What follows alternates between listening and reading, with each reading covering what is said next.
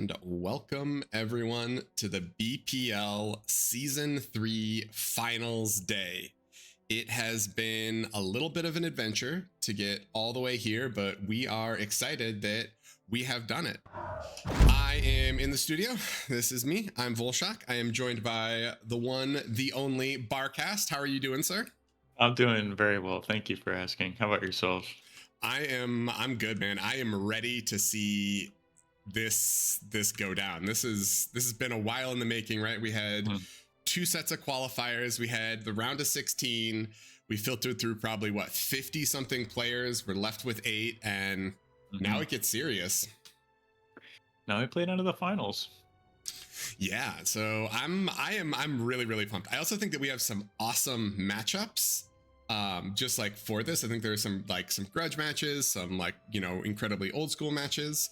If you guys haven't seen kind of how we got here or where everyone ended up, this is the round of 16. So we had all the players divided into 4 groups, so 4 groups of 4. And Barcast, what was your favorite group?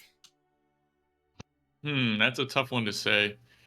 I really enjoyed Group B. I think there are some quality matches in there for sure. So yeah, and obviously the skull are the people who are eliminated. The not skull, whatever that is, the chalice, sorry, are the people who are winners. So these are our finalists right here. We've got Chisato, Ubivator, Teddy, Contra, ZLO, Sashkorin, and Stardom, and definitely some pretty impressive showings from a few people, right? Chisato 4-0, Teddy 4-0, and Sashkorin 4-0. Same for Stardom as well. So yeah, same for Stardom. Although Stardom did drop Stardom dropped one game, I think, versus therxyy, right? That's right. Yeah. Yeah, versus therxyy. Which was a great series, by the way. So go check that one out. Kind of a longer one, right? Yeah, it was a longer one. I would say for all of these, there is some pretty awesome series. ZLO, what do you think your favorite series was from Group B? We kind of talked about this in predictions, but for people who haven't seen that video. I really liked Contra Modulo. Those two players are pretty skilled players that I've been watching grow for a little while, and it's just really cool when they clash. Yeah, that was an awesome series. Group C, I think most of us agreed that the ZLO Lopatka series was kind of amazing. And then what did you prefer for Group A? I can't even remember, Barcast. You said that there was a pretty good series to watch, right? Yeah, it was Goopy versus Ubivator. So awesome. So these are the 8 contestants who survived it all, and they are gonna try to put their name on this here monument. So if you guys don't have any history for BPL, in Season 1, the top 3 were Teddy, Randy, and Chisato. And in Season 2, it was Chisato, Blowdeer, and ZLO. Unfortunately, Randy and Blowdeer were not able to make it. Is that right, Barcast? yeah, that's right. So we had a little like a spin-off mini qualifier for last season's round of 16 players who didn't make it, and they competed to fill those 2 spots. Might do something differently next season, but that was just kind of how we went about it this one. Yeah, fair enough. So these guys are all gonna try to make it here, and here is the actual bracket. If you guys haven't seen it, I think have predictions closed yet for challenge, Barcast? It should still be open. I would just have to hit the start bracket button and fill it out with the results. So maybe I should do that now. Close the predictions, or maybe you guys can get some last minute predictions in. Yeah, wait, we're on delay, so wait like 3 to 5 minutes. Yeah. Get your predictions in, and then we immediately close them. Oh, no more predictions. Yeah, I'll post a link in the chat actually, so maybe some players who are on who haven't put one in pick that up. I'll wait a few minutes to close that out.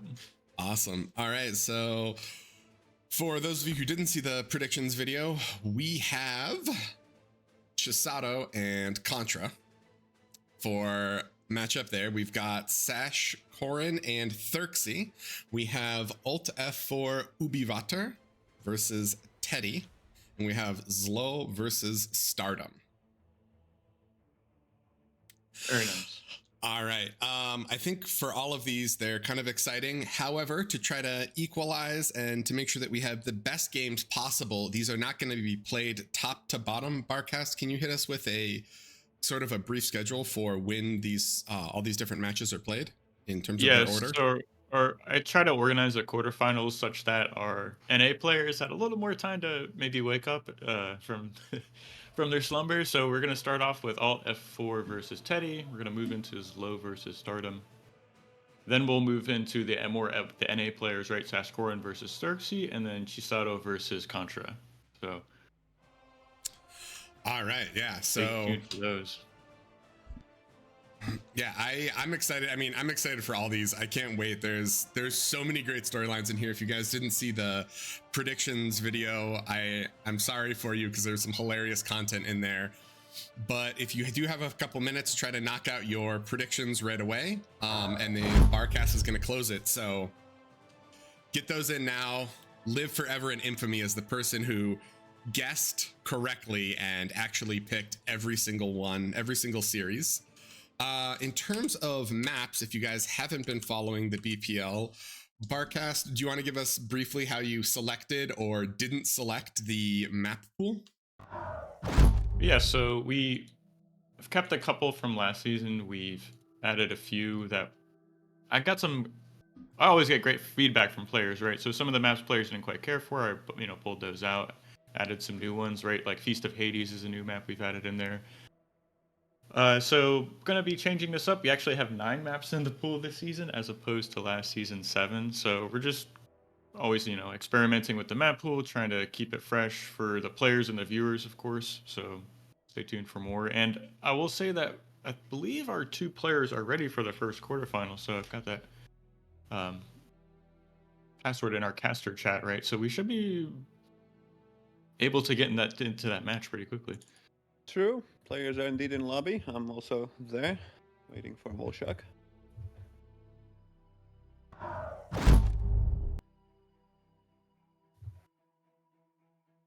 Oh, sorry. How are you doing, man? Oh, it's cool. Is Volshak moved in, by the way? I don't think so. I know. Sorry, I'm just chilling. I am coming over. So we are in the lobby. If you guys give me 1 second, we will be ready for action.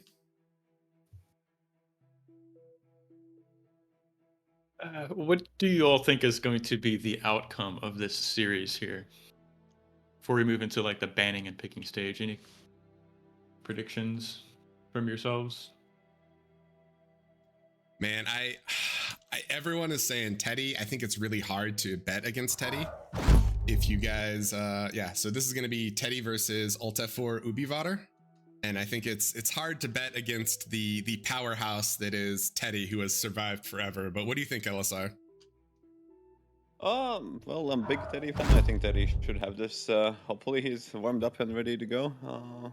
Haven't seen much of Ubivator's strategies. I know he's been around the block, but I think he's still, has to do a bit more to touch the greats. But hopefully he has been prepared and will show some, like, maybe some aggressive stuff and, Teddy's not invincible, right?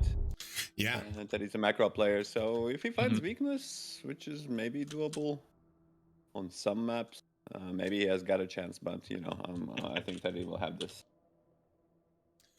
All right, and if you haven't seen pick bans, so this is going to be Teddy versus Alt F4 Ubivator, and players are going to get 2 bans followed by 2 picks, and if the series is tied 1-1, then we're going to ban 4 more maps, which leaves 1 remaining map in the pool, and that is the map that they will play Game 3 on.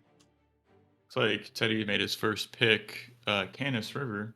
Ban or pick? Ban Cirolata and Ubivator ban Feast of Hades. Right. Okay. So and then Teddy picked Canis first. Ooh, Teddy with the Canis pick. All right. And Ubivator's now thinking. And he picks Falendale, so a bit cheesier map. We have not seen very much Falendale, so that is kind of exciting, right?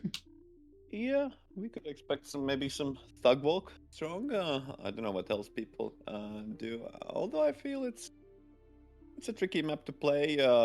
It's quite technical. You have to get to the reclaim, and who gets the more reclaim usually determines. You have 4 sides with 4 reclaim spots, and that sets the pace usually. I'm gonna have them ban the rest of the map, so we get the order of maps here before the match. Okay.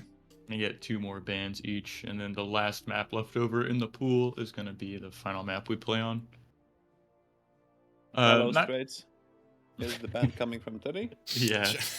That poor map. And Ubivator bans crystals. Theta. Yeah. Theta crystals. All right, so Theta crystals is out. So what? No, Heartbreak isn't in the pool. What's left in the pool here? Yeah, Heartbreak. So the leftover Heartbreak, you map. can put the ban. Teddy bans Heartbreak. Yep. Teddy, why would you do this to us? No, fair enough. You can't, or he can't ban, right? Yeah, he can. He can. Oh wait, no. was it? There's ban 2 Heartbreaks. Because his Ubivator's ban was not Heartbreak. It was Feast of Hades. Oh, sorry. Yeah. So that leaves 2 Heartbreak maps. as a ban, and 1 more ban. And Crystallized Plains is a final ban. You already. All right. Perfect. Which leaves us with our final map, which is Assidious Crack, right? Yeah. Yeah. Okay. Okay. So this is kind of hype. I think we are sort of just ready, waiting for the players now. Barcast will be casting this with LSR. I will not be casting the first series. Just woke up a little slower. I want to make sure that you guys get the best casting that you can. So I will not be in round 1. Appreciate you waking up so early for us. Full shock, man in the helm over here running the stream. So thank you for that. Yeah, no worries. We are loading in now, so I am excited. Barcast and LSR, take it away, gentlemen. Thank you, LSR. It's nice to be casting with you again. It's been a while. Oh, for sure. It's been how many seasons? The times have we spent? Pretty good. Season 3. Here in the finals. Missed a little bit of round action. Hope you guys had fun, but here need to be here for the finals. And Right, of course. The group stages were awesome, man. I got to cast them. I got to play in them, right? So it was a fun experience. all right, and we have Teddy starting in a classic middle spot. Right. Is there any changes to the canister? I also haven't played. I think I just should compete for the next 4 seasons, see what players really feel like. As But far as Teddy's... the meta goes, maybe it's shifting more into a vehicle play. A lot of players are using that air quotes X Factor build, right? So it's pretty strong on this map. This is an interesting pick from Ubivator. This is classic 1 mex tick style. Excuse me. 1 mex tick style from here. I'm assuming that's what he's going to be going for. So could end up seeing arm bots versus core bots here. Well, looks like he isn't switched his commander just yet now. Playing core from that's interesting. Well, both players, here we go, and there we go. Starting with the Teddy on the south here. Opening with triple mix. And just making 1 windmill, while Ubivator decides to go for double mech. Then some wind for now. Trying to figure out. This is fascinating. He's playing core at the moment, and I mean he must have played this like just a few times in the qualifiers and the group stage, right? He was just always picking arm, always going 1 max tick. So perhaps this is him just prepping something for this specific match, or he just doesn't want to be so predictable. Already starting to love the Teddy solar build. The wind is under 12, so I think he will gain like a big advantage just from the start, just from having +1 mix and a better solar transition. Yeah. Ubivator decides to start with a later solar. His lab will stall, although he will not really stall that much. No. He was able to get the lab up without it stalling, right? And then moves into the solar. So, but like you said, he's down 1 mex immediately, so he's gonna in a mirror matchup, right? So he's already at a deficit. So Yeah, Teddy's opener is gonna start with grunts immediately, so pretty conservative. At least one grunt will go ahead and scout. After that, we'll put some cons. And we were starting with Resbot, so maybe his idea was to just start next to these trees. What do you think about the trees? I think with 250, is it worth? The cluster's like 8,000, so you could reason that you might be able to get some quick nano or, you know, maybe some grunt pressure even you're closer. Is that the idea was he's playing here? It's definitely for the trees, right? That Resbot just jumps right out of the lab and starts reclaiming. But the problem is we'll see Alt F4 start stalling metal here fairly shortly. So he's gonna either have to reclaim his solar or move out with his commander, which seems even worse, right? Like just having a first scuffle with Teddy trying to scout, but the scout will be denied, and looks like Ubivator will be able to use this, chase this scout away and push with 3 additional grunts. And even have the grunt in the back. Yeah, I think Ubivator finally realizes and puts the guy on the back. I think his group doesn't look too hot. I think he actually sent that one grunt to the side, but has auto groups together, resulting in actually not getting it where he wanted it to be. That looked like a no 3 slouch, versus and 1. he had the defense there sitting, but Right. Yeah, that was an interesting little scuffle. Teddy has to know something is up because those grunts were there so fast, right? It's like you don't get to the middle of the map and there's 2 grunts already there. It's like, how does the math work? But Ubivator is playing very aggressive here. Just one con out. He's making a second one now. yeah, I think that con might be big if he could get the con. Teddy is on the point.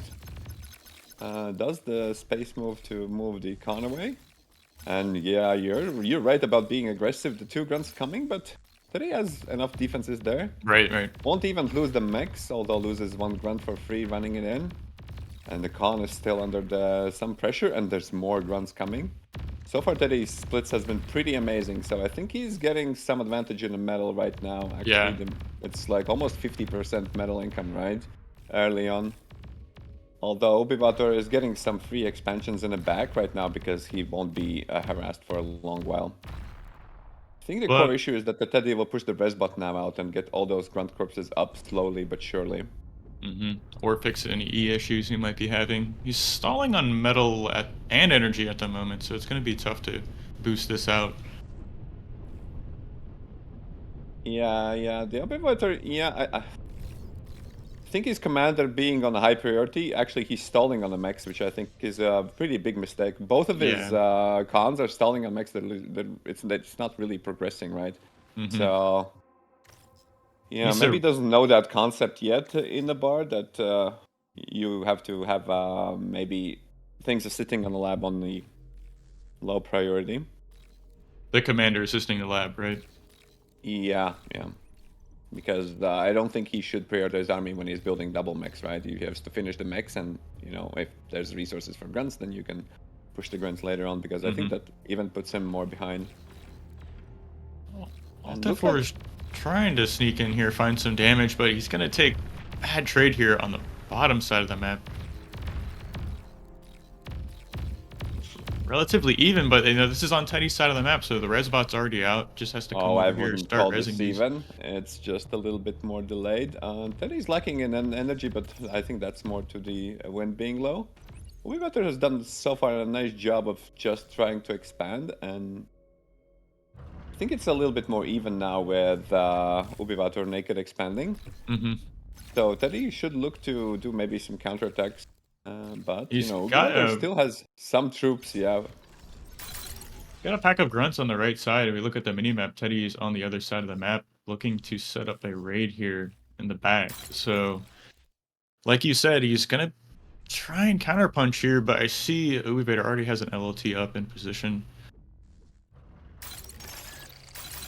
There's a little window here for Alt F4. He just has to step up into the right a little bit and catch that Resbot working. He doesn't know that's there. Instead, he's going to go after some of these grunts. Apply the pressure, but I think Teddy will be easily defend this. We have a scuffle right here next to the Ubivator's base. I think this should go well for Ubivator Teddy's probably busy with the north side. Yeah, that's great And as control. you can see, it only now moves his red group now here. Mm-hmm. I think he will be able to maybe get like one mix or two here, but so far the players haven't been finding much like rating success from the other side. We'll get like Yep. a mix for his troubles. Oh, we'll go for the LLT actually. That's interesting. Will he Repair be too able to good? get it? I think the repairs. No, Oh. doesn't manage to repair. So that will be 3 mixes and a con down. That's pretty massive. Doesn't have res bot immediately available on the hand, and oh, this grunt might even get more. Meanwhile, we have another attack coming in here. Another Gonna con's get gonna go down. another con and another 3 mixes. So Teddy's raid has been very successful, and this will ravage a little bit more. Will deny the LLT. Focuses even down the resources. He's still not getting damage, right? I mean, another con could end up going down. He's taken out, what, like 8 mexes so far? 2 cons. I think there's another con going down in the top Another mid there. third con, yeah. Jeez. I mean, he's got a single res bot out, but like Teddy's already on 4 construction turrets right now. Just wouldn't be Yeah, surprised to see. Teddy's, I think, is fine scaling with all the wind. Having no issues. No counter damage here for Alt F4, so he's trying to play catch up. Does he have a res bot out on any of these cons that went down, or is he Well, still he had just... Resbot on the front, but it just died to Oh, Teddy's crossing.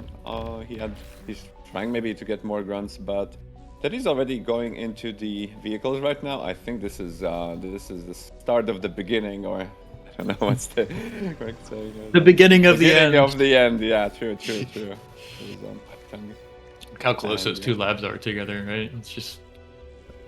Wondering if he's going to be making incisors out of It's that? a little bit of a desperation if he pushes Com out while he actually had some metal. I guess his nano is now finishing, but he will have like a lull now in unit production for a little bit right now. Mm-hmm. And maybe his idea is also to get up like a little bit more frontal vehicle lab, or just maybe use the commander to make like a lot of LLTs to prevent Teddy from roaming. But Teddy is just roaming on the other side, right? If you're building defenses on the one side, the army should be on the other side, but Right. Teddy could literally just walk right now in Ubivator's base and get all of the windmills, nanos. Yeah, there's nothing defending this, right? Just a few grunts. Yeah. He finally now looks like Teddy's going to be pressing this advantage. He sees he's up on army, so...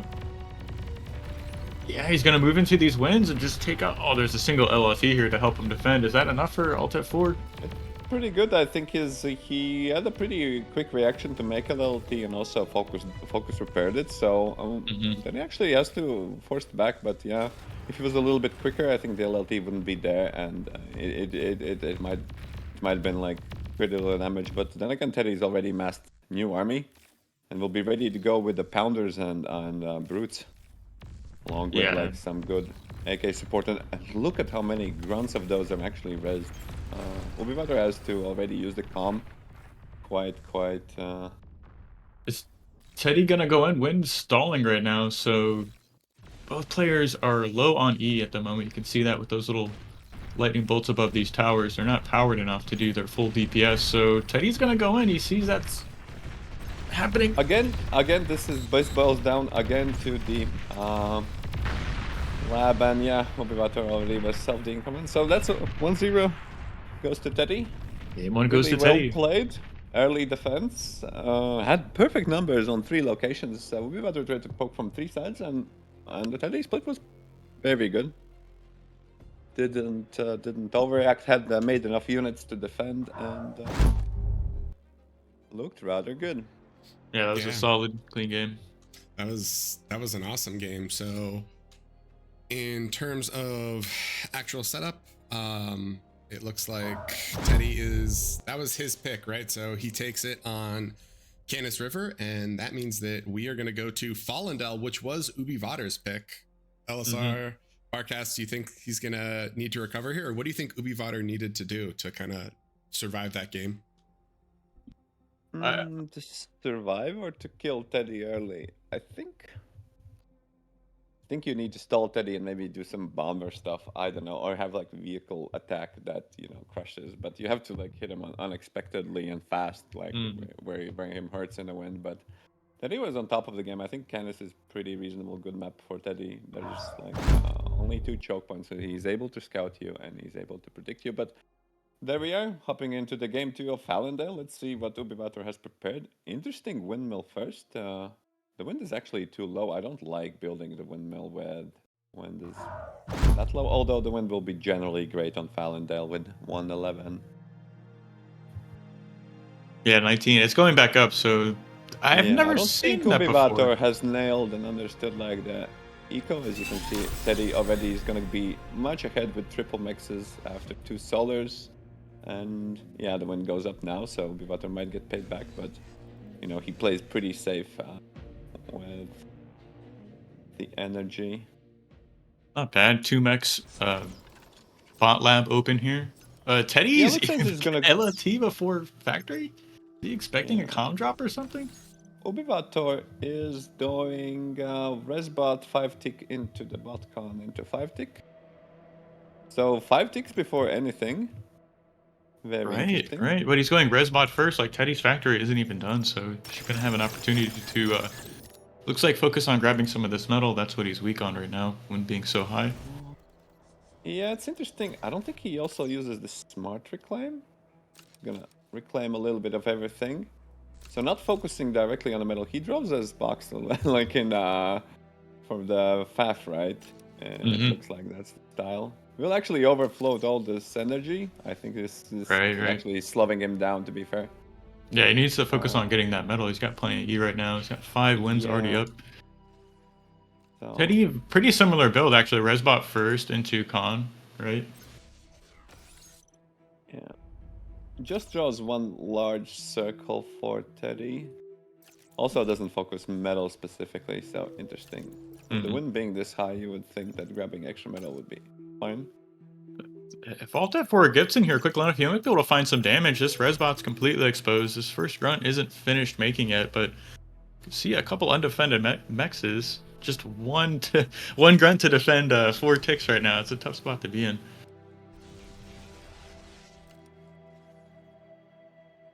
He has LLT on the side. I like the sandwich strategy, right? He also packed his winged a little bit closer, and I love like you just put LLT on one side, especially when you think he's exploiter side, and he has like commander on the other side, so it's reasonably good. And also he would want to do the LLT on a high ground to quickly grab this mix, right? Really good green style. I love Teddy's approach to the game. Isn't really particularly cheesy or anything, makes LLTs and is able to survive and thrive. See, Alt F4's got a little bit of a different take on this. He's up to 3 construction bots at the moment. It's really foregoing that early construction turret you can get out on this map with the reclaim available to you. Well, one way to beat like Teddy is just like greed harder, right? You just keep the LLT stuff, try to pressure, that Teddy's not gonna immediately attack you, right? And then you just try to greed as much as possible before Teddy like counterattacks or try to, distract them. And he actually did pretty good with like last game. He managed to naked expand like a lot. Wasn't successful with LLTs at the very end, especially losing that one. Yeah, it was unfortunate. Just needed a couple extra grunts in different positions to be able to defend against. Ubivator's already on the metal, is not mixing in an actual energy converter. Although probably doesn't matter that much. I like Alt F4's open, and he's doing something a little cheeky here. He's got a Resbot in the bottom left corner, soaking up or stealing some of this metal. Oh yeah, as mentioned before, I think you usually you can get like a really nice boost if you control all of the corners. So maybe even instead of 3 construction bots, you should have gone like maybe more res bots if you're actually pressured. Right. He's actually killed the grunt army that was meant for counterattacking, even though loses like a lot of ticks for it. A lot of ticks for it, yeah. But the ticks are about half the metal cost of a grunt. I think they're like 17 metal if I'm not mistaken. Yeah, somewhere around that. Yeah, 17. Oh, Teddy Pings notices that it's getting even. Oh, there's a cheat. No, there's a Resbot in the middle he just caught. Yeah. No, he pinged the resbot because you can see through the map. Oh, right? right. The reclaim, right? You can tell that somebody is eating all the rocks and the rocks are disappearing.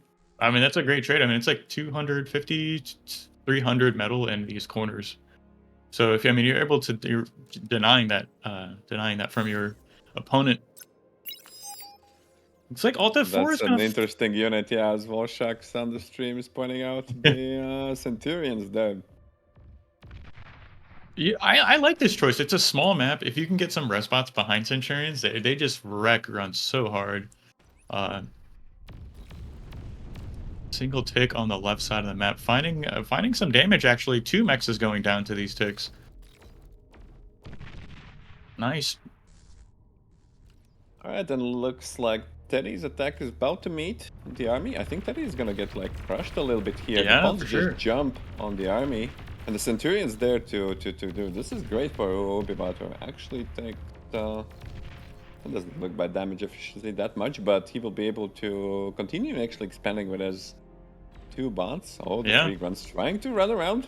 Centurion is a little bit too slow to chase it down. Nice little wreck field there for Alt F4. He has a resbot over there, but it's kind of idling at the moment. Just kind of sitting just underneath that circle you drew. So many things to do at once here. You got raiding on the left side.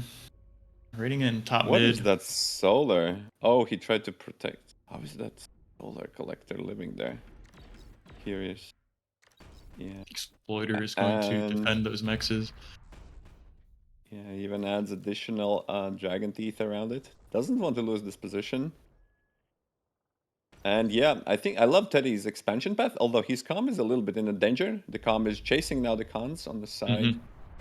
Teddy's commander just getting a position, killing the cons, and will even lock this place down. So Ubivator needs to be decided where he wants to attack, because he cannot let Teddy have both corners, right? He definitely has to, I think, secure north, but Teddy's gonna make 2 attacks, 1 through the middle and 1 through the north, and I don't think Ubivator has like a good response to this. He might be able to stop the middle advance with his commander and units, but what about the north? Yeah, it's like you said. You can see where Teddy's the path to his commander took, right? Just a kind of beeline for one of the other hills. Ubivator is going towards mid. There's not a lot of mexes there. This is a huge trade. That was great trade for Teddy there, denying that expansion, taking out some units. He's also getting on top of that reclaim field that Ubivator didn't really capitalize on. Yeah. Looks like the let him cook Centurion is gonna be dying to the things he's supposed to counter. That doesn't make sense. Given that the res bot is really close, I would wish that Teddy would just like immediately rush to res him back, and you know, what can be cooler than having a Centurion as a Cortex player in there, right? Yeah, red Centurion. Yeah, right. he's focusing actually on resurrecting the LLTs on the other side. Probably won't last for too long. Oh, it will maybe. Oh, and yeah. Now the LLT can camp this field, let this resbot get all its value. You can just switch into reclaiming. This is pretty big right now. That field is... Oh, decides to just eat it. The Centurion coming, probably the best choice. Oh, we'll keep actually repairing the LLT.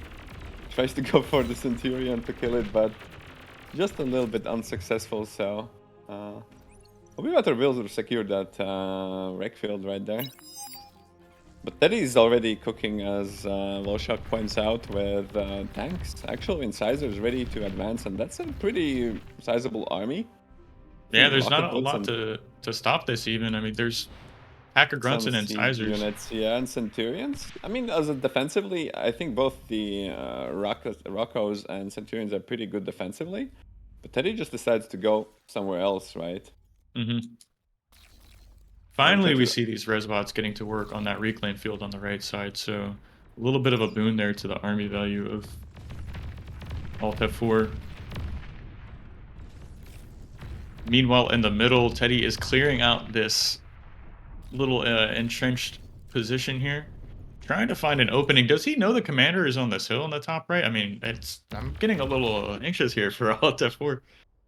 I don't think so. He know he was in the middle, so if he's not on the south where he just killed those two mexes, yeah, you could deduce that it's north, but it doesn't mean that necessarily that's something he would need to focus on, right? Right.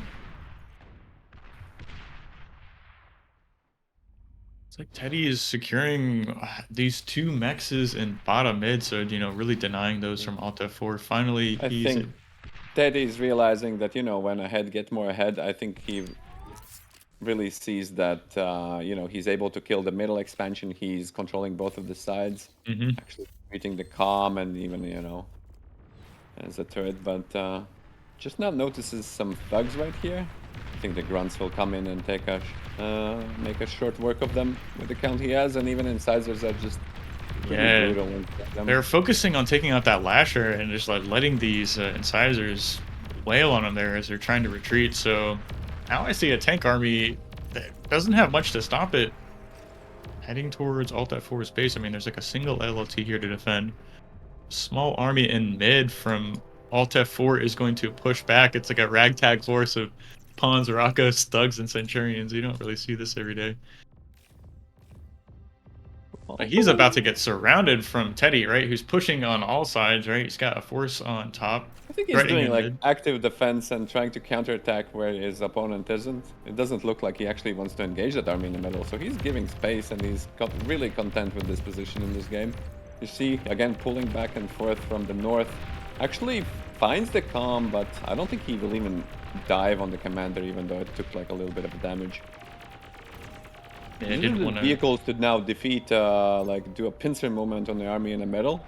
That army might get smashed. Yeah, it's surrounded right now. And just a couple centurions. This is not enough to defend. Oh, this army's going to get completely surrounded here, taking all that flanking damage. So this is going to get cleaned up in the mid. Like, what presence and does... the outpost and calm might even be threatened right now. Has like a resbot as well to quickly scoop up all of the metal right there. See that? He's just... Ubivator tries to counterattack with like a couple two tiny ticks. Will get a max for double, but the calm is in danger. D-guns the water. And it's gonna go down. Yeah, GG. Teddy takes it 2-0. Well played by Teddy. Yeah, I love the expansion path, love the positioning, not much to say. I think Teddy is even pretty much on fire. This active defense, moving in, moving out. Not really overcommitting until he feels like he absolutely got this, so this plays... Yeah. Didn't really take any risks that game. He was just content to play efficiently, right? Expanding, getting half of the map more quickly. And then, like you said, he just went ahead, get more ahead. Yeah, that was a quick but good series. I think that all the Teddy doubters, I may have had him not making it through groups, might be having just a little bit of egg on their face. But that was an impressive display from Teddy. I mean, what can you say about just how well he played that? And those were super quick games. I didn't think they'd go quite that quickly. How do you feel like Teddy was able to just exert such map control on Fallendale? Practice the build orders. I'm sure he's played on that map several times before, right? Has a good sense of what he needs to be doing. He had that first construction turret up almost immediately, right? It was like Resbot Con and basically into construction turret first, right out of the factory. Yeah, with the high wind, it's good. His build order made sense. He also made a quick construction turret and quickly moved out with this commander to secure the south position, at least slowly building up those mexes, and Ubivator didn't success. Like his stick attack kind of floundered. Teddy was really fast on the fourth mex, right? So it's all of those little things that stuck up like the advantage, right? And you have to. I think Ubivator started 2 mex, right? So if you think about it, even having like 1 minute delay on like 1 mex, that's like 200 metal, right? So everything piles up. You want those mexes. You don't want to stall the energy.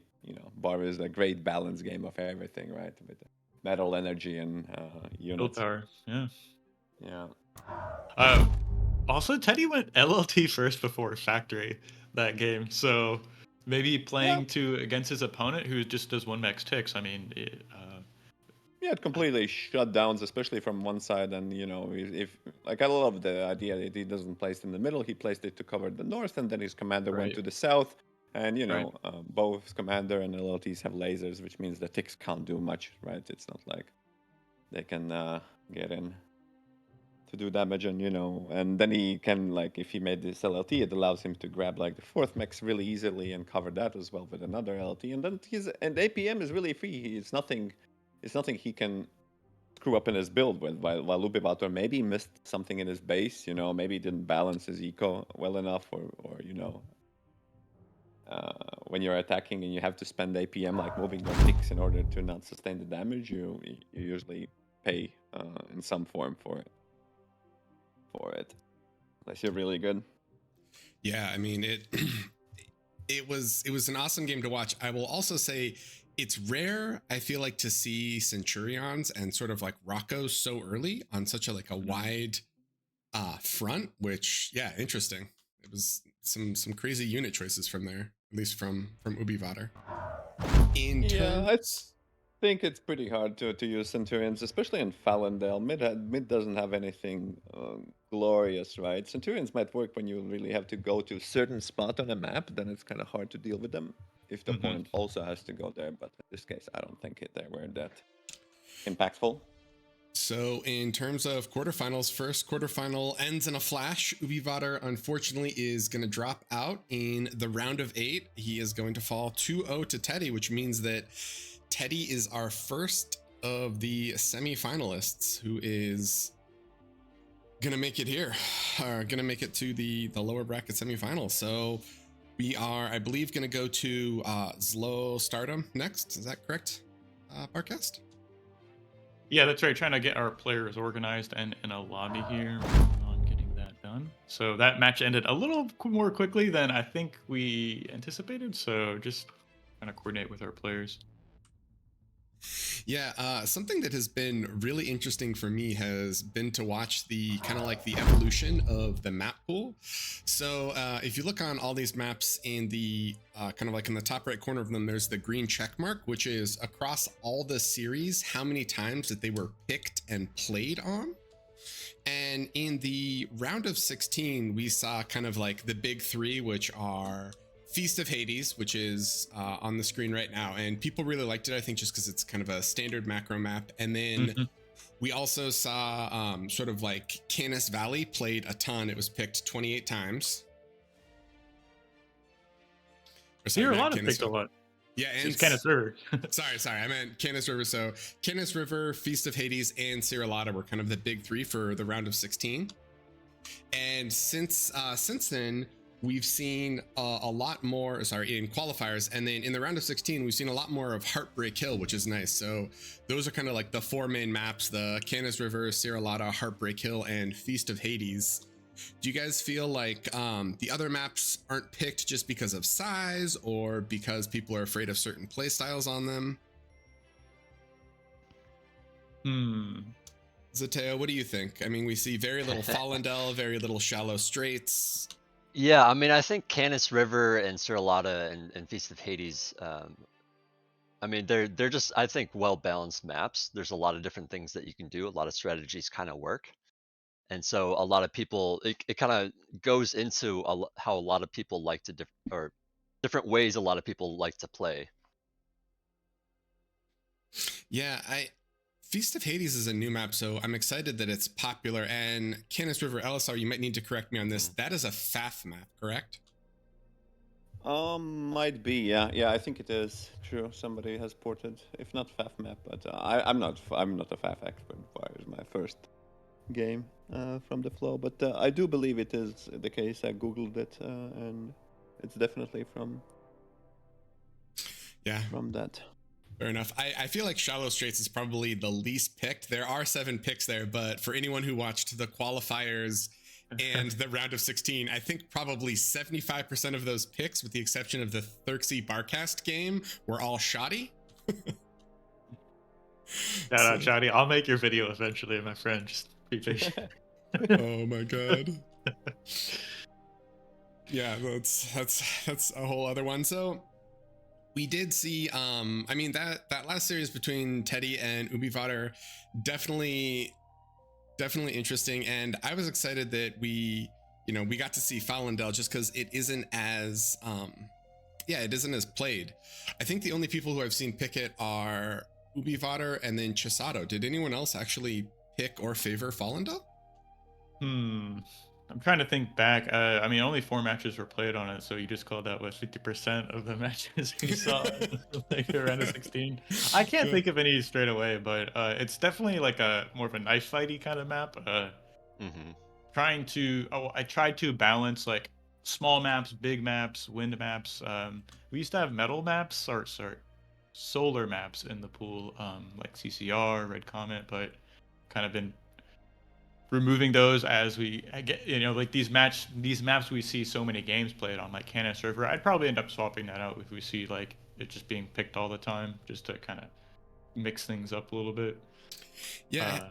Have you also thought for season 4 potentially to do away with picks and bans and just do it similar to like the StarCraft style, where it's like, here's the pool of, whatever, like map 1 you always play on this, map 2 you always play on this, like have preset maps per round? I've considered that. Frankly, I like having the players kind of put their own touch on things and going through that banning and picking stage, right? So it's like there's a little bit of maybe meta and mind games that goes into that. Maybe I'm thinking too much into this, right? But as a player, in my experience, I really enjoy like banning maps I don't want to play on, picking maps I think my opponent might be weaker on. So yes and no to answer your question. We might do that one season, but I like the system we have now. Yeah, that's fair. That is completely fair. So we are waiting for ZLO and Stardom. ZLO is not online at the moment, but we are trying to track him down. We're gonna see if we can grab him. I think if he's not around, I was just gonna move around one of the matches. So I see that Sash and therxyy are both online, so we can just maybe swap that. Yeah, Swap that out. That would be absolutely amazing, because that's probably my most anticipated round of 8 matchup. That is going to be an awesome matchup to see. In terms of how these players performed in groups, I know this is a little bit of an information overload, but it's the only screen that has it all. So for ZLO went 2-1 in terms of the series, so he qualified in 2nd place in Group C in the bottom left, and overall he went 4-3. So he didn't have the smoothest road per se, but he did finish out of his groups and made it to the round of 8. And his opponent Stardom, a little bit of a smoother road. He did finish 1st in the bottom right in Group D, so he went 2-0 and he went 4-1. He only dropped 1 game. He dropped 1 game to therxyy. What map was that on? Do you recall? I'm trying to remember. I want to say it was on Siralata, but I might be wrong. Okay.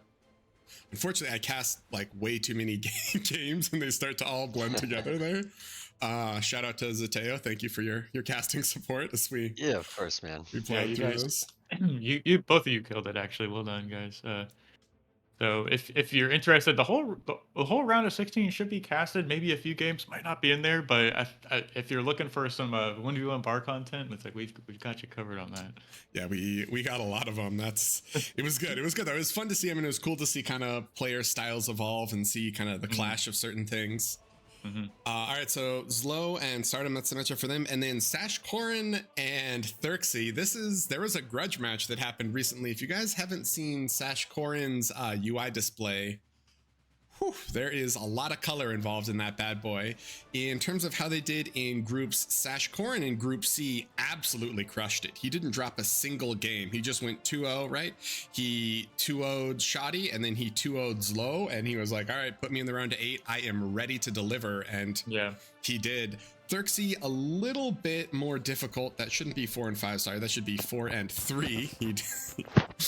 So therxyy went 2-0 versus Barcast, who is with me right now. Apologies, Barcast. And then he went 2-1 versus, or sorry, and then he went 2-1 versus Stardom, and then he went 2-1 versus Barcast. Well done, therxyy. I'm looking forward to seeing you play, my friend. He's been practicing a lot recently, so definitely a well-earned victory there, making it out to the round of 8. And lucky enough, all these round of 8 players don't have to qualify for next season. So the way it works is round of 8 gets invited to the next season, and then we'd have 8 more spots to qualify for, played over a weekend, right? So thinking about changing up that system a little bit, maybe doing one qualifier tournament and top 8 finishes, top 8 from that qualifier finish, instead of being like spread out over 2 events. Ends up being one's a little more competitive than the other. I mean, I got through one of the qualifiers, so we got to weed out players like me from making it into these events. You sell yourself short, man. You had some great games, and you're low 40s, aren't you? I think you're like 41, 42. What's your lowest? Yeah, I'm around there. Right. So thank you for that. But I would love to see the skill level and the competitiveness increase as this seasons go along. So That's fair. That's more, fair. more than welcome that. It's actually, yeah, I'm doing. I think if I get kicked out in that regard, I'm doing a good thing here. All right, and I think we might, because we can't track down ZLO, we might try to do Sashkorin and therxyy if they are on and around. Which I think that's what we're gonna move into. Oh boy, if you guys haven't seen it, you won't have time now, apologies, but maybe you can track it down later. On my YouTube, there is the therxyy versus Sashkorin grudge match, which was a BO5. Little bit of a spoiler on it. Sashkorin does not win, but caveat, it was like, I think 3 a.m. when they played. Do you remember, Barcast? It was incredibly late for Sashkorin, right? Yeah, right. So he made the excuse that it was too late to win versus therxyy. So we'll have to see if things change now. It's like was it mid-afternoon in EU right now? Yeah, I mean, I don't think they're going to have any excuses for what happens now, right? Of course not. So, and if they're about like 50-50, right? So they're in terms of skills, or I'd say, are like taking games off of each other. So hopefully this goes to game 3. Maybe it's going to be a little bit of a longer series than what we just saw. So yeah, I mean, I think they're probably the most evenly matched of all the round of 8, and I also think that they play each other a lot, right? I don't know if I'd call them friends, but they're definitely, they're kind of compatriots. They play similar times. A lot of times they've just played a lot of games against each other, and I think those are some of the best matches to watch, because there's a lot of mind games in there of like, oh, I've seen him open this, so I'm going to counter this. And then, the give and take between those two is always really exciting to watch. The sort of like, not teammate, but the close opponent matches. LSR, are you around, my friend? I'm still on, yeah. I thought maybe we give the ZLO and Wolshock, they were giga hyped about Yeah, we could hype this up. that match. Okay. So I guess we'll be back to cast the ZLO versus Stardom if it happens. Okay, that's fair. I'm more than happy to defer to you two gentlemen. Go sit on my couch and watch some VAR. And yeah, I just need to actually get in this game and get a password. I think you should be able to right click on meet and hit join game. So ooh, all right. Sure. Same for you, ZLO, if you guys want to jump in here.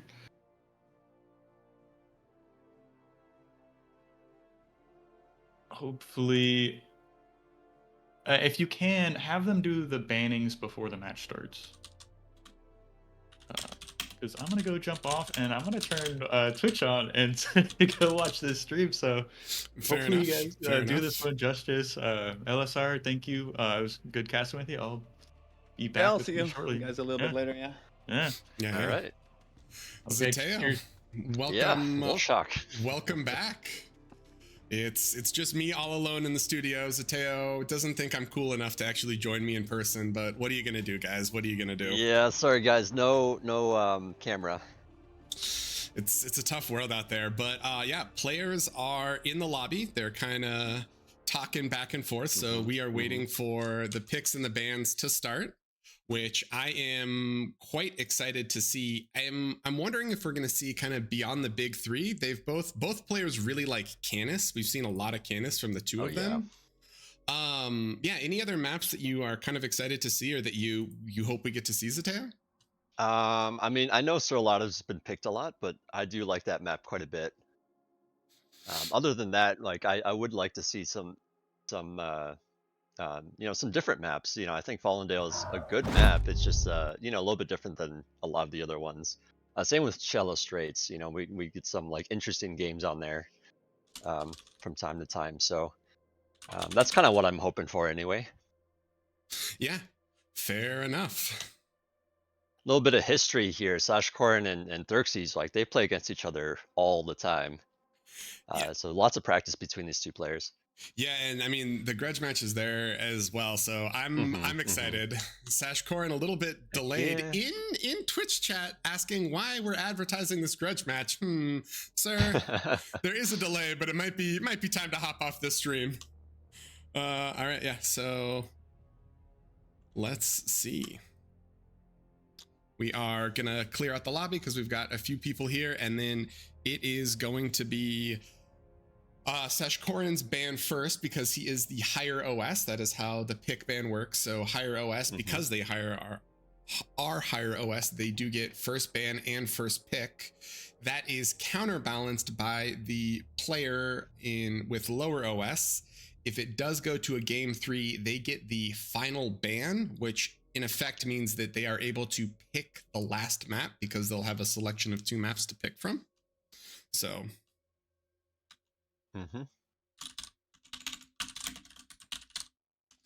And sorry, talking to therxyy here. He wants to stream his point of view with delay, and we're going to let him do it. Just make sure that he enforces it.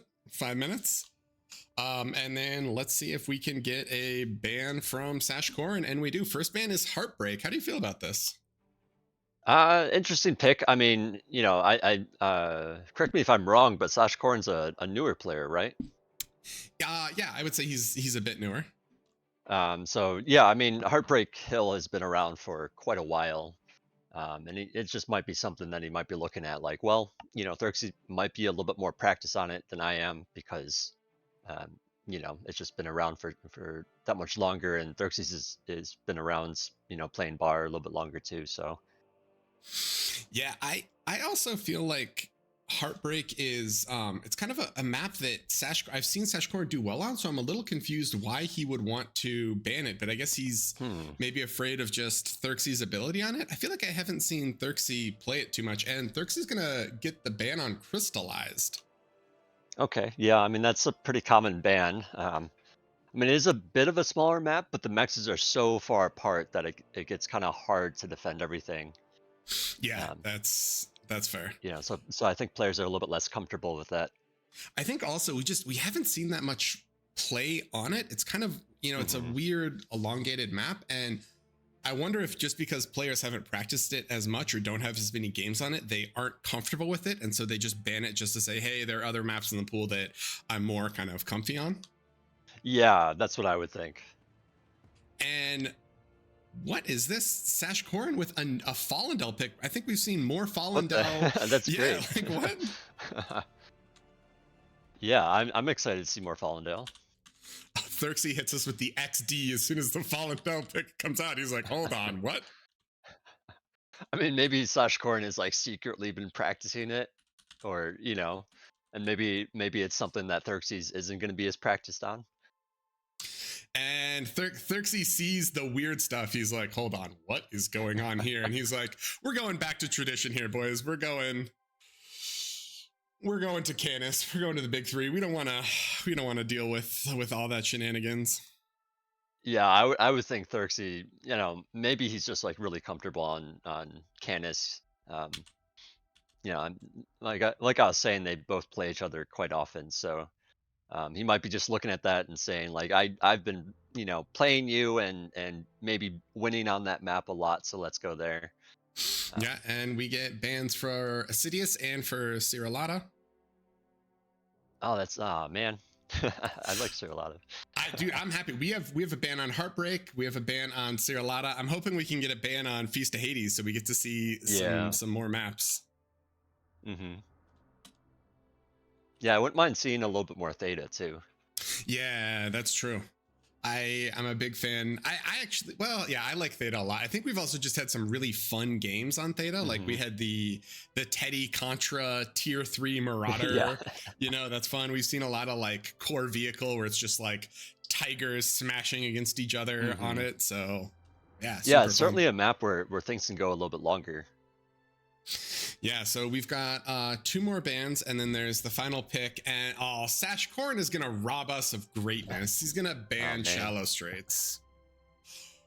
Well, I think we all know who we're voting against and who we want to win now. therxyy, let's go. I Fellow mean, American. he picked Fallendale though.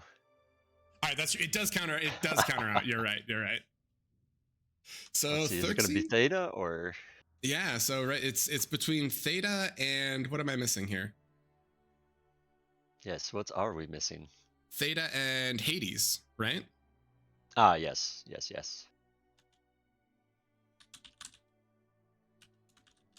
Yeah, I mean, I feel like we've seen a lot of Hades, so Yeah, wouldn't we mind have. Theta. And Theta's it's an older map, right? Like I've actually seen therxyy play it in FAF in a FAF tournament, and he's well, all right, he's gonna What the ban it. heck? So All right. Robbed, Well, Hades robbed. it is for the last one. if we yeah, last get map there. is gonna be Feast of Hades, which I think we can all hope for. That's what I really want to see. I want to see some good games, a good series that takes us all the way to 3. And Yeah, heck yeah. therxyy says you wreck me on Theta, and so that's why he banned it. So these are going to be our 3 matches between Sash and therxyy. We've got Fallendale, Canis, and if it goes to game 3, it is going to be on the one, the only Feast of Hades. Shout out to Phalange for the new version of that, which is awesome. Yeah, it's a pretty interesting map with those pools in the middle. Tides can be pretty good. And just like how you move your commander on that map is kind of interesting with those pools there. Yeah. So we are just waiting for the game to launch, and then we will get right into it. And Yeah, here we go. Here we go. Whoop, whoop. Fallendale, I'm excited for this. I am too. I am super excited for this. I think it's gonna. Yeah, it's a gonna go map well. where it's like off. It's like, there's a lot of reclaim in the corners, right? So it's kind of like, how do you move your commander, and where do you position your army, knowing that the reclaim is there, and potentially the enemy's over there reclaiming it already. So, do you go over there? Do you try to do some harass with your army? A lot of kind of interesting things happen because of that.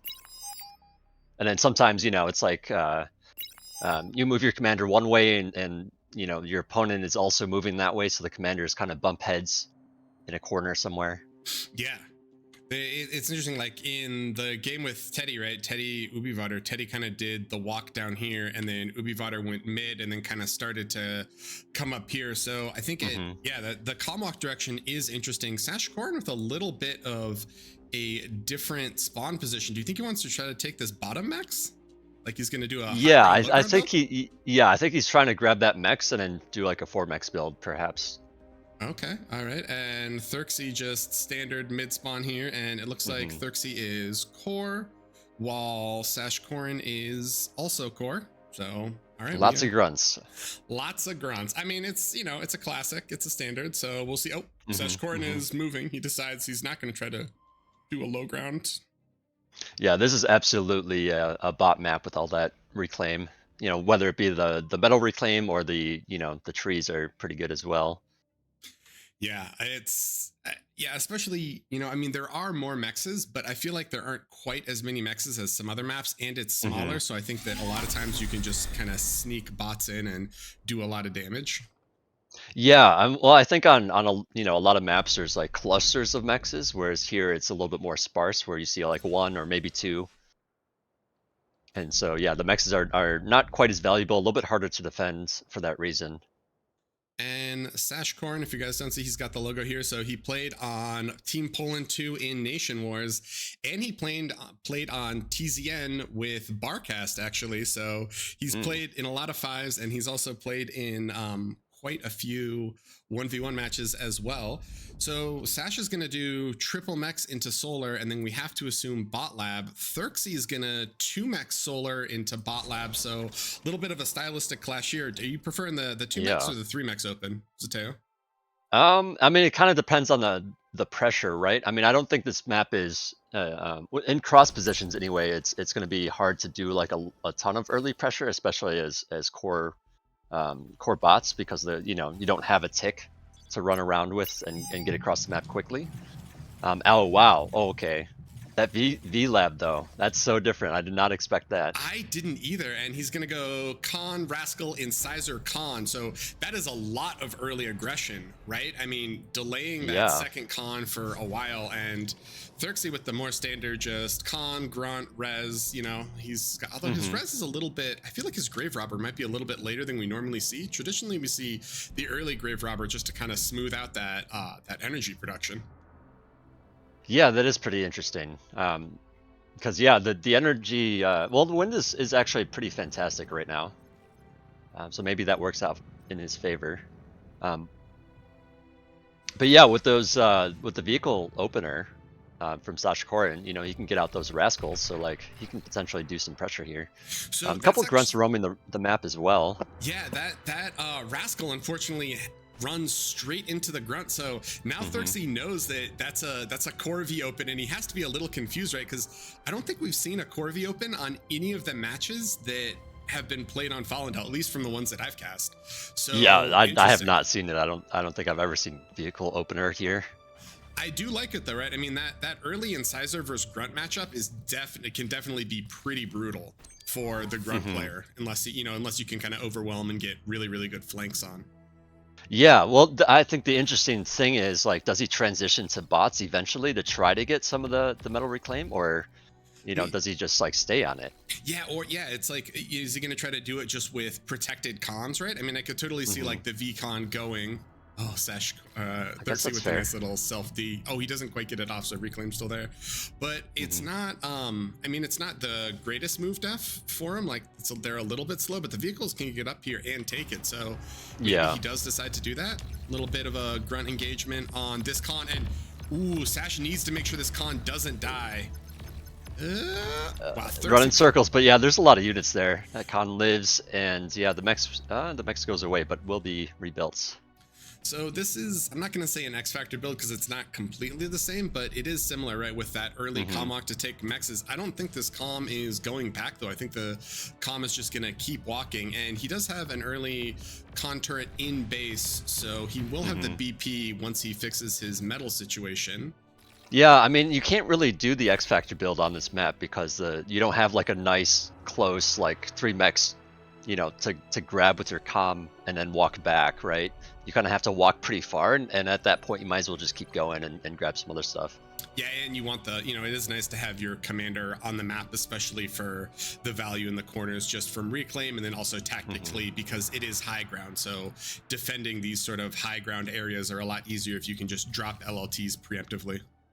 Yeah, I'm a little bit surprised that you know, therxyy hasn't been doing a lot of metal reclaim yet.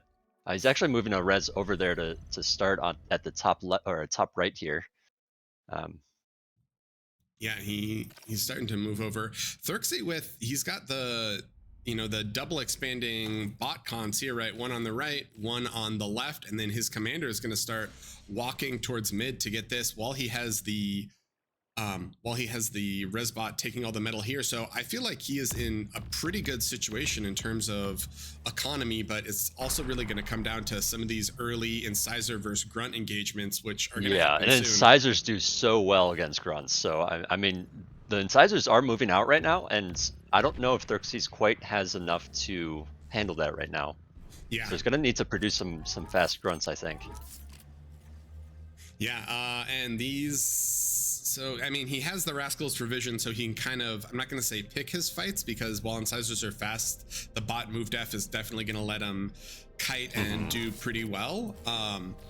Yeah, I mean, yeah, that is definitely the other thing to consider, is like the slight incline does not favor the vehicles here. You know, so you know, therxyy is going to be able to choose the engagements a little bit more easily. Yeah, both players kind of posturing in mid. There's a slight income advantage for therxyy just with all of his expansions here, but Sashkorin has an expanding bot con on the left, and he has an expanding bot con in mid, and then he actually pulled his commander back, so he wants his comm in base to help just leverage that BP. He doesn't want to keep another con in base to do that. He wants those cons out in the field expanding, but are we gonna see this battle? But this engagement might happen. Yeah. Oh, I think he actually does. He sees this con, so this is nice. He's gonna catch this expanding con and kill these mexes. I don't think. Yeah, therxyy's got to be feeling a lot of pressure at this point because I don't think he can fight that, and he's just kind of staying back, letting a few things die here, because he can't really contest it at the moment. Self-D, does it get him? Oh, that was actually a nice some damage. self-D. Yeah, that was a lot of damage on the incisors. Yeah, I don't know if it was quite as much as he was hoping for, but I mean, I think that's as good as you're gonna get. So he does lose a few more incisors for this, but he gets both those LLTs and the 2 mexes. So all in all, he killed 6 mexes, the expanding con, and kind of threw him back a bit, which is going to equalize metal production. There's another little raid on the side here. Exploiter is not up yet. I think these incisors might be able to get it. We're going to go for the expanding con. It goes up, but it's pretty low, so yeah, it might get taken out still. I mean, he does get the con, which is nice, right? So it kind of resets a bit. And yeah, that's definitely the bigger thing. therxyy's commander is a little annoyed with all these grunts getting bullied. He's like, all right, come at me. I'm ready to degun. He does res one of these incisors. Yeah, that's actually going to be a huge help. I mean, it's still kind of scary, right? You don't want to engage and then just lose the fight. So they're both being very careful here. Yeah, and therxyy with his VLAB transition, right? So kind of standard between that 630 to 730 mix. Sash hasn't dropped back for a VLAB or gone airlab yet, but he does have a pounder. Let's go. Yeah, that's going to be a nice addition if you can link it up to the army. Just be able to deal with those grunts a lot easier. Yeah. Oh, and actually, therxyy gets a nice flank. Yeah. I don't know if these incisors are going to survive. Oh, this is scary. This is all a wreck field on the other side of the map. Yeah, but the incisors are kind of pushing forward here. Yeah, the wreck field looks like it's gonna, for sure gonna go to therxyy's, right? But yeah, that's quite a few incisors to deal with. It's coming right into the base now. If he can get some E production, I think he might be able to completely stall out therxyy's economy. And there are a lot of incisors in here. He's gonna get one of the nanos sniping. A few more things. Can he get the second nano? 2 nanos go down. Can he get the third? He gets it. Dude, there's so much BP this is gone. massive damage. Yeah, I mean, this wreck field, he doesn't have control of, but I think it might be worth it, right? He's completely gonna cripple therxyy's economy. There's no BP in base, no con, no nano, no anything, and therxyy cleans that up, but that is really, really scary. Yeah, there's definitely a lot of wrecks that can potentially just be resurrected, but at the same time, that is massive damage. I think therxyy's is definitely hurting here. And this gives an opportunity for Sashkorin to kind of roam the map a little easier, take out some mexes, or, on the sides, and therxyy's going to be just in more and more trouble, I think. Yeah, it is really scary, and it does. If Sash can expand behind this, I think he's going to be pretty happy to just ride out that advantage. There are wrecks. Oh, and therxyy. GG's called. therxyy realizes just how far behind he was. That was an incredibly risky play for Sashkorin, but I mean, beautiful little killer instinct moment there, right? Where he says, you know what? I think I have the incisors. I think you aren't quite ready to, make this transition. And I feel like the vehicle transition was too early, too late, or on time? I mean, I think it was from therxyy's perspective, it seemed like a reasonable time, because both players are kind of just moving their army around. They're being really careful. There's not too many engagements, but then I think the mistake was he engaged those tanks while he was doing that transition, right? So now all of a sudden he's not really producing a ton of units, and if the engagement goes poorly, it went probably as good as it could have gone, but Sashkorin just had so many more tanks that got overwhelmed, and then all of a sudden therxyy's has no units, right? Yeah, and we are about to start into game 2. So Sashkorin picked Falendel and won on Falendel, and therxyy picked Canis, so now we're going to Canis. And I've definitely seen him play on this map a lot, so I think he is super comfortable with it. So hopefully he can bring it back and equalize for a game too, because I think we all want this series to go 3 games. Yeah, I'd be excited for a third game for sure. Sashkorin complaining that Team 2 on Falendel is the worst spawn difference he's ever seen, and is asking for the map developer to fix it. therxyy agrees. We'll have to take that up with, I don't actually know who made Falendel. Me neither. I don't see it enough to really know. I actually don't even know what they're talking about, because I again just don't see the map enough. Yeah, I think it's haven't really looked for differences. The clustering with like the low ground mechs there. But we are on Canis, which I think is balanced relatively well. And these are, you see a lot of spawn positions, right? I think these two where the players are now are a little bit more common. We have seen, I think Teddy has spawned kind of near Geo, and we've seen Chisato and someone else do the high ground spawn. I'm not as big of a fan of the high ground spawn, because I feel like when it's much easier to backfill expansions than it is to take forward expansions that are contested. But yeah, well, right. The difference is like, grabbing a forward spot allows you to backfill pretty safely. Yeah. Whereas the back spot makes it easier to defend against early aggression, because now you don't have to defend multiple angles. And Sash is gonna, all right, no, never mind.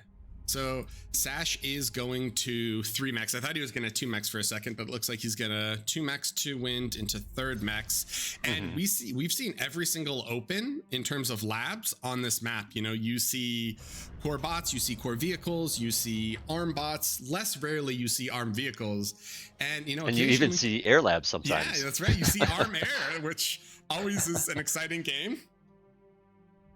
So therxyy is going to 2 max 2 solar into bot lab, repeating his build from last time. I think maybe it might be a little bit better on this. I would like to see an earlier res bot out of him, just because you can kind of fix a lot of your E problems. But he's going to go 2 grunt 1 con on repeat.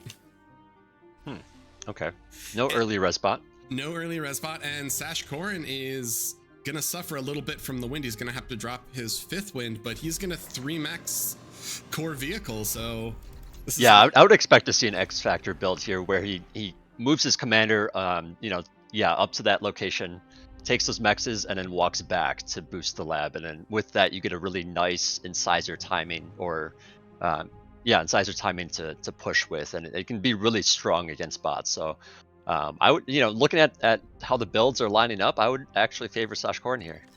Yeah, it could be a repeat of the last game. I will say that Canis sometimes works relatively well for that, that grunt versus bot matchup, or sorry, the grunt versus incisor matchup, where if you can catch them when they're coming through these chokes, you can kind of have a little bit better flank from the grunts and just maximize that damage. And it's nice if you can abuse the slopes for the high ground, where the incisors don't have the same amount of maneuverability that the grunts do. But yeah, I'm with you that I think Sashkorin is looking pretty strong here. Yeah, and I think it's going to be really important for therxyy to try to apply pressure up that hill. Bots can run down some of the cliff there, so that can always be a challenge if you're starting in Sashkorin's position, especially if you're vehicle, because vehicles cannot do the same thing. Yeah, and they see each other, so we have a little grunt versus rascal battle on this high ground on the right side. So they know it's going to be another bot versus vehicle matchup, and Sash is coming in. He sees the 1 expanding con with a rascal, and it dies, but he sees that the main base is here, which is a little bit more of a standard starting position. He didn't quite get close enough to turn off that mex, or at least he didn't fire at it. Yeah, sorry, not the mex, the solar collector. Yeah. And Sash is gonna wrap around here, or sorry, therxyy is gonna wrap around here into Sash's base. He is gonna see that the mex cluster has happened here. He's gonna run up, and he's gonna realize that Sash sees the commander. Sash doesn't have the normal spawn here. I think he realizes that, so he's gonna try to wrap around and see what he can get done on the other side. Yeah, if I was therxyy and I saw that, I'd be like, okay, this is X Factor build. Let's prepare for that as best as possible. Yeah, you definitely want to try to get ready. So therxyy does have the 1 expanding con. It's gonna take these, come up here, and then hopefully try to fortify this little choke a little bit. We see, kind of quite a few LLTs here just because it makes the raids that come in here a bit more difficult. And I think we have a little skirmish on top. Oh, no. Yeah, I mean, I'm curious to know what therxyy can do at this point to, you know, really prepare. Like, is it something that you kind of have to prepare for ahead of time, or is it something he can like do right now? I mean, he's cranking out a lot of grunts, and I think that's probably the best choice out of, you know, what he has. Yeah, he has the resbot now, but man, did you look at Sashkorin's factory queue? There are no cons in it. It's literally just incisor, rascal. Like, there's going to be a lot of incisors coming in here. So I think if therxyy can survive that big kind of X Factor build incisor push, he'll probably be okay. And if he can, you know, kind of get a few nice pickoffs, res them or reclaim them and snowball from that, it's good. But there's going to be a really scary engagement in the coming minutes that he has to win, or he's going to drop out of, you know, he's going to completely lose this series. A little scary. Yeah, right. This is definitely a very scary build to go up against. And yeah, we'll just have to wait and see how it goes. So he sees but yeah, the lots of incisor grunts count. Out here. He does have a lot, but he sees the incisor count, right? He's like, whoa, there's like 5-6 incisors here. So he knows that there's going to be a lot of incisors coming at him. And yeah, he's just fully boosting the 8 grunt 1 con, but maybe he can take a fight in this choke. I don't think he has the grunt numbers yet, right? Just in terms of sheer metal, it's what, like 360 versus 900. Yeah, I mean, he needs a lot more grunts before he can actually fight these incisors, and he's gonna need a really nice flank to maximize damage. Yeah, that's gonna be very, very important. And then from Sashkorin, like, you know, if he just plays it kind of patiently and just, you know, doesn't throw away those incisors, he should be in pretty good shape here. Yeah, actually, he snuck out a second con, so he's going to be expanding behind this, I think, or is it more for? Yeah, he's expanding with a radar. And therxyy has the little resbot in the bottom right, which we see just because a lot of times players won't scout it, so the resbot can get a lot. Oh, and all right, here's one of the first fights. We have a pretty good flank from therxyy on this. He gets 2 incisors, 3 incisors, but he's losing a lot of grunts. 4 incisors, but there's still a pretty high incisor count, and there are reinforcements. We need a lot more grunts or a commander. These grunts are pretty low, chilling in fire. Yeah, I think he saw an opportunity, you know, kind of attacking the points of the line. therxyy is just running these grunts through the fire. They take a bunch of damage. What's going on here? He loses the resbot there, but yeah, I mean, there's still 8 incisors with reinforcements coming. This rec field is on his side of the map, but it kind of feels like a repeat of the last game, just a little bit earlier. therxyy. Yeah, well, you know what? 2 of those or 3 of those incisors are rather damaged.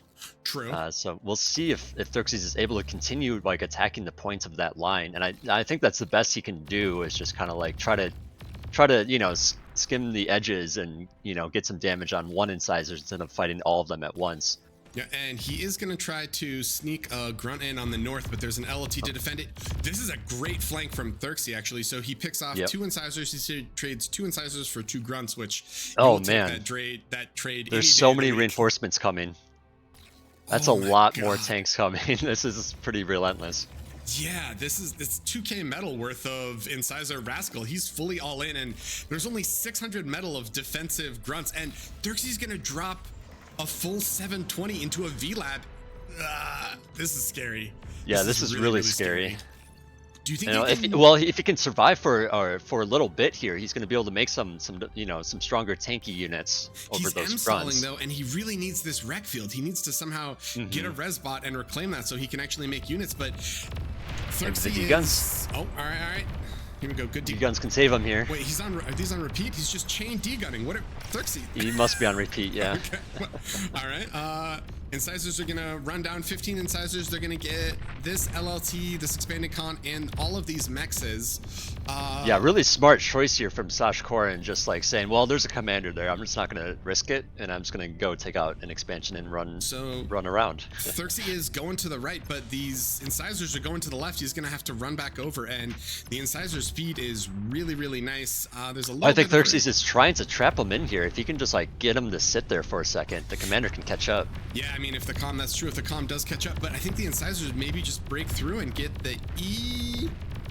Yeah, I mean, if he sees the commander there, yeah, he sees the opening, he goes for it. Oh, and they're in, and we have even more reinforcing incisors. This is jeez. just a train, and therxyy, not like this, my friend. Oh man, I And he mean, calls this it. build is so strong. Yeah, I feel like yeah, I mean, it's kind of crazy that he didn't make very much of an adjustment to seeing the X Factor build twice, right? Like he had to know it was coming. Although to be fair, in this one, I mean, that cue from Sash was just like, I'm not going to make any more cons. I'm not even going to try to play an economic game. I am literally just going to make incisors, and I am going to smash them into your grunt wall. Yeah, I mean, it was definitely a very like all-in version of it in a way. But yeah, I mean, it kind of leaves me asking, like, what do you even do against that as a bot? You know, if you are GG's. bots, what do you do? I think you need well mine layer, right? So Teddy, I think blow with mines everything on the last one of the caps. Yeah, I mean, right? I So think you're right. But if you mines just are happen to giga good. open bots, what do you do? Also, just you could make a extra thing and prepare like a big ambush with commander, right? You cloak your commander. It only costs 100 energy, right? So if you're ahead on bot, that's also an option. I think the issue here is that you cannot, like the bot player just cannot muster enough forces because the forces cost way too much energy, right? So Right. it's all about the spending in this sense. And as a bot player, you have to essentially threaten all of the base such long so you get an advantage in that way, right? The vehicles Yeah, that's cannot kind of what I was defend, trying to hint at. right? It's like, yeah, there's kind of that space in the back to try to Yeah, do if you something with it, don't but contain and you are not able to just basically threaten with one grunt, because if you think about it, one grunt can hold one incisor, right? And one incisor can kill the grunts easily. Incisors are really, really, really good against grunts. More, I think, more than like flashes, like the blitzes and all that stuff, right? Incisors really do counter grunts pretty heavily, right? So yeah, I think it's about like setting a trap. I think mines are pretty good. That's something that comes from like BA even, like from the old guys, old guard that told me, these things. What do you do against the light tank attacks heavy? well, I think the And a question then lot of becomes LLTs as like, well, to be fair. A lot of LLTs work. You just literally place 3-4 LLTs and you should be safe. At least you wouldn't lose your base, right? And you just try to focus maybe to put all of your I guns mean, on do one you think space. it's worth it for in that position for therxyy to like once he sees that it's going to happen, like does he transition in the vehicle quickly and then just get mine layers, or do you think just Yeah, I like go think, with LTs? well, you could do a really.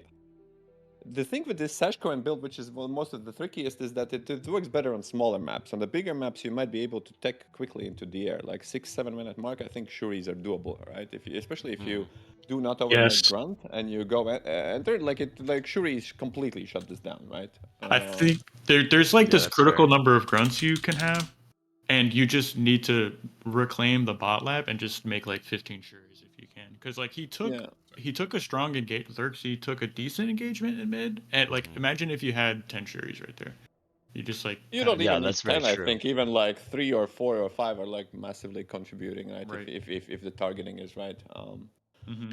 Yeah, and I think it kind of leaves the vehicle player in a, you know, once they see the Shuris, like, do they still Oh yeah, you commit, get stunned, or and it's do also it's not even what you do. You also have to think, okay, what's AA next? What if he makes one bomber and comes to threaten my windmills? Mm-hmm. It's a right? lot of pressure once you. Yeah, it's a lot to think about, right? So I think it's more about like the power spikes at certain levels, and what Sashkorin does is exploit like the power spike at like Right. the minute 5 or 6 before the Shuris hit the field on this like on these medium-sized maps. So. Yeah, I mean, I also feel like therxyy tried to do a little bit of raiding, but he was only bringing like 1 or 2 grunts, and you just can't overwhelm LLTs, right? It'd be like a single LLT defending an Yeah, expansion. right. And so it's like, if you aren't out expanding the vehicle player to have a metal advantage, then you need to be out harassing them, right? Because like you have more Yeah. grunts, so you can be on more places on the map. Think Hmm. that boils down to count. For example, we saw Teddy deal with like he consistently grunts. sent like 5 grunts. He was always managed to able to he barely kills the LLT, barely kills the con, right? But it's just a numbering, right? So maybe if you have Yeah. 5 grunts and you do precisely, you run a turret, run to the back, get the flanking damage, you're able to kill the LLT. It's a really, really, and you have to think about it, right? If you raid vehicle player, he has no resbots, right? So he has to literally eat the metal, lose all of the value. It's gonna take longer. He has to dedicate like a very, very costly vehicle con. There's a lot of issues with like there's a lot of risk running these vehicles, right? But what you get is like this strong blitzkrieg strategy, which is hard to stop, as we saw. Yeah, so Sashkorin picked Fallendell and won on it, and therxyy picked Canis River, and unfortunately Sashkorin won on that as well, which means that was a 2-0, an incredibly fast 2-0, I might add. Yeah. Which is a little disappointing because I think we all had higher hopes for this series, right? We were hoping it'd be a little bit more of a slugfest, but it turns out if Sashkorin isn't playing at 3 a.m., he's a pretty good player. Which means I think we're going into ZLO and Stardom. Perfect. Sounds good. Yeah, I just placed the password for the lobby in the Nice. chat. Thank you Start in the kindly. lobby. Okay, I'm there.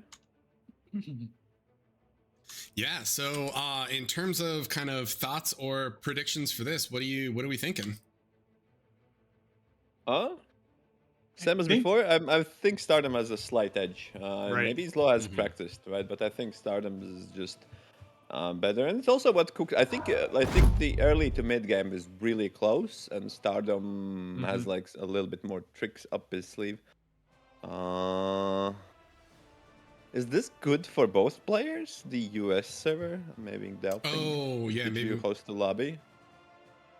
Oh, Or we need the spectators on like this 50 ping instead of the player. Listen, I gotta see everything that's going on. The players be damned, all right? Yeah, I insist on having a lower ping than the That yeah, makes I sense. can't spec over 50, 100 milliseconds. That's atrocious. Because I don't know if Stardom is the Australia Wars. Of course, like maybe you put them in the same disadvantage, but Stardom's used to playing with 600 ping.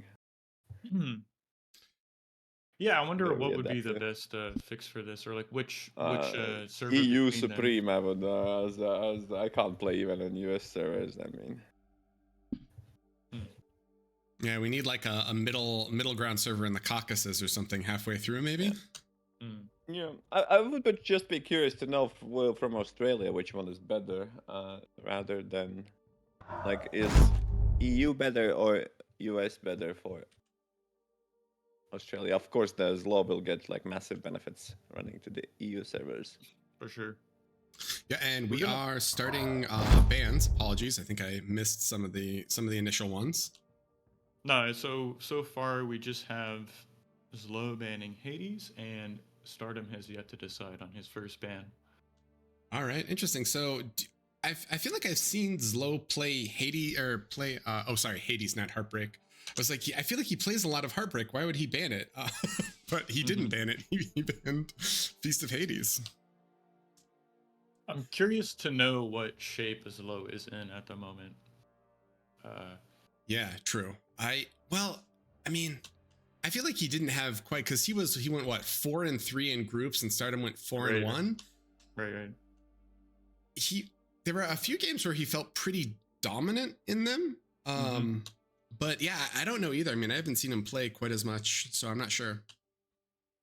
I think ZLO may be one of those like tempo players where if he gets an advantage in a game, he can kind of compile on it and overwhelm you on the macro side of things. So perhaps he's going to be running into the wall that's Stardom, right? He knows how to defend everywhere at once. He can expand well. I think of Stardom more as like a vehicle player, but he could prove me wrong here. I don't know. What are your thoughts? I think Stardom's definitely he's an arm lover. I think maybe like grunts now and then, but like every time I've seen, I think of Stardom as a lot like initial ticks, pretty consistent style. He plays like a macro game. I don't know. Maybe it's more of a team thing, but he also likes Cortex. I think enough maybe in 1v1. I think he's very competent with both, and both of them like really love res bots. I do feel like. So we're gonna see probably the decision on like the first rec field. Yeah, and ZLO says he thinks the US should be fair in quotations. So I think we are going to play on this US player. In quotation, what does that mean? What's the inference here? I'm not sure. I'm not sure either, but So yeah, so we see a ban on Feast of Hades and Insidious, and now ZLO is gonna get his first pick. Canis. Or Canis is what it types it, I guess. Who would have imagined that we would see Canis River in a series? That is mind-blowing. Your days are numbered, Canis. You're coming out of the pool next season. Everyone's gonna be real angry with Parcast. Yeah, right. No, it's. I mean, it's getting a little stale, but I could be wrong. Always looking for feedback, guys. Make sure you let us know what you think. What can we improve on, right? So. Podcast, did you look at predictions, by the way, before someone cheats? Before someone cheats. Oh, dang. Who would do that, though, right? Who would? Who would definitely cheat and use this? Actually, thanks for reminding me. I was having trouble with. Yeah, I just randomly recalled. Dashboard. Start quickly before they quickly change their things. We are waiting for Stardom for his second pick now. So we've got Canis, and Stardom is still not picking yet. So what's he gonna pick here? I'm thinking. Oh, Cirillata. Okay, another shocker. The second most played map. But players like both of them. So Canis, Cirillata, and then we need 4 bans.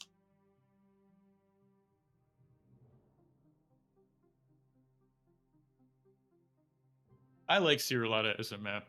I've been playing on it a lot. You can go bomber first on this map, which is amazing to play, frankly.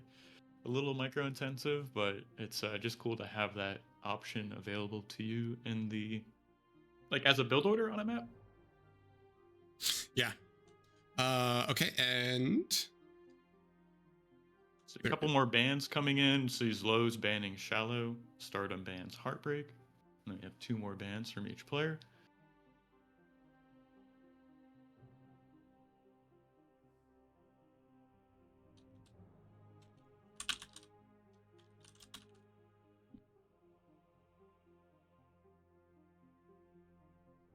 And I think I could probably help them out with what maps are left. Well, I pasted it up here, but yeah. So we've got 3 minutes left in the pool, right? So Shallow is banned, Heartbreak is banned. So we have what we have. Theta is still in the pool. Yeah. Fallendell is still in the pool. Yeah. What else do we have? No, Insidious is banned. Sorry, Crystallized Plains is still in the pool, and I'm missing one. What else? So Crystallized Plains, Theta, and Fallendell. Yeah, okay. So Theta, Fallendell, and Crystallized Plains. What are we gonna pick here? This is a much longer ban pick phase than any of the other ones. These players are kind of mind gaming each other a little bit, or just really indecisive. One of the two.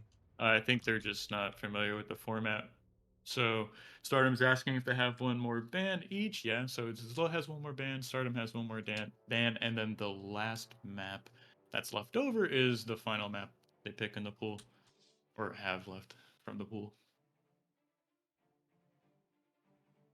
Which is awkward now. It's like these 3 maps that we haven't seen too much play on. Well, except for Theta, right? But they have Fallendell and Crystallized Plains. Usually we see players ban those maps a little earlier, so might end up getting to see a map on, or a match on one of these maps. Yeah, so ZLO banned Theta and Stardom banned Fallendale. So that leaves Crystallized Plains as the last map. Nice. I wanted to see more matches on there. Yeah. Hopefully it goes to game 3. So both these players. We haven't had a game 3 yet. It was Teddy winning 2-0 and Sash winning 2-0. Yeah. My predictions, I think, are running pretty well. I think my one was all underdogs, and I'm pretty sure I have not predicted. I've predicted every single thing wrong for the most part. But yeah, so far bracket is 2-0 for Sashkorin, so he's in the semis, and then a 2-0 for Teddy, so he's in the semis, and we are in this bottom bracket right here, which is the ZLO and Stardom, which we are gonna hope is not a 2-0. We've got big dreams, big beliefs that it is going to be a 2-1 2-1. But who do you guys think takes this? I think this is another one that is hotly contested. These players have played each other a lot, but no one was 100% sure, you know, who was going to actually take it. Well, I draw my conclusions for the mini macro cup where Stardom did take first. Pretty, I would say convincingly, but then again, Convincingly, yeah. As I think early game and mid game, it's really up in the air, right? And I think it's mostly gonna be ZLO attacking and Stardom kind of defending, and I think it's gonna be much closer than Teddy and Contra.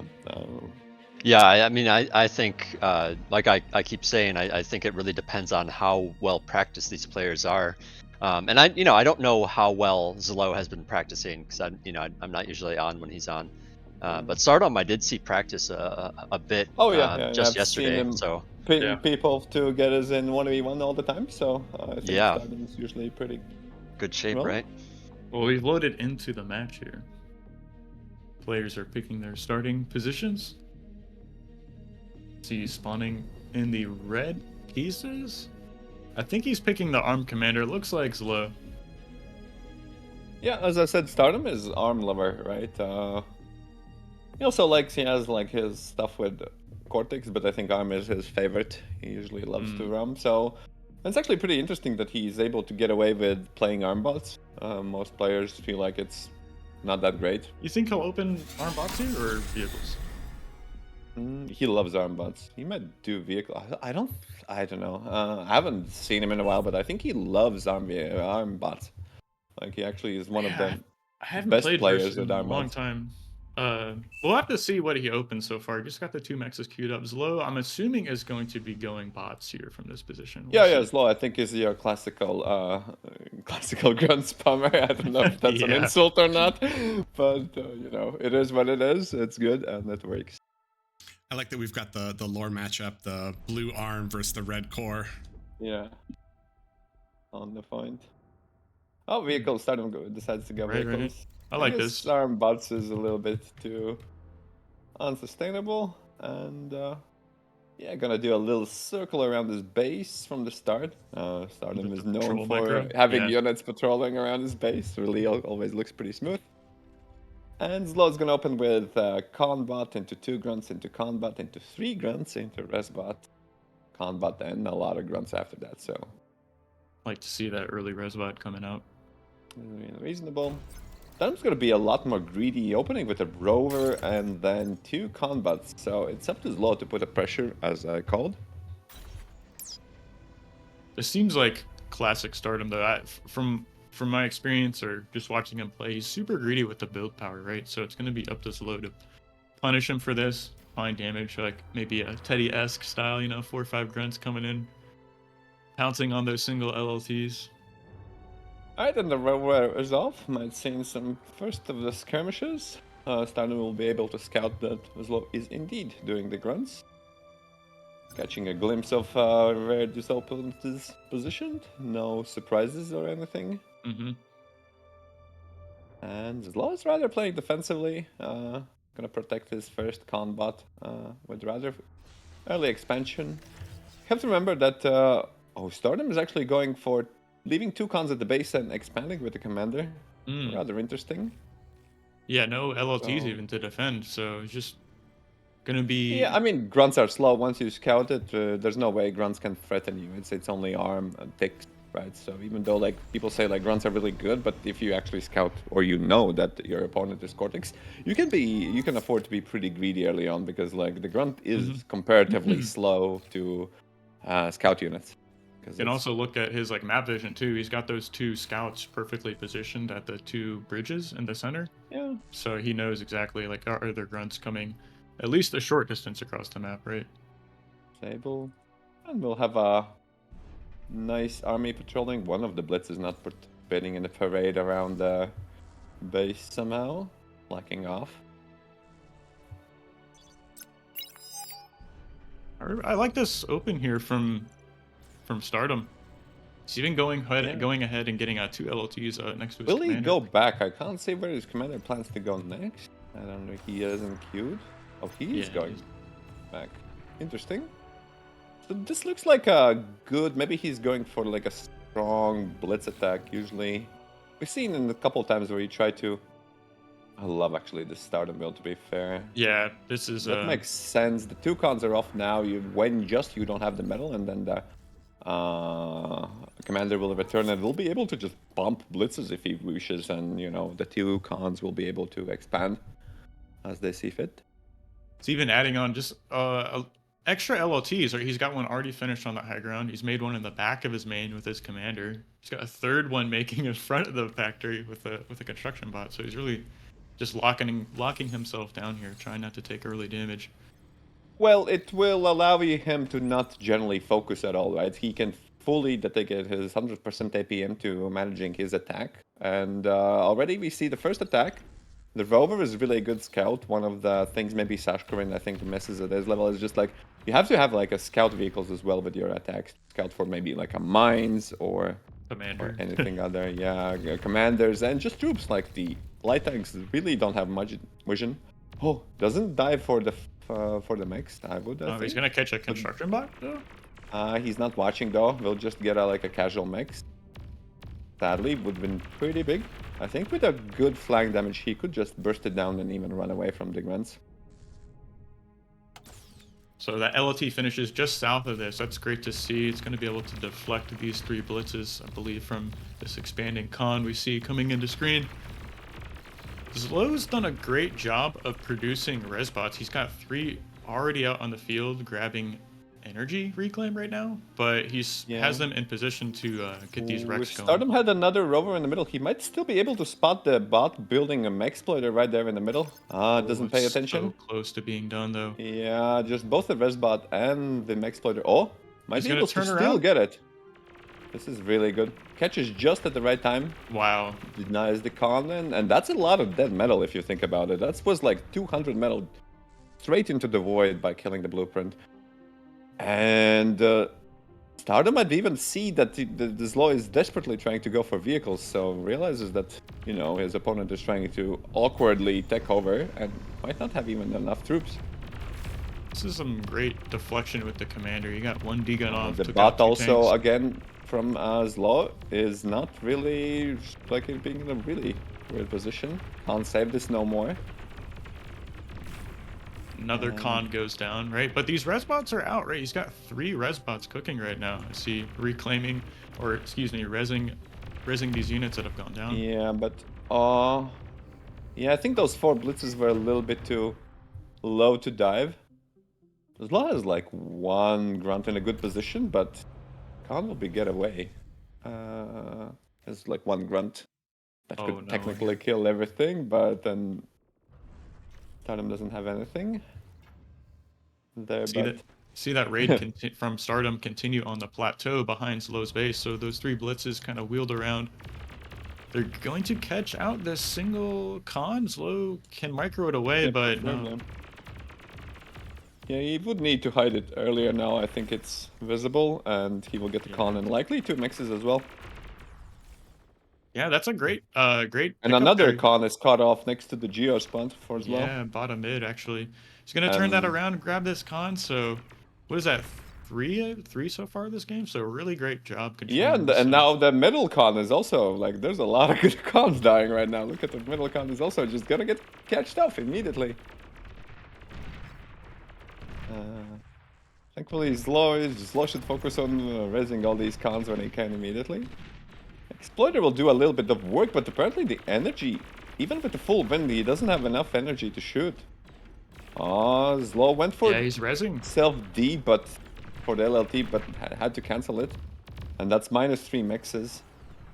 Like a nice multi-pronged tank harass, just killing every single eco. And ZLO hasn't still able to put a single counterattack back. I think it's really, really important to try to regain the initiative. You have to send units to attack, but then again, how do you attack if ZLO has if Stardom has LLTs all over the place as well, right? Mm-hmm.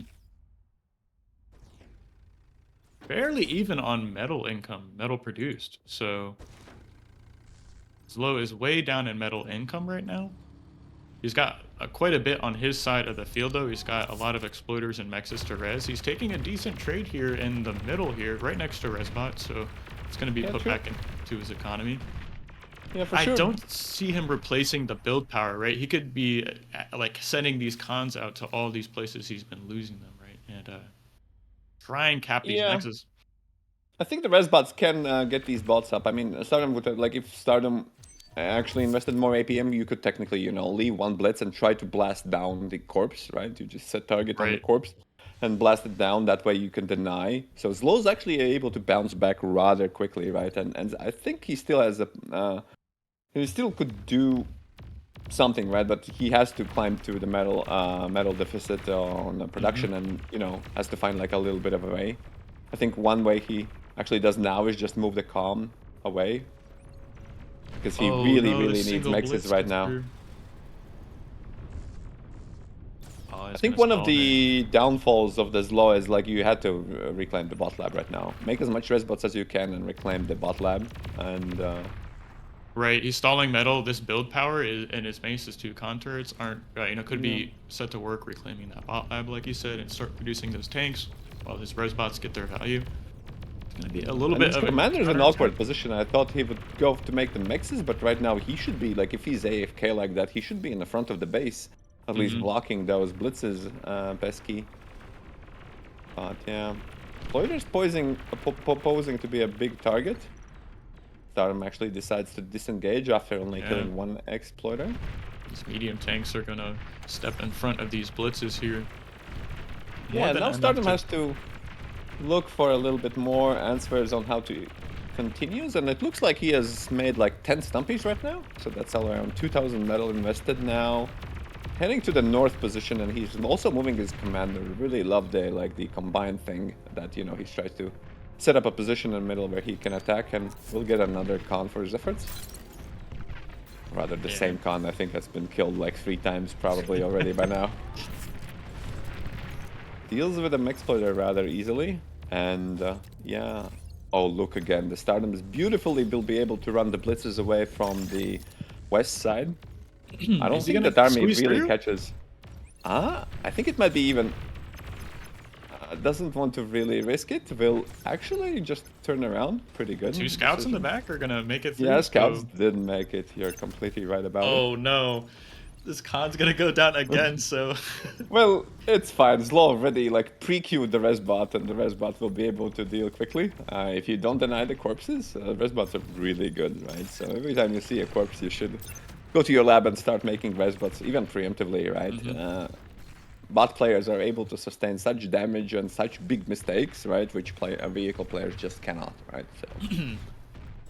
He actually has res bots on repeat out of the factory. Oh, the right res bots, the stumpies kill almost all of the res bots. That was just like 5 res bots going down pretty massively. Right. Exploiter goes back up though, so.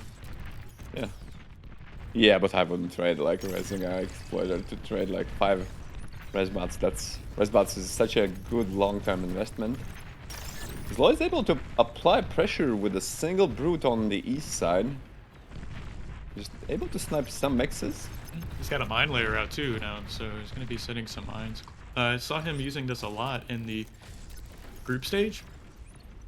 I think in all his games. He hasn't placed any quite yet though.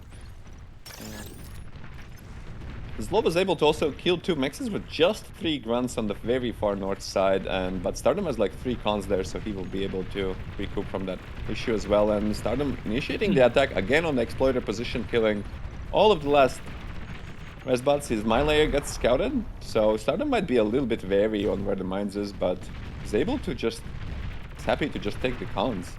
As long as just driving them out or walking them out all the time. In and out, and again, we'll be able to intercept. I thought maybe Couple of res bots, right? Yeah. Yeah. ZLO is losing a lot of very valuable construction units.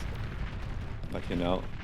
But he has quite a few res bots out now. Suddenly there's like still 12 of them out. Like some of them are reclaiming, some of them are I think the resing. issue is that Stardom has like a lot of tanks. Like every time you don't see it because there's a lot of tanks in transit. But look at the both chokes. And both of the stuff, Stardom has like a lot more army value, just if you count the metal, right? Yeah, we'll have to see. And with the commander going in for that 1.5 reclaim field, this is really good position for the Stardom, as long as he doesn't feed or doesn't lose the commander. rapidly, I think he will be able to secure this 2,000 metal wreck field, right? Yeah, he's got a lightning turret going up right now, so probably going to start reclaiming as soon as that finishes with that one con. I wish he just pushed a little bit more further, but one thing going for the ZLO is that he's able to use his res bots to repair his tanks rather well, you know, having both the armor and the healers. But I think the Stardom is just going to be running away with all that reclaim there. It's a lot of medium tanks in mid. ZLO's moved some down to the Geo spot right now, and that's giving Stardom a little bit of an opening here in mid. Slowly pushing through this choke point here. It's going to give him access to a lot of the eco of ZLO here. But still on the opposite side of the map, I mean, he's got a single medium tank getting counter damage, right? There's... Yeah. I think Stardom's just looking right now to lock it all down, his gains. That's a lot of... If you look at it, this is groups together. Sheep level of Dragon Claws. It's already 8 Dragon Claws up for the Stardom in the key positions. Right. Happy to just lock it in. I don't like this trade here for Stardom. He's leaving a lot of wrecks on the ground here, just away from that choke point that he secured. So there's really no reason to be fighting over here. Yeah, there is not that many resources unless you're there to secure like the frontal position, right? For like disallow opponent to poke there and contain it. And he's able to reunite his armies from the south to the north. And I think it's good. Given that on the south his decision is to make as much defense, right? You have like 5 claws or 5 claws there and like a lot of LLTs. He's trying to mass all of his army there, but yeah, you're right. He took a little bit like pretty, to me it looks like at least 10 tanks. It's the corpses, and ZLO is pretty keen on just rezzing everything, right? I see a pretty big opening here for ZLO. I'm not sure if he's going to want to continue this push up towards Stardom's Geo position, right? He's going to turn around. No, look at how dangerous it is, and then Stardom is actually going to get like 12 tanks in. Might be feed with ZLO being able to sandwich it through both of armies.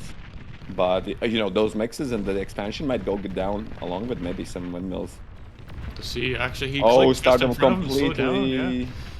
He stops. That wasn't a good stop. Takes a bunch of AoE damage right there. ZLO's got that mine layer back out. He's laying mines over in his Geo position. I'd like to see him actually secure that, following up. But these are some interesting trades here for ZLO. I think he's not in the worst position right now. He's down a lot in metal. Well, you have to think about it that Stardom is going after Clovis. He's going for T2 right now, right? So it might be feed, but yeah, I wish Stardom had mixed in some res bots and at least try to scoop up everything. I mean, he's gonna use the 2 vehicle cons there to scoop up as much metal he can before he's leaving. But he's already assuming a much more defensive position. Right, well, ZLO has like twice as many medium tanks though right now. If Stardom continues to be aggressive, he's posturing right now, which is good. So yeah, posturing I think is love. I don't think Stardom is committing anymore, right? He was like, okay, this is enough feed, let me fall back. And yeah, we'll even first sacrifice. Bulls are out on the map. Bull lightning tanks on repeat. Oh, I see on bottom right here, ZLO's Geo, these tanks are moving into a little bit of a minefield right here. Yeah, exactly there on the bottom. Oh, it's 1 mine, not that bad. As long as he doesn't touch the second mine, he should be fine. Although ZLO matches him in numbers. I think it might be a little bit of a feed. Oh, he will just hit it on the way back. Gonna detonate one of those, right? Okay, so it takes out a single tank. Oh, no, wreck, so it isn't that bad. But these T2 units are making their way onto the field, so we'll have to see how well ZLO reacts to this. Is he going to be able to transition quickly enough? They're kind of stepping out of position here with a huge tank army. That's going to give Stardom an opportunity to push right through mid. They're kind of like I mean, his commander could be in danger. Like if ZLO actually doesn't... Oh no, ZLO doesn't have queued up the rally points. So ZLO's army is actually going to be staling and go actually for the mid position. I thought Stardom's commander might be in danger. But it's not such a case. But yeah, I think ZLO has to commit it for a bit now because he's out of the position to fight the middle army. He will just use the base army to reinforce. Will probably work fine. So Oh man, we're gonna see Bulls squashing a lot ZLO's brutes. Stardom split off 4 tanks in the back of ZLO's base. They're getting a lot of damage right that now. was good. Yeah. Got to be heading Yeah. towards these wind farms, right? If he continues moving them, it's so hard to clean that up. I think he wants even to move one upwards, right? Do more splits, so even like one brute could be very annoying to deal if you don't have mech exploiters in the back. Bulls trading rather good. Right, but ZLO pulled the entire army for Stardom back onto his side of the map. He's just got a few tanks heading right towards oh, to the ZLO's base. Yeah, how do you stop this? Yeah. I mean, I think he used. I think he still should have maintained his base army, but his base army, that one that defended, is just gonna get clawed to death. This is a murder. Yeah, that was too much damage right 2,000 or 3,000 metal army killed by 4 claws, I do believe. And Stardom's army also stalling. I think this is it for ZLO. Yeah. Unless he gets T2 and GG's called. Rather to speak. That ended really fast there at the end, kind of stepping out of position. I like the rotation on the left side from ZLO, trying to like pressure there and pull the army forces back, but he left his main a little too undefended there towards that. Like that was that remnants of that push in the middle from Stardom that just came straight down to his main base. Yeah, Stardom took that. If you see that if ZLO would match here, like, you know, claws and mobs and all that stuff on his side, he would be also fully safe to do what he's gotta do, right? To actually try to attack. But yeah, pork is important to take to change the strategy in your favor, right? If you really, once he finished those 5 claws and that choke point, he's much more able to maneuver around, but ZLO has to consistently think, okay, where he's attacking, where he's... I like what ZLO was like. Not having the pork saves you so much metal to like put into units, right? And he was also capitalizing on like the mine layer, right? So it's like, yeah, it might not be as like guaranteed damage as like some static defense, but if you're putting it into more units, you can, you know, win the battle somewhere on the other side of the map, right? Stardom needs 2 smokes after that match. Okay, so he's gonna take a little bit of a break here, I think. Not 1, but 2. It's hilarious. I definitely know the feeling, Stardom. You gotta quit that, man. It's not good. Oh, Shaq, you're getting like a laser sight locked on you from OBS. Laser. Oh, sorry. Yeah. LDM wants to snipe me. He's like, I wanted to be the main caster here. Gotta watch out. So yeah, in terms of the actual game, so ZLO picked Canis and he unfortunately lost on it. It's interesting he chose to open bots on that map, given how the meta is shaping up and how decisive that Sashkorin therxyy game was. Vehicles versus bots on Canis. Pretty similar spawning positions too, right? Yeah, but I mean, we've also seen a lot of people do very well in that matchup. Like Teddy has gone arm bot and done very well with like the tick pawn to kind of like harass trap, and then he'll do a vehicle transition later. And Contra also has done very well in that matchup too, opening bot and then transitioning. So, but yeah, I mean, these are higher tier players, so it could just be maybe they were able to flex a little bit more on people who aren't quite as adapted to that sort of X Factor style of play. I'm not going to say every vehicle open is an X Factor open, but kind of one of the hallmarks of it, right, is that, you know, the con expands, comes back, and then there's that massive sort of 7-minute incisor push. Yeah, that power spike difference LSR was alluding to earlier. There's that window of time where it's like, I think pretty much impossible to match the vehicle player on metal value of your army. Playing as bots, right? So like there's this definitely window of opportunity to like find value in damage. We saw that. I think Stardom did a great job of like sniping cons, like rotating around with that floor 4 blitz raid that just circled all around the map, kind of pressuring, finding damage, right? Yeah, blitz do work wonders with seeing multiple approaches. They're able to, if early you're able to skirt around the LLTs, just dive in a little bit and take like a max out or 2. With 1 blitz you can do wonders. If it's 4 blitzes you can do more. if your splits is good and the opponent doesn't react in time, you're able to get in. You know, blitz are called blitz for a reason, right there. Very fast and very capable of breaking the time. Mhm. And he's not that good with like the rest bots. I can't say he did like a bad job. He was always on top, and you know, Stardom didn't kill the corpses, but the initial like you have to get the counter attack somehow to the Stardom side. But Right. He was playing so defensively, right? And like you yeah, said, a like lot he of was locked LLTs. down. He's locked You down, cannot and he have can like just APM like he can micro those blitzes like as much as he wants the to and find. micro, yeah. And yeah, and how do you manage the counter attack if you already have to put like bajillion fires out as a firefighter, right, on your side? Mhm.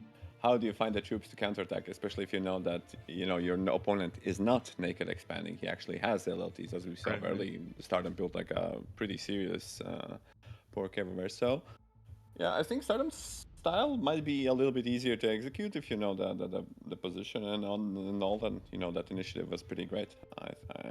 Similar to Teddy, I was pretty impressed on how Stardom dealt with all this stuff. Oh, really well played for sure. And ZLO was saying, "Oh, 21-minute game wasn't even that long. He didn't have time to execute his plans, right? So he had something cooked Well, up." you would think that it would be preferable for him because to maybe I think the dreams is to maybe get like a I don't know, maybe on Canis the dream isn't to get like a air lab out. I do feel like early air lab on most of the bigger maps is pretty good. Oh yeah. Paralyze your enemy. Game 2's going on Serialata. We've seen a lot of it on that. And I feel like air labs on Serialata are pretty scary because you see those bombing runs. A lot of people put all their wind on the starting high ground spawn islands. And so even if it's a blind bombing run, you can just completely eviscerate wind farms. But how do you guys feel about the Game 2 going on Serialata in terms of how it'll play out differently for the two players? To be fair, I have no clue. I haven't seen both the Stardom or ZLO has the plans in this map here. I've seen a lot of games, but not on this map specifically. So, We'll have to see how clean their build opens are. Because you can get, so say you're playing bots on Sierra Lotta, you can get construction turrets up super fast. So if we see one player kind of executing that better than the other, I think this could be a pretty shorter game, right? You just kind of snowball bot armies over your opponent, right? So we'll have to see how well prepared ZLO is. In fact, I imagine, like we said, like Stardom has been practicing, or we've seen him in games recently, so I'm sure he knows the meta on this map and how to open on it, right? yeah, Stardom's our vehicle looked pretty strong to me. Maybe he will keep doing that. Maybe he will switch it up. I don't think he should switch it up, given that he was able to beat the grunts with such vehicle strategies. You could argue that with the more metal. Nah, I think even with if you think that the wind is higher, it might be even more beneficial in Civilata to drive with arm because arm vehicle con is so good for expanding, right? It makes money on its own. Well, the slow and steady Cortex bot is not able to expand that fast. You can do the same similar open too, right? From what he showed on Canis, right? It's like that X Factor build where you just like do the comm walk and get 9 mexes really quickly. So that's available to him on this map. We'll have to see if he switches it up or Yeah. on it. Yeah, you have that 9 mex cluster. You could definitely get 3 extra mex and then walk back and do some variation of that. I agree. So here we are, game 2, right? Oh, this is interesting position. Stardom picks immediately. Is this like an offense? Oh, this is the X Factor position. I think we saw this. I haven't seen them on the south side per se. You can use the other plateau. It's like the same configuration. Yeah. Right? I would think that the map is mirrored. It caught me a little bit off the surprise. One would think like the 9 maxes maybe on the other side is a little bit better for walking, but apparently not. You have to see. They're in these like close spawn positions, right? Very short rush distances between the two main bases, but there's a lot of map to the left of both of these players to be fighting and contesting over, not least of which the middle position, which has these +5 mechs, very in the dead center of the map, these 4 other mechs around it. So controlling that is pretty important. You can launch attacks to the other like quadrants, should I say, like those plateaus, so it gives you access to all these different lanes to run around the map and raid. I wish for this map would maybe have like a little bit slower wind. This looks like a default engine wind, which is 5 to 5, which is insane for the most part. I think if you had like the lower wind with such a high tidal, you would be forced to maybe get like a beaver out in favor of vehicles a little bit more. You would have to find the way to squeeze tidals in the pond.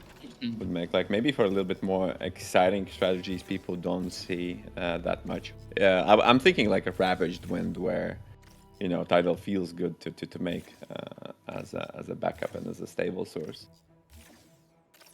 Anyways, if we start to go, Stardom is opening the same build essentially, 1 rover into 2 vehicles. So really good build, and for ZLO, Choosing looks bots, also the same. right?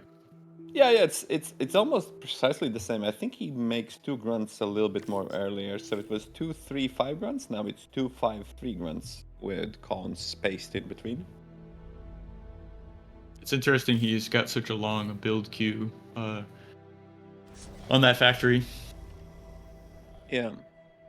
Like he knows exactly what's he want. Where is Stardom sending these 2 rovers? We see one is going straight up towards low, so he's going to be able to scout this fairly quickly. Yeah, I think he just wants to fish where his opponent is. Not get coughed up by it. Interesting, he didn't go up the ramp on the right side. He kind of takes the long way Didn't right. spend that much meat. I don't know, actually. I thought with this high of a wind, it might be like if I saw this wind personally, I would drop nano turret immediately. It's basically free. Everybody's just accessing energy for free, right? So you could get 1 net, and that saves you a con, and maybe you'd never have to return in the base. But Stardom decides to. Oh, did you see that micro? Yeah, Nom, nom, twice nom. the DPS, right? He reclaimed it while shooting. Wow. Wow, that's with like 600 ping. What is the Stardom pings? Okay, 400 ping. So it's almost a half a second earlier. He predicted he would hit the frame where he eats it before doing this. So yeah, very well played. A little bit of a deviation from Stardom's open. He's up to 3 cons already. I like what you were pointing out though. Like the construction turret's pretty much free, so he could have very well started it and just like finish it with his commander before, you know, grabbing those 3 maxes. You guys right. He loses this. This is like an old school strategy, I think, with walking back. I know X Factor probably had an independent discovery, but I think to me it was learned by I think Shocks actually. I think gave me this idea. You just walk out, make some X's, then go back, and you have free constructors. I wouldn't even leave one, but and then you can just like pump endless stuff, right? Right, and he, you know, gets that forward radar. He's got those 2 LLTs, so interesting take on that. Really defends those 3 mexes. And even stops run-bys to the right side. Have you seen a single beaver on Serial ladder to take maybe the Allen mix? I see players making air cons, right? Like that's about air cons, right? Yeah, or they'll walk their commander over there, kind of at some point, like later on in the game, like you know, cap that. I know beaver is rather energy expensive really early on, but it isn't that much expensive. It's like 1,000 more energy and like a little bit of metal, like a 20 or 30 metal, right? It's super hidden though too, right? Like you. Yeah. I think if you get it early, you know, the mixes will pay off, and you can just queue up the map, and you might even get to the opponent's back island. To be fair, eventually, right? And I think you could even grab those like peripheral mexes that are like on the outside of the plateaus, like where you're moving between islands. Yeah, and you can mix your own land mexes which are close to the border, given that they're on a path or something, while the regular cons focus more on the triple mix clusters. Can we get a shot at ZLO's main base? Does he have a construction turret up yet? Just one finishing now, right? But he's behind on energy, is he not? Like, what is his energy difference? 263, 282. Stalling on mexes as well. I don't think it's really weird that he hasn't gotten a cluster yet. I mean, his commander is just staying on a base. He doesn't have a single energy converter as well, though. So he's been accessing 6,000 energy and 6,000. Right, this could be construction turrets, right? Like construction turrets. Two construction turrets, or that's actually, I mean, maybe 85 metal doesn't sound as hot, but you know, it's something.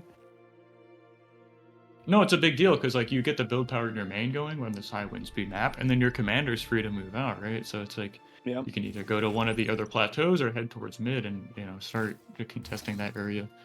But he's done a really good job defending and not taking early damage, unlike the previous game, right, where Stardom was like finding damage. Yeah, you could argue that these blitzes that Stardom has, 800, 782, those are like kind of dead metal right now, right? Because if if ZLO manages to get a LLTs, which he's doing in the middle, on the side, you see double LLTs in the middle, he might be able to tech in the really early air right now because energy is plentiful, right? Mm-hmm. He's done a great job. He's doing a great job of like bullying ZLO out of this mid though. So he's got the tanks there. I think his commander is going to be moving towards that shortly. I don't think he has been able to take advantage of it yet. Oh, I don't know about that selfie. Probably alright, but I don't know. He could have, I think, stood them there for a couple seconds longer, getting that DPS. Grunt's doing a decent job kiting the blitzes, but there's still like 8 blitzes here against 2 LOTs. ZLO is not stalling on energy, so they're gonna get. Reinforcements are coming, and then it would be sad to lose the construction bot that's sneaked away right now. I think ZLO is doing fine. Stardom has double cons expanding, but he hasn't taken advantage yet, and those 6 cons again will run probably into just freshly made 2 LLTs. So good call for Stardom not being greedy right now and actually investing in 2 LLTs before grabbing any mixes. I wouldn't have the patience to do the same, but it's going to be just a perfect response. LLTs, right? Oh no. So those are going to get cleaned up. There's nothing you can do for it. It's just the 6 grunts against 2 LLTs. So if it was 1 LLT, he would be doing, I think, probably just fine. Maybe we'll be able to, but even then, killing 2 vehicle cons is rather hard. They can just repair each other, and the army was already there anyways. Right. We got a shot of Stardom's main base. He's just now starting to scale wind with some E. Looking at ZLO's main base, still in the lane with his commander, just assisting the factory, getting more grunts. Up to 2 construction turrets now. No wind scaling just yet. I would like to see that. A big trade here in the middle. Stardom's going to jump on top of this line of grunts. Get a lot of value. Hiding back, getting some DPS here. I wouldn't call it necessarily value. I think he damages his blitzes. I mean, he chases the army away from metal, but I don't think this is in any way like a strategic win. I think he did lose like his vehicle count for the middle or retreated it. But yeah, look at what he did. He just literally made let ZLO have 6 corpses by chasing those grunts. I don't think it was worth anything. Maybe if that con would be killed, that's just. And if he didn't control the middle, I don't think it was any difference whether he gets it or not. But he will capitalize it on right now. Yeah, he has managed to creep his way onto the side and also has like sizable army. One thing is he could spend even more metal. Maybe right now like an air lab would be good. But I guess he's investing into the. Yeah, what is he? He's got these like exploiter LOTs walls in these choke points, which have done a great job defending them against the blitz attacks, but now we see medium tanks finding their way onto the battlefield. They're gonna let Stardom push through these I wanted to mention the Stumpies, like Stardom also realized, you have to take it, he also realized like 3 minutes ago his blitz attack won't result much things, and he's 1 step ahead, and ZLO still didn't have like air lab up. I think he definitely could have afforded air lab, and imagine right now he would have like 7 to 8 shurikens, right? All of those Stumpies are just so dead, right? He's gonna get this huge surrounded mid though. Jeez Louise, gonna take out this entire army, leaving all these wrecks behind. Grab a con. This is really good, yeah, grunts. Grunts doing grunt things. Oh, my army.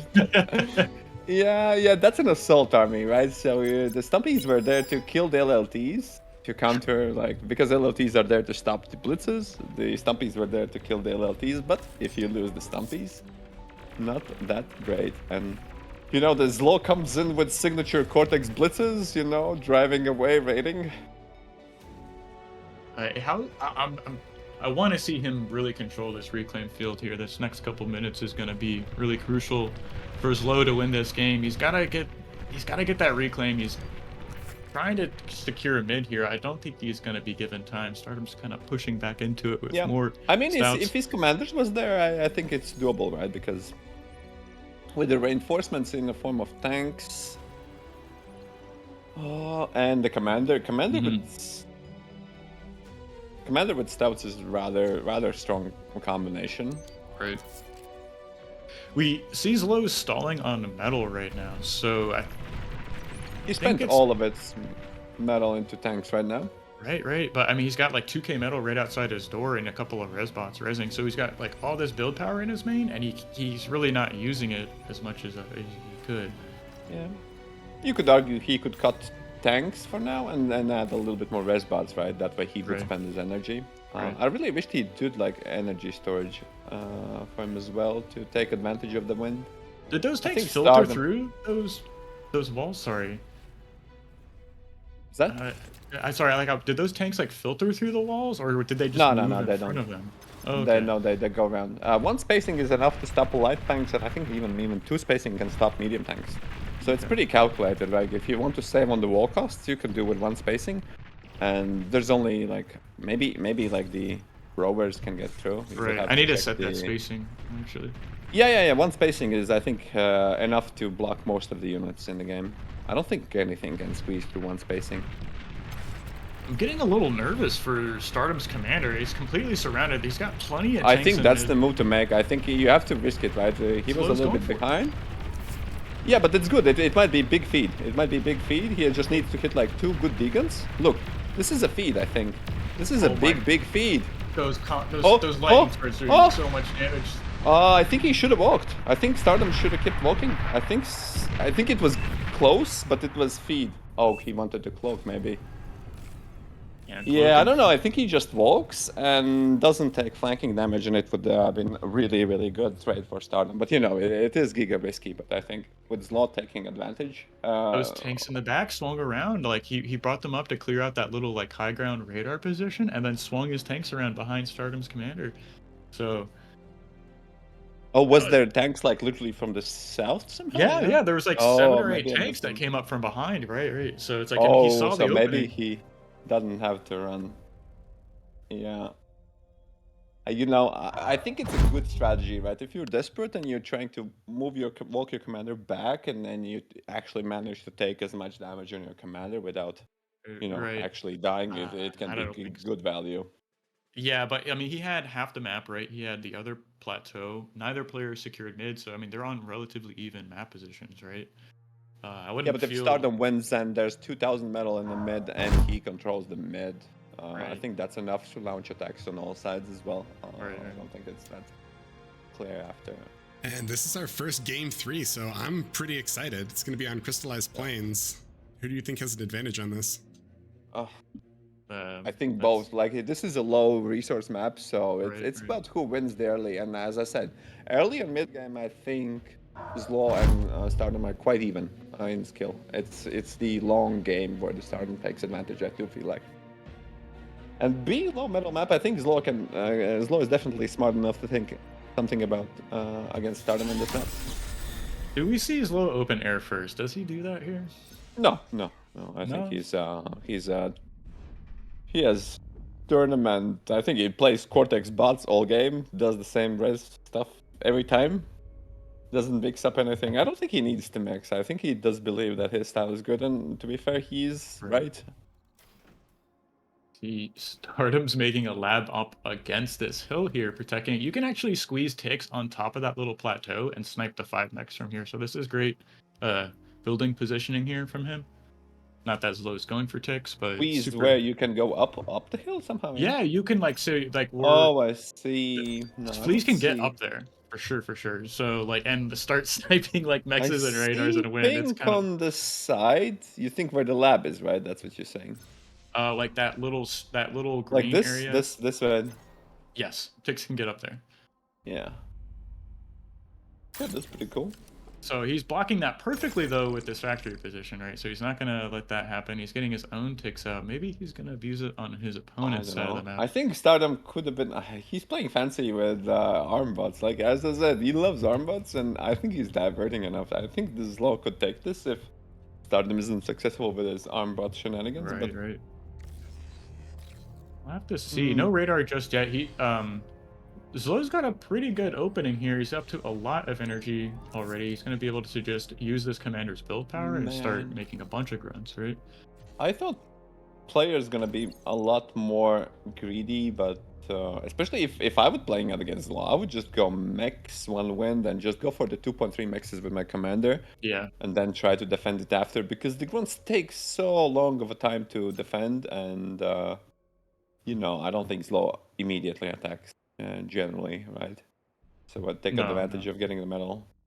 No, but I mean, he knows how to. ZLO knows how to play greedy himself, though, right? So if he sees he's in this matchup like core versus arm bots, right? It's like you just have to play maybe a little safer against the ticks, but your expansions should get up, you know, a lot easier than say like you're playing against Yeah. blitzes or Maybe it's incisors. just me who loves Giga Greed, but Stardom does take those mixes rather early without even the con and just goes with the commander again. We've seen this third time already, and might be something to keep watching how players do that. I've never seen Teddy do this. Teddy likes to make a lot of army before, like Teddy likes to feel safe before and spread at multiple places at once and balance his Right. army.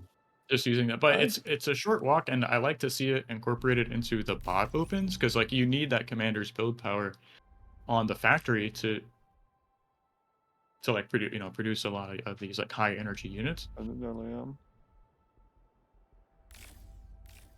Yeah. Stardom opening with okay, LLT max LLT on a side. That's good. I think this map is a really cornered. I've learned it early. I think with this game with Randy, you just want a lot of LLTs because if those clusters on the sides, especially, get killed, it takes so long time to rebuild them. Right. Since your base is in the middle, you have to walk all that way.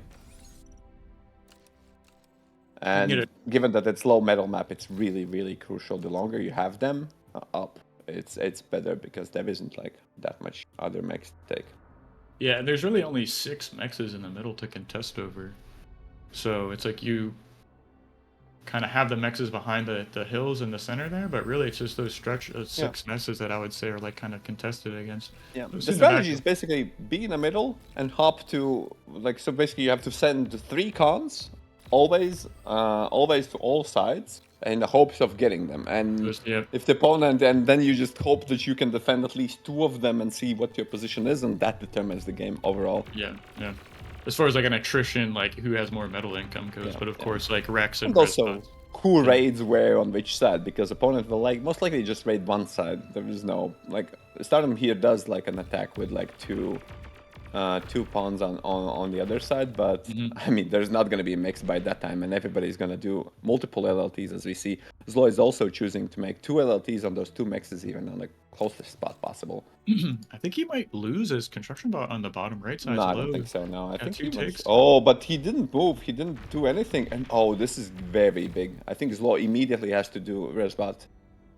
Immediately. The tick gets away even? Oh, he's not going to chase it down here. He's trying to step in front of this is big for Stardom. This is incredibly big. Losing that construction bot on the side while Stardom gets his up.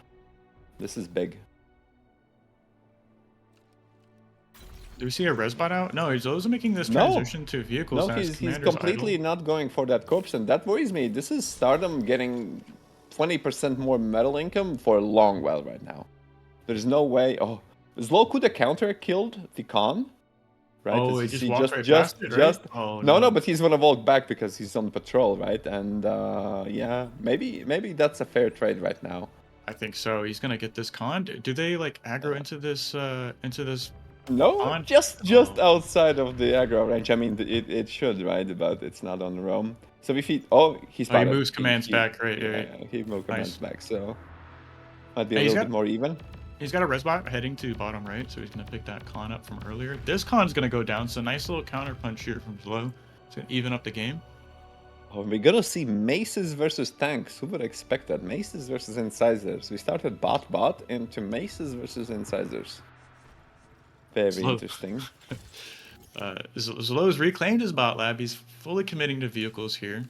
He has a single res bot out, so I hope he kind of babysits that for a while and doesn't lose it, because that's gonna be hard to get another one of those out onto the map. Okay, I think ZLO's can be back, so he's now is gonna finally gets the res bot there, and the bot is gonna start. Yeah. Building the mexes and the 4 LLTs. 4 LLTs is what you want to see there. You don't want to get raided, and it's Stardom's time to attack right now. Yeah, there's 4 incisors on the left side here, so this pressure is going to work out. Those 2 grunts are hiding out in top right, just waiting for their moment to strike. That's good.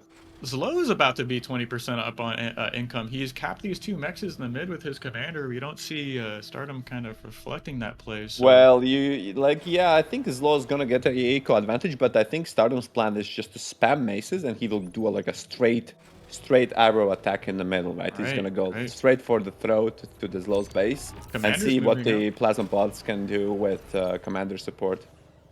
Is he like beelining to that main base? No, he's just moving out to center. It would be nice if maybe Stardom just before the attack would split his pawns maybe to both sides and try to pull to both sides. Basically, try to distract the army and then open the sector with for his plasma bots with commander to move in. Because right now ZLO has already figured out that middle is very dangerous, and he might be able to even rotate his commander to the middle position. I like ZLO's unit composition. He's on medium tanks. Stardom's making maces right now, which are very slow. They're really micro. Yeah. They're with the commander, which makes them like you got that repair micro that can go down. So he's going to be able to sustain this army for a while. Yeah, it's not great. To be fair, but he's getting 2 mexes in the middle, which are very vulnerable to the flanks. But he's getting the 2 middle mexes as well. So, walking the mace is not that great. 1 mace gets immediately popped. Pawns are getting in. Pawns are great defense force. Yeah, there's like 17 pawns right here. Whew. And Stardom's going for the D-guns, so it's actually really, really kind of aggressive play, right? Wind's dropping right now, so like. Oh, the there's no D-guns. Yeah, both players have no available. Yeah, I watch for that stuff all the time. I love attacking when there's no power. But this is so tense right now. ZLO's kind of playing with fire, dancing these tanks in front of the commander. It's fine, his commander is there, right? So if his commander was out of the position, you could argue that there was a little bit of a danger. See a pounder in mid here to hold off those pawns. Trying to rotate around. This is very tense. I love this so far. Stardom with this pressure is able to secure his mexes rather freely. ZLO has the army on the sides to counterattack, but he's just paralyzed, to be fair, and will lose to just give up his expansion. Decides to send at least 2 counterattacks on both sides. So those counterattacks be good. Yeah, but I think he should have done them earlier, right? But being under pressure makes you stall those decisions. This single pounder in mid holding down this choke point. I'd like to see him make another one to move towards right with his commander. So to be fair, those counterattacks, Stardom has prepared. He has like 12 blitzes just ready to, as like a mobile defense force. Sadly, he won't get one side, but it sends his pawns as well. I don't know about pulling all those pawns from the front means that he's only been relying on the maces, and it doesn't look like the maces trade that well versus the Stumpies at all. Stardom's commander surrounded. Look, there's units all around him, but ZLO just has to walk his comm forward. Oh, you mean just go for the trade? Yeah, I don't think he's risking. Yeah, easy to tell when you're like watching from the spectators. ZLO's feeling pressure, I think, for now, and he's trying to counterattack. He's trying to play around the sides. He's thinking to bait it in deep, but yeah, I wish the Stardom would get like the 1000 metal there rather quickly. We'll try to go for the resurrection style. Yeah, he's gonna try and res right now, but I mean, there's only like 8 maces left over. He's heading into. Yeah, but all the pawns are coming to support, right? That's a lot of units here. So much red. Stardom's pushing has been paying off big time.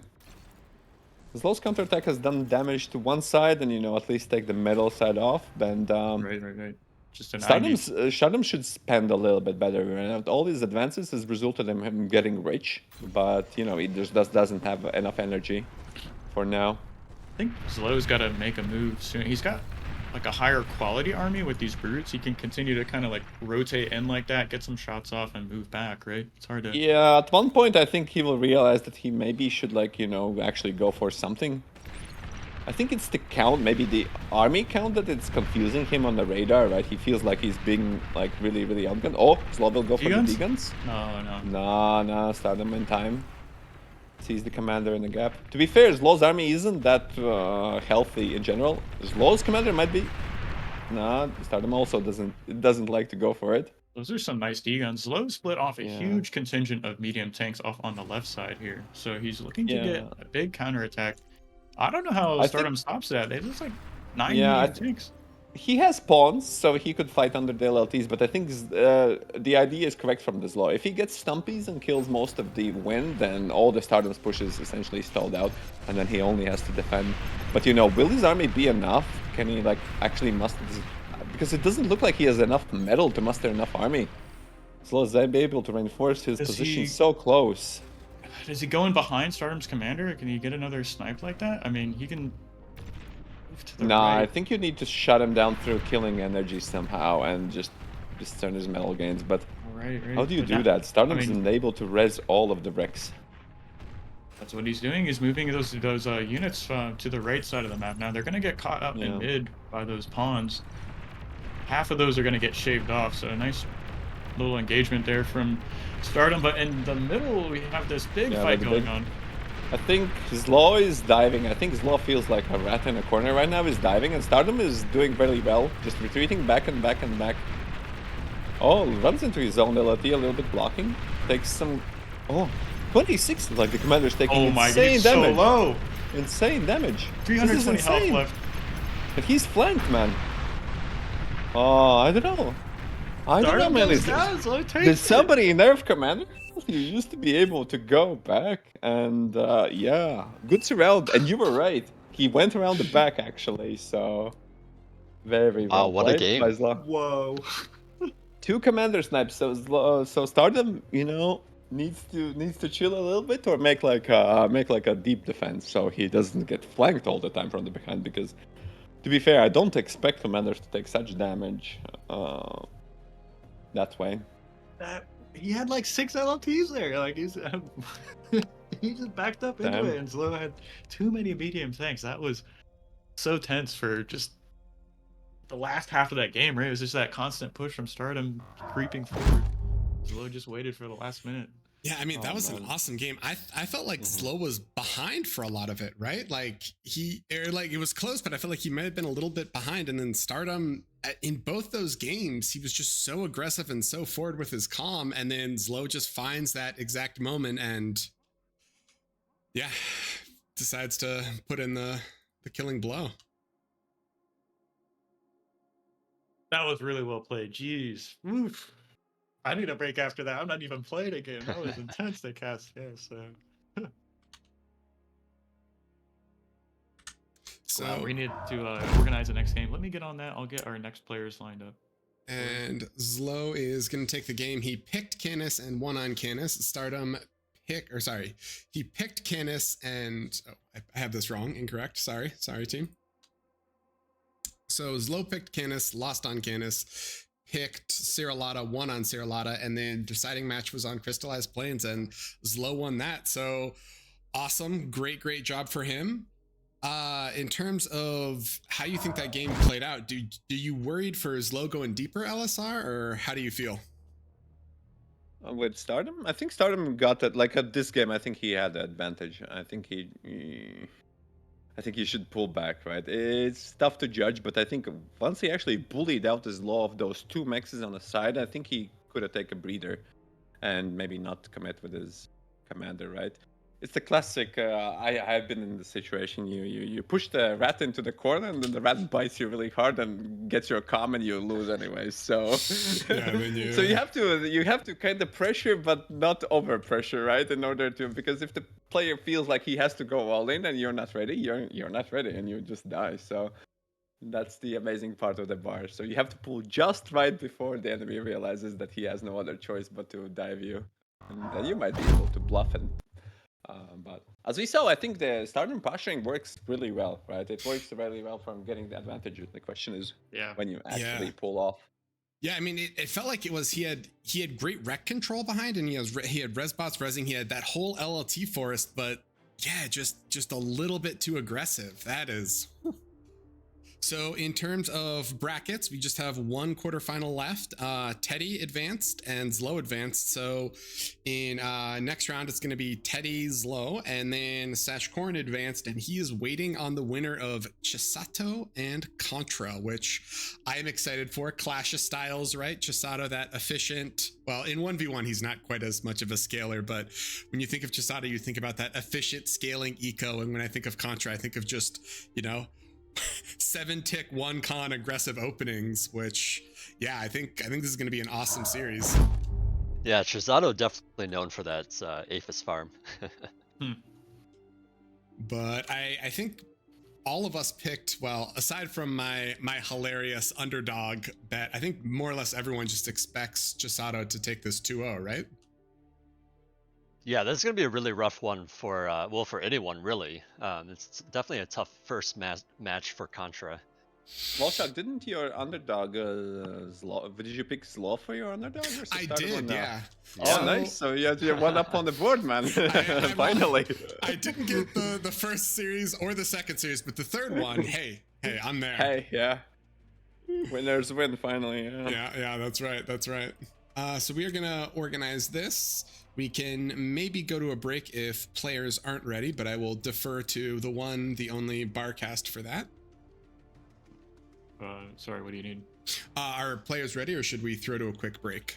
I'm trying to get them into a lobby. I know they're both around right now. Let me check to see if they've got a lobby up, but they should be making one here shortly.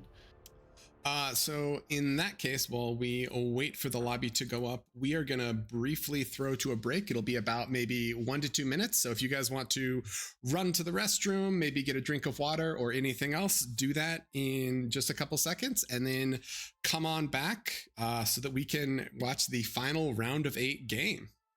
Yeah, don't go too long because this should be a pretty good match as well. Yeah, I am stoked for this one.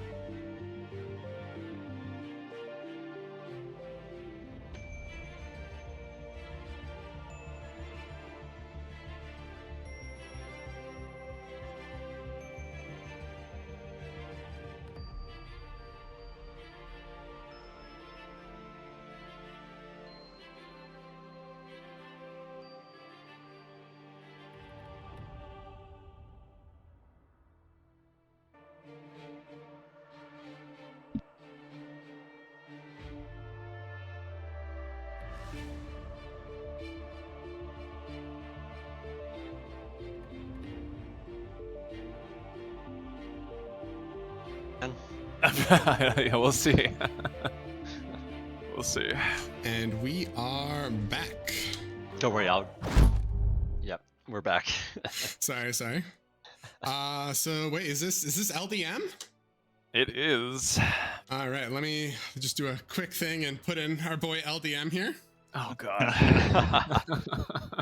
If you guys are unfamiliar with LDM, if you've never seen him in person, here is the one, the only, known for his incredible intelligence that can't quite fit inside his head. Nobody's got a forehead like mine, that's for sure. But yeah, so Only the one forehead today, though. Yeah, that's true. That's true. You look pretty youthful in that photo, so you must be aging quite well, LDM. Yeah, for sure. You No look wrinkles, much right? younger in that. Uh, It's gonna pay off in 20 years. You'll be the one laughing. So. oh, for sure. The forehead will be even bigger by then. So, like, this That's is right. Contra versus Chisato, right? Like, this Yeah. next one? Yeah, this is gonna Nice. be crazy. This is gonna be awesome. Yeah, I mean, Contra has come a long way in the last few months. Just like a lot of good practice. You know, of course, known for his rather aggressive style. Let's see how it pairs up with Chisato here. I'm hyped for it. I mean, it Yeah. is like Chisato's. Yeah, he's a little more like plays more defensive into like more macro style, and yeah, Contra is really aggressive, and it is always fun to watch Contra play. Yeah. Should be a fun matchup.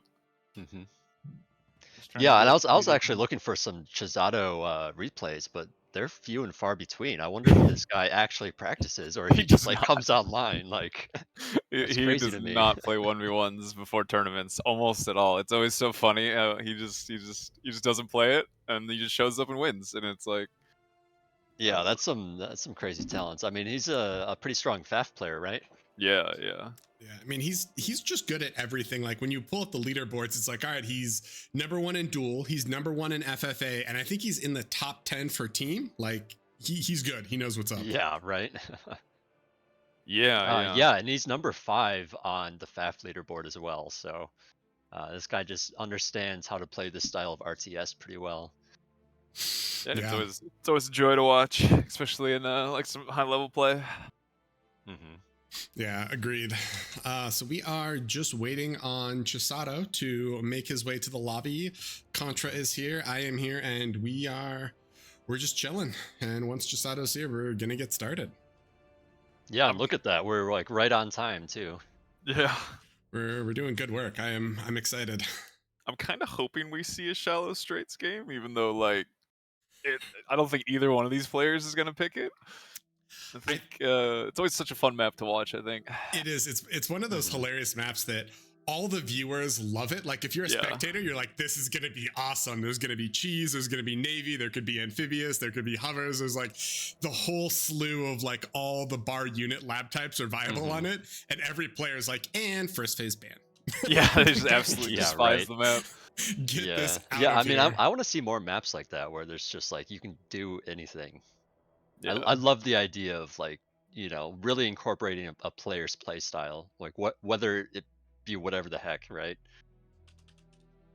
You Yeah. definitely see that on shallow straight, right? Like you see Yeah. like crazy arrow opens in two. Like now, it's just We should make it illegal to ban it. yeah, for sure. Hmm. All the players love it when you do that, right? I'll Like have just a add- forced map.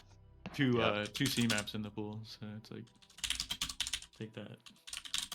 Yeah, bring back Paradise Lost. Yeah, it'd be Paradise and Shallow Straits, or Well, Paradise was in season 2 or season 1. it was season 1 and 2. And Yeah. why did people decide Nobody that played it it, wasn't? right? Like Yeah, at all. very few. Yeah, we didn't see like hardly any games. We saw a Mhm. couple good ones like Andy ZLO on that map. So there's like some like there's a few good ones that were played, but no, like everyone was banning it essentially. Like the same thing we see here with Shallow. Oh, so you guys are ready? I'm gonna bow out and watch this from the comfort of my couch. Nice. Should be Good good luck, one. Aston. Thank you. Of course. Yeah. We are pumped. So yeah, we've got both players in the lobby, and we are on the ban and pick phase. Let's see where the road takes us. I have a feeling we're gonna see Canis. You know what? I think that's a pretty That's a pretty pretty common safe pick. bet. Yeah. I've been kind of surprised how much there's been like Feast of Hades and Heartbreak bans like this so far. Like nobody's wanted to play it at all. Yeah, well, yeah. So far, and you're right. In round of 8, it's been a lot fewer heartbreaks and a lot fewer. Have we seen a single game on Hades today? I don't think so. No, I don't think so. Really, like even Cirillata, right? We've seen like what, one game? Was it 2 maybe? It was not a lot. I don't know. Yeah, you're right. Yeah, there really haven't been that many. It's kind of crazy. I have a feeling we won't see Fallon though. I think, right? I don't think. Or maybe Contra likes Falindel. I don't think Chisato does, but Well, I've heard that Contra probably wants to ban Canis River. yeah, that seems a safe bet against Chisato for sure, right? Yeah, I think it's just too easy to like kind of pork up a little bit and let Chisato take it with just like a strong macro play. Oh man, the first ban. Well, ZLO straight, so our hopes are killed. yeah. Not really that surprising though, but it is a little disappointing. Yeah, I really like Volchok's idea of doing it more like a, you know, how like StarCraft does it with like, these are the maps, this is the pool, there are no bans. You It'd know, be so get interesting used to to those see, yeah. maps.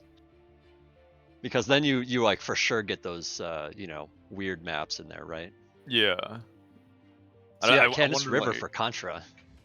yeah, there you go. Like, I mean, it's getting rid of Chisato is probably his strongest map.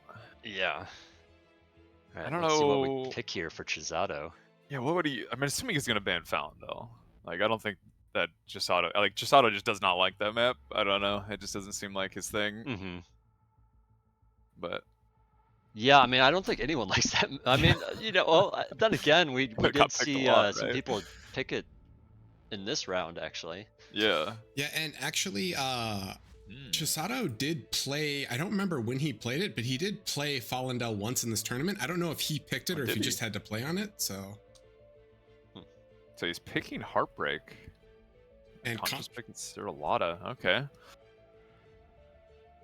Yeah, Cirillata is pretty strong for Contra. Yeah, I feel like that'll be a good map for them both, right? Like Mhm. Contra's, he's played it a lot, but you know, Yeah. it seems like a good macro map for Chisato. Yeah, and Heartbreak Hill, that's kind of an interesting pick too. I certainly like watching games on it. Just so much can happen there. There's so much spacing on everything. Yeah, especially like with the addition of like the little pool, so you can see like seaplanes and amphib and Yeah, other right. stuff like that. Mm-hmm. Yeah, there's a Falindel ban. Not so surprising. Yeah, if I had to guess what the final map will be, it'd probably be Yeah. Hades. I hope so. I really hope so. I hope we get to game 3 as well, right? Yeah, right. That'd That'd be be fun. amazing. Crystal Plains is the Mhm. Contra's ban. Yeah, that makes sense. Yeah. Not surprised. Like that's another map that just hasn't been played that much for almost the entire tournament. Yeah, I've heard that, you know, players don't like the fact that there's like fewer mexes and it's smaller Yeah. and you know, it's just like a kind of a different map to play in a way. Yeah, the expansion paths are kind of weird on it too, right? Like Right. LSR was talking about. They're just a little different from most maps and how it plays. Mhm. Mhm. All right, what are we gonna pick? Yeah, so there's Hades, Theta, and Is This Correct left. We haven't seen like Theta almost at all, right? Like most of the tournament, I feel like there has not been that much Theta. Mm-hmm. Kind of Yeah, it's a little bit surprising. Did more I of a ruin like macro Theta? map, right?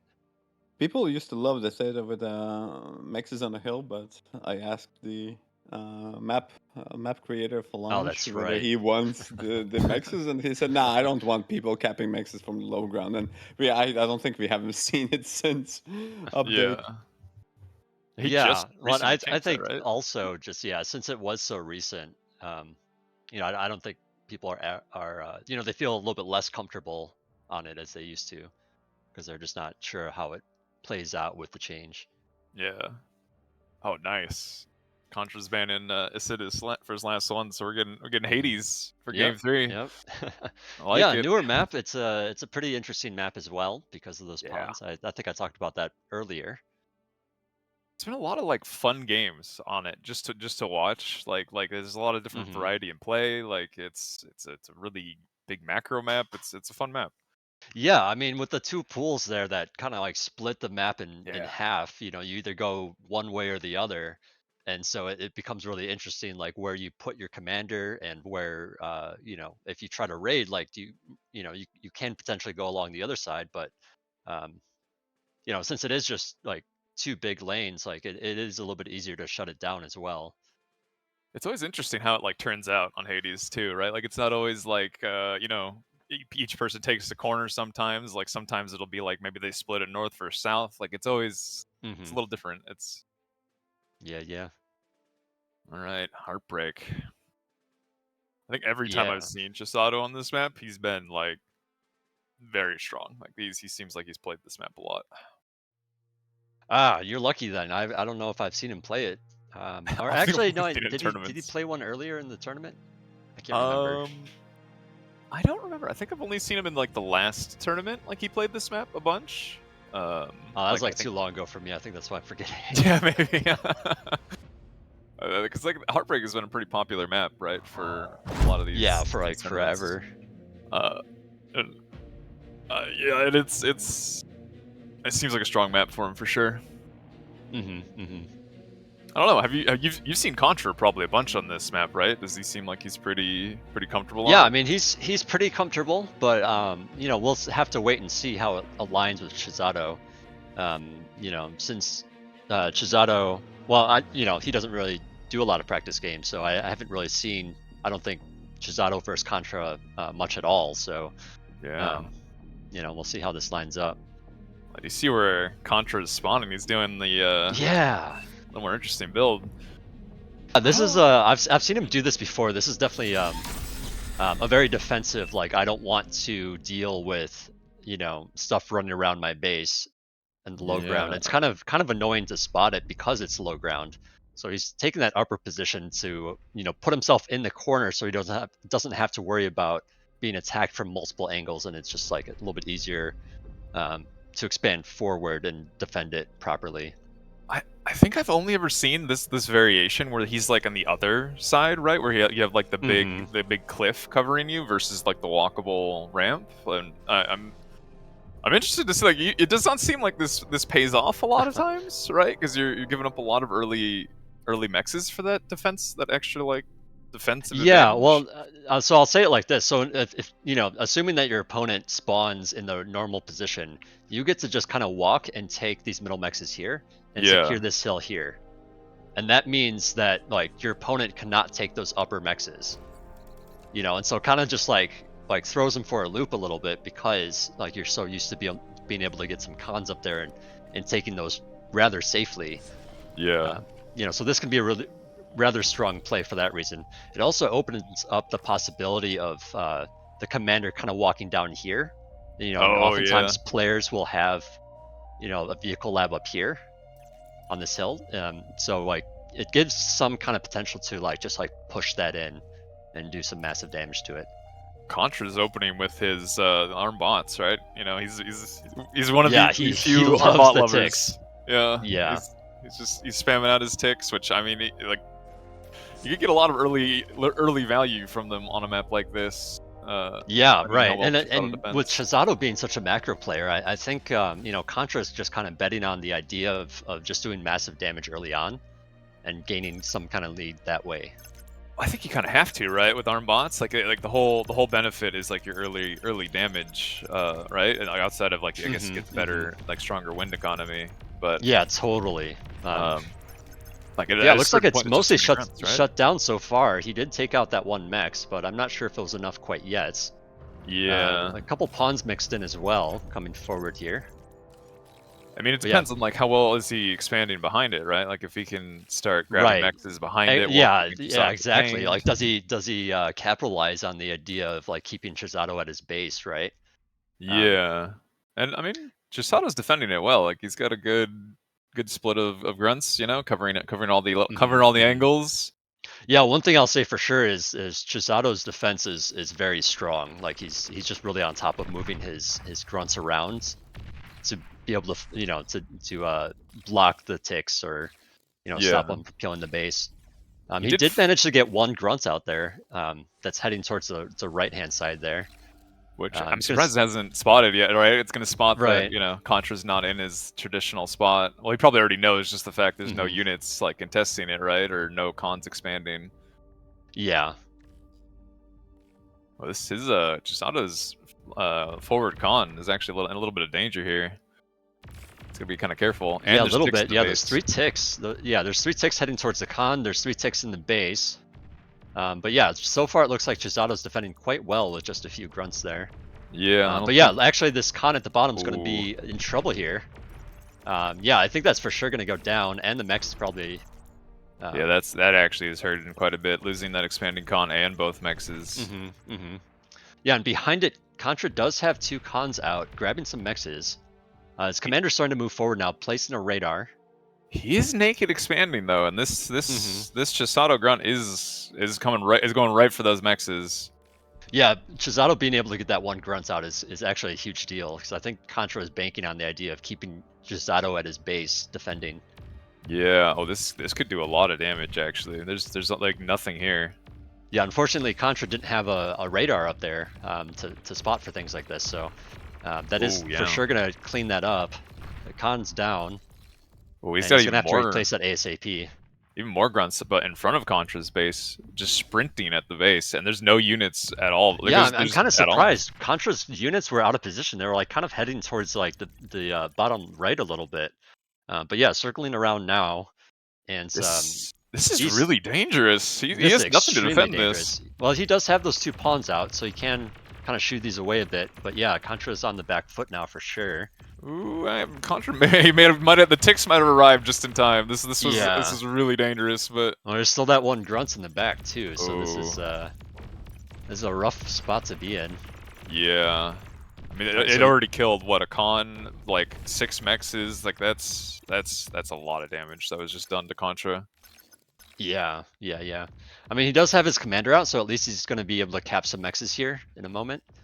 But yeah, he's not in a great position at this point. Yeah, Chisato is basically completely surrounded his lab at this point with different like is that a res tick? Okay, he has a two res ticks, which you don't see that very often, but and there's just so many units just around his lab. I don't know. Yeah, what a strong showing from Chisato here. Just like, completely shutting down Contra's like tick rush. And now just Contra he GG's and yeah, I mean that's such a strong showing from Chisato. The perfect like deflection, and then just like, okay, well, I just deflected so well, so now I can put grunts on the field, and now you're in trouble. It just seemed like he just didn't have he did not have very many units out at all. I mean, he went from being very aggressive, keeping Chisato contained, and then he just he just stalled on unit production. I don't know. It was odd. Yeah, I mean, I think he kind of relied on the idea of just having the ticks alive to like keep Chisato occupied, but then they just kind of ended up dying. So now like he's kind of left in this spot where he's trying to naked expand, and he's not really producing units very quickly. Yeah. I wonder too how much the nerves like plays into this, because I mean, for sure, you're playing against Chisato, like I'd be nervous as heck. Yeah. Like you're playing against a multi-time tourney winner, right? Like it is, it's understandable. Yeah. It was, it was. I mean, it was just a pretty clean game from Chisato. Yeah. So that was game 1. Chisato takes it on Heartbreak Hill. So now we're moving into Contra's pick on Suralata. Yeah, hopefully Contra can, this is Contra's home in a way. We'll see if, he's able to pull it back.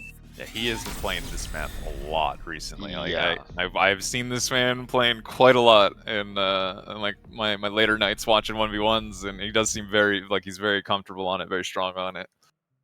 Yeah, he's been practicing this a heck of a lot. I'm really hoping he wins just so we get a game 3. I'm really hoping. Yeah, me too. With Chisato's arm this time. Wonder if he's gonna open bonds, or if we're gonna maybe get like a vehicle open from him. Chisato normally plays core, right? Like pretty much all the time.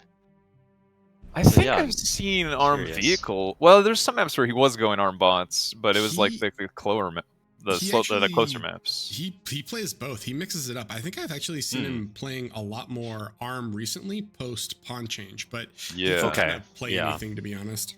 So he's going that makes sense. And yeah, with his level of skill, I'm sure he can play everything pretty well. So we got arm bot versus arm bot. All right, we're gonna get some tick wars. I like that. Some tick wars. Yeah. It's always fun to watch. Be a good one. I mean, I think this is a good map for arm. Just looking at that wind speed, right? It's a really strong 25 wind is really hard, to go Cortex and just feel a little sad knowing your wind is just slightly worse. Yeah. A little more painful. Yeah. Well, and I'm curious to see Well, I mean, I guess first of all, if the game goes long enough, I'm curious to see what kinds of transitions we see. Yeah. Because this map is kind of interesting in that, you know, there's those island mexes that you can take. You know, so air can be pretty strong here, especially with bombers. Like bombers, you know, lots of people go winds, of course, on this map, and you know, with that hill that you start on, you know, a lot of the time your wind turbines tend to be like kind of clumped together because it's kind of contained on the hill, and so like even a blind bombing can do wonders here. I've also seen a lot of Banshee play on this map too, right? Because you already have a lot of people Yeah. going. I think it's probably mainly from like Alta 4 and Contra, but like I've seen like both of them, like they seem to really like going for like calm snipes and you know, Yeah. just harassment with the Banshees. Like it's actually kind of interesting. Mm-hmm. Yeah, Oh. the com snipe with Banshee has become a lot more popular recently. Yeah, I mean, I I like think- seeing it. You know, maybe Mhm. arm air is good. You know, who knows? It has its uses. Yeah, I think people are finally turned on to the idea of like actually don't, you know, you can just like build like say a you know like 8 to 10 Banshees and go comp snipe, Yeah. you know, and they have enough health that if it's done correctly, like you can actually just take Ooh. down some nettles that are defending as well. So It's far, pretty Contra strong. has lost all of his aggressive ticks for no value. This is not the damage that he's looking for. Yeah, yeah, Chisato's defense really good once again. Yeah. I mean, Contra does have like he does have his con turret up in base for his Chisatos. You know, he's relying a little more on cons, but Is he okay? Yeah, there's a tick inside of Contra's base, but yeah, it gets cleaned up before the mech goes down. So far, Chisato is actually very ahead. Like he has expanded much quicker than Contra. Like just in pure income values. Yeah, I mean, he's this is just like he gets away with so few units defending. It's like kind of crazy. he's just trading well. I mean, he's Yeah. just playing defensive and trading well, and it's kind of hard for Contra to get value here into like this. Well, and it's funny that it happens that way because Contra's usually the one that is able to trade really well. He's, you know, got such a Yeah. micro skill that he can just like find the angle to turn the ticks around, you know, grab a grunt here and there. You know, in a way, like he can make his ticks last so much longer. But yeah, Chisato's so strong that he's just like he makes it look easy, right? Oh, he's gonna get the con turret? Contra might snipe just Chisato's con turret? Oh my god, the repair though. Oh, Okay, that tick leveled up too much. That's a 3-star tick, and it's still alive. So Okay, yeah, this is getting doing painful. damage here. Yeah, all of a sudden, this is like one tick doing kind of a lot of damage. Yeah, the comm is already in Ooh. middle, so like he can't you know, just kind of quickly get over there. Yeah, Chisato desperately trying to get a nano up. Okay, the tick finally goes down. That tick definitely paid for itself. That it killed 3 mexes and a con turret. That tick definitely did value.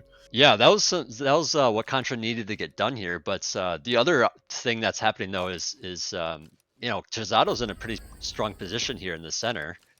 Yeah. That makes it a lot harder for Contra to keep doing raids.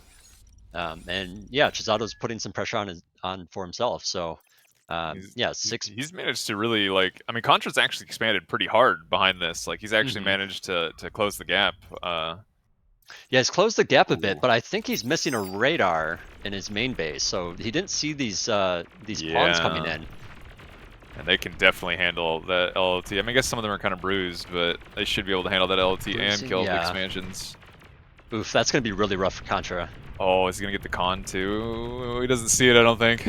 Yeah, unfortunately, Contra's producing a con turret right now, so he's not really cranking too many units out. But it looks like he has enough to clean that up. Still, that is quite painful losing that expansion. Meanwhile, there are some pawns running around in Chisato's base, so maybe Contra can return the favor.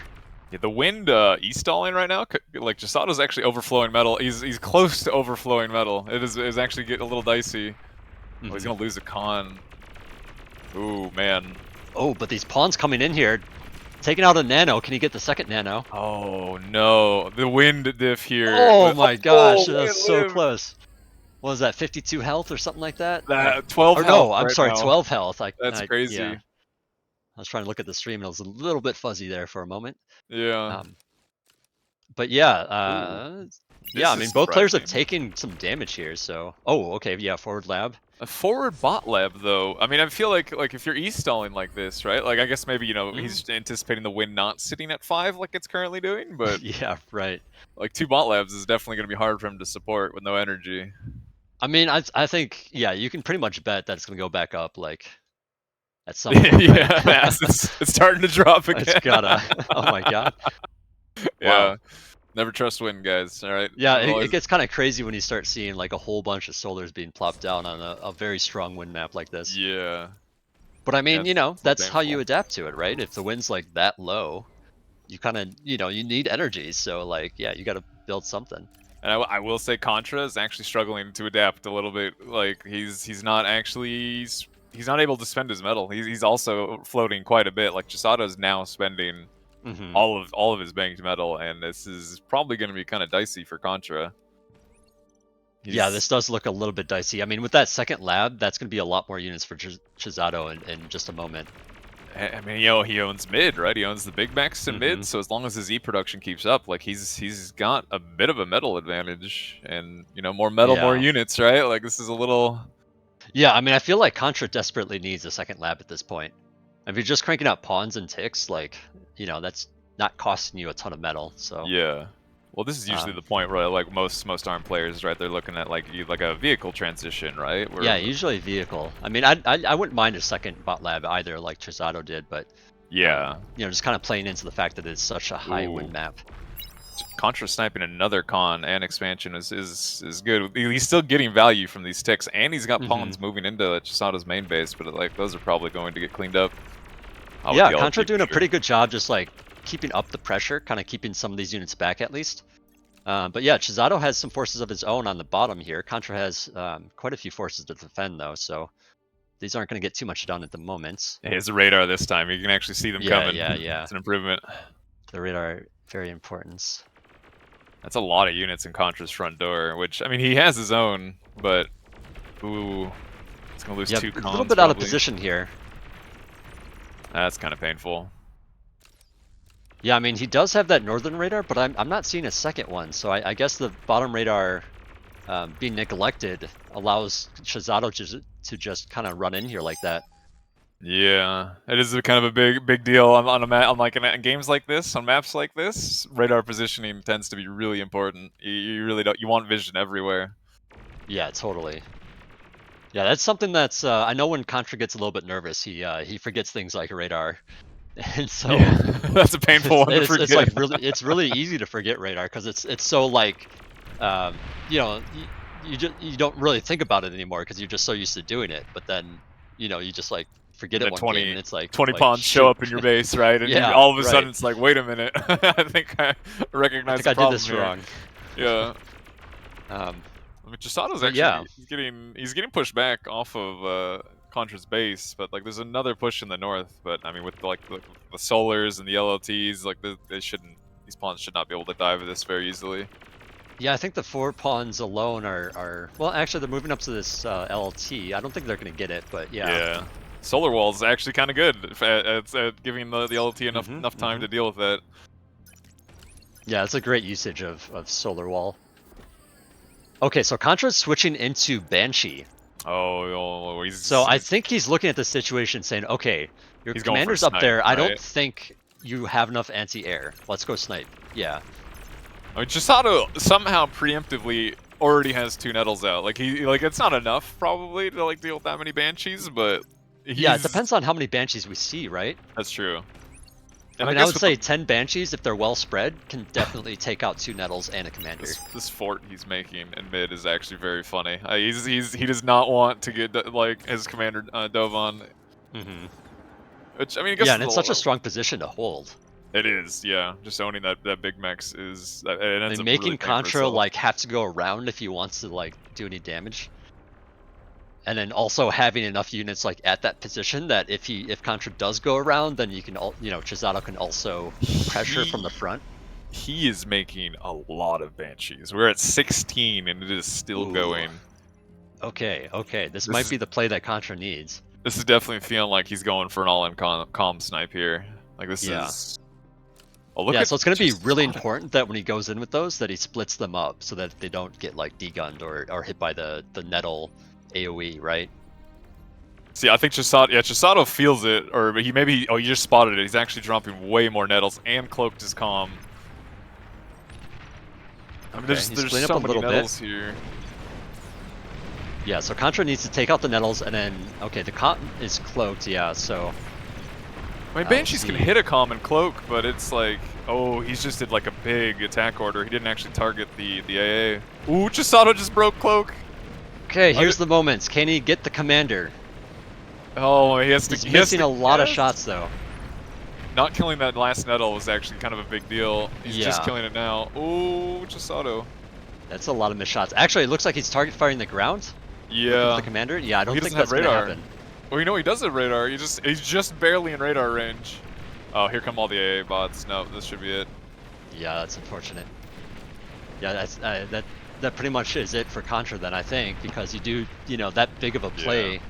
That's a lot of money spent on air units there, and Chisato's just moving forward with some pawns, and actually Contra's cleaning it up pretty well. Yeah, he kind of is feeding this into like refeeding an army into him. I mean, he killed like an expansion. I mean, he's killing an expansion in the south, but like that was a large amount of metal invested in Banshees that Chisato really like he smelled it out. He knew there was something funky going on, and he was ready. Yeah, yeah. I mean, the real story here though is how much ahead Chisato is in terms of economy, right? And he's got so many labs to actually use all that metal. Yeah, like he's now swapping to a vehicle lab in the mid. He's still got his bot lab pumping in the south, like or in the north, I mean, and Yeah, Contra now switching into vehicle. like Contra's so, got yeah. some aggression happening in the north. Like he's killed both LLTs here, so it's a little more open. Yeah, it's a little bit more open. He's going to be able to, you know, run Ooh. some units through there, you know, after that, now that it's open. But Chisato doing a pretty good job of just having enough units to defend that section of the map as well. So I don't think Yeah. Contra's going to be able to get too much done here. Just looking Meanwhile, at Chisato the, does have some units on the bottom, and Contra is, you know, he's prepared to stop it. But just look at the income difference here now. Like it is Yeah. kind of snowballing very hard out of control. Like the wind died, and Contra just does not have any energy. Like he has. yeah, and this he has is nothing. really the power of that frontal base. You know, he's able to just like put units or put pressure on Contra rather quickly. It's such a short distance from that middle area to Contra's base. Oh man, it's funny. Like Chisato is really chilling with the wind died there, but he has so many E stores that he's like it doesn't really hurt him as much. Like he can kind of survive through the wind dying, whereas Contra has just been hard E stalling. He has no energy, cannot spend his metal. Yeah, Contra only on the one E store. Yeah, it's stalling pretty hard. He needs to like rapidly build his wind right now. Yeah, and really the wind needs to go up for him. I mean, he's getting some good return damage in the south, but Yeah, I was just gonna say, like, Contra's actually getting some really good value with his units at least, so he's keeping it alive for now. I wouldn't mind seeing some res bots. Actually, there are some res bots coming out, so lots of wrecks in his base, so hopefully he can capitalize on that if he wants to continue fighting. it's gonna be hard, right? With VZ stalling like this, it's gonna be really hard to res any of this. He really needs the wind to go up. He like very badly needs the wind to cooperate to really turn that into a big army. Yeah, okay. Yeah, I really want to see Contra like try to, you know, station more units on the wrecks themselves to like claim them, right? And like start really going ham on reclaiming or there's so resurrecting, much I should metal just on the ground right now. Like we're talking several thousand metal in units on the ground, and there's not really a whole lot of resin going on from either side. Like Chisato's kind of reclaiming in the south, but he's losing all the resers. Like neither one of them is really working on reclaim control. I guess Chisato yeah, I mean, has Contra doing what he now. can. I mean, he hasn't made like a big like res ball. He's just been like kind of slowly mixing them in with his pawns. Yeah. Oh, which he's got is some great, going but now. like I think when you look at that size of a wreck field, you just want to like crank some out, right? Yeah, because this is really dangerous to leave this on the ground right here. Like I'm specifically looking at the one that like in between his base and Chisato's mid base is like. Yeah, that one especially because both players can like get there pretty easily. Yeah. Oh man, yeah. Chisato's just eating it with cons and just turning it into more units, and it's that is getting kind of large army value there. No, he's cleared off all of Chisato's expansions in the south. Like that's at least pretty good. Like Chisato has another one going into Contra's base, but yeah, I think the mech's income is pretty close, but I think Chisato right now just getting a lot of reclaim value. I don't actually. Is it pretty close? I think it's closer than it was. Yeah, maybe I'm wrong. It's kind of hard to tell with all the reclaim going on. I think Chisato's at like around 60 metal income with no reclaim, right? Oh, maybe not. I don't know. He seems like he has pretty decent metal income advantage just based off of the metal produced being, wow, almost double. Like that is pretty substantial. I mean, I guess much of that is probably also like the heavy reclaim he's been doing, but. Right. I mean, that's what I'm thinking. I guess I don't really know though. It's so hard to tell with the bars. There's so many. Anyways, notes. Yeah, it looks like Chisato's switching to stouts, and that's going to be a pretty strong like pressure play from the center here. Yeah. It's going to be hard for Contra to actually compete with this unless he switches into stouts himself. Yeah, Blitz is not gonna do so hot into this amount of mediums. It's like it's a lot of mediums. Like I don't even know. Like, do Centurions trade well into this? Like does anything? Like he just needs more mediums, right? Like. Yeah. I mean, Centurions do okay, but like not ideal. I think in a they're like too slow like because the medium tanks can just kind of like run around them. Yeah. In a situation like this, right, you kind of need more than okay. Like you really need some. Right, he's just like kind of low on units too. So I think Chisato probably gonna clean up some of the base here. Yeah, he's completely like enveloping Contra's economy right now. This is probably gonna be GG soon, I think. Yeah. Yeah. Yeah, there it is. Okay. There it is. No Feast of Hades for us. Yeah, unfortunately. Maybe next time. Yeah, I don't know. Chisato just doesn't seem like he needs practice. He just seems he's very clean. He just never rusts, I guess. I guess. Or he just plays 8v8 to unrust, and somehow that works for him. I don't know. Yeah. Yeah, I mean, I'm the kind of person that needs to practice a lot, and if I like even miss a couple days, then my skill my play I can just tell is like way worse than it usually is. I think most people are like that. You know what? Which is why it's a little surprising that he just doesn't play 1v1s at all and just somehow shows up and wins. It's always just kind of surprising. Yeah. Yeah, I mean, pretty good series. I mean, I was hoping the Contra would be able to make a little bit more of a dent there, but yeah. I mean, he tried the Banshee thing, but the cloak was a little bit too strong. How crazy would it have been if he had gone for bombers there instead of going for the snipe? Like would killing Chisato's economy, since everybody's spamming wins on a map like that? Like I mean, I think you have to do it a little bit differently, right? Because like you do a Banshee snipe, it's kind of all in. Yeah. And so it's kind of like you just mass up a lot of Banshees and go for it. For a bombing run, it's like, well, even if you do massive damage, it's probably not going to like straight up end the game. So like you need to have more of a follow up, and kind of like switch into doing more heavy ground afterwards, because you can assume there's probably going to be a counterattack afterwards, right? Yeah, and I guess at that point, like Contra already knew he was behind, like he was in a rough spot, so he was kind of going for Hail Mary, even if it was. Yeah, and I'm actually surprised that Contra held on for so long afterwards. Yeah, I mean he killed like all the BP in like Chisato's mid area, right? Like all he had was his comm. He lost all his con turrets, so it's like that probably slowed him down a bit. Like he had to rebuild all that before he could really start going.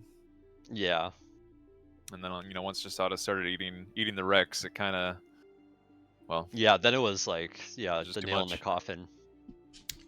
So Chisato takes both of those. He takes game 1 on Heartbreak, game 2 on Siralata, which means that we are done with the round of 8, and we are going to need to coordinate with the players really quick to get everyone in a lobby. But in terms of what our next series are going to look like, what do we got? What do we have? We have Chisato versus Sashkorin for the upper semifinal, and for the lower we have Teddy versus ZLO. Also very nice. All right. So yeah, thoughts on this one? I mean, I think the Teddy versus ZLO is going to be like, I don't know. It feels that like should a be match a good one. a lot, right? Yeah, it That should be a should be good good. match for sure. I would think Teddy takes it, but I mean, we'll have to see. I mean, ZLO kind of surprised me taking out Stardom, so maybe he can surprise me again. Yeah, I mean, that said, the whole thing was Stardom just kind of got his calm sniped 2 times in a row. I don't know. It was like he seemed like he was in a dominant position both games, and then just yeah, I don't know, like ZLO just had a really good surround into a calm snipe. So I don't know. It could go either way. I think. Yeah. Like I have to lean towards Teddy. All right, I'll admit I'm biased. I have to, but You always bet on Teddy. you have to bet on Teddy. Come you on. have to bet on Teddy.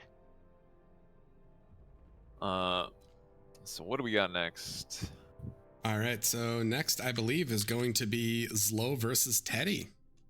Nice. Okay. Getting the hype one out of the way. Yeah, hype one. So we are going to throw to a quick break. We'll be back in just 2 minutes or so. So if you guys, while we arrange the lobby and get everything set up, so if you guys need to hit the restroom, get some water, etc., do that now because you will not want to miss this quarterfinal. This is going to be hype.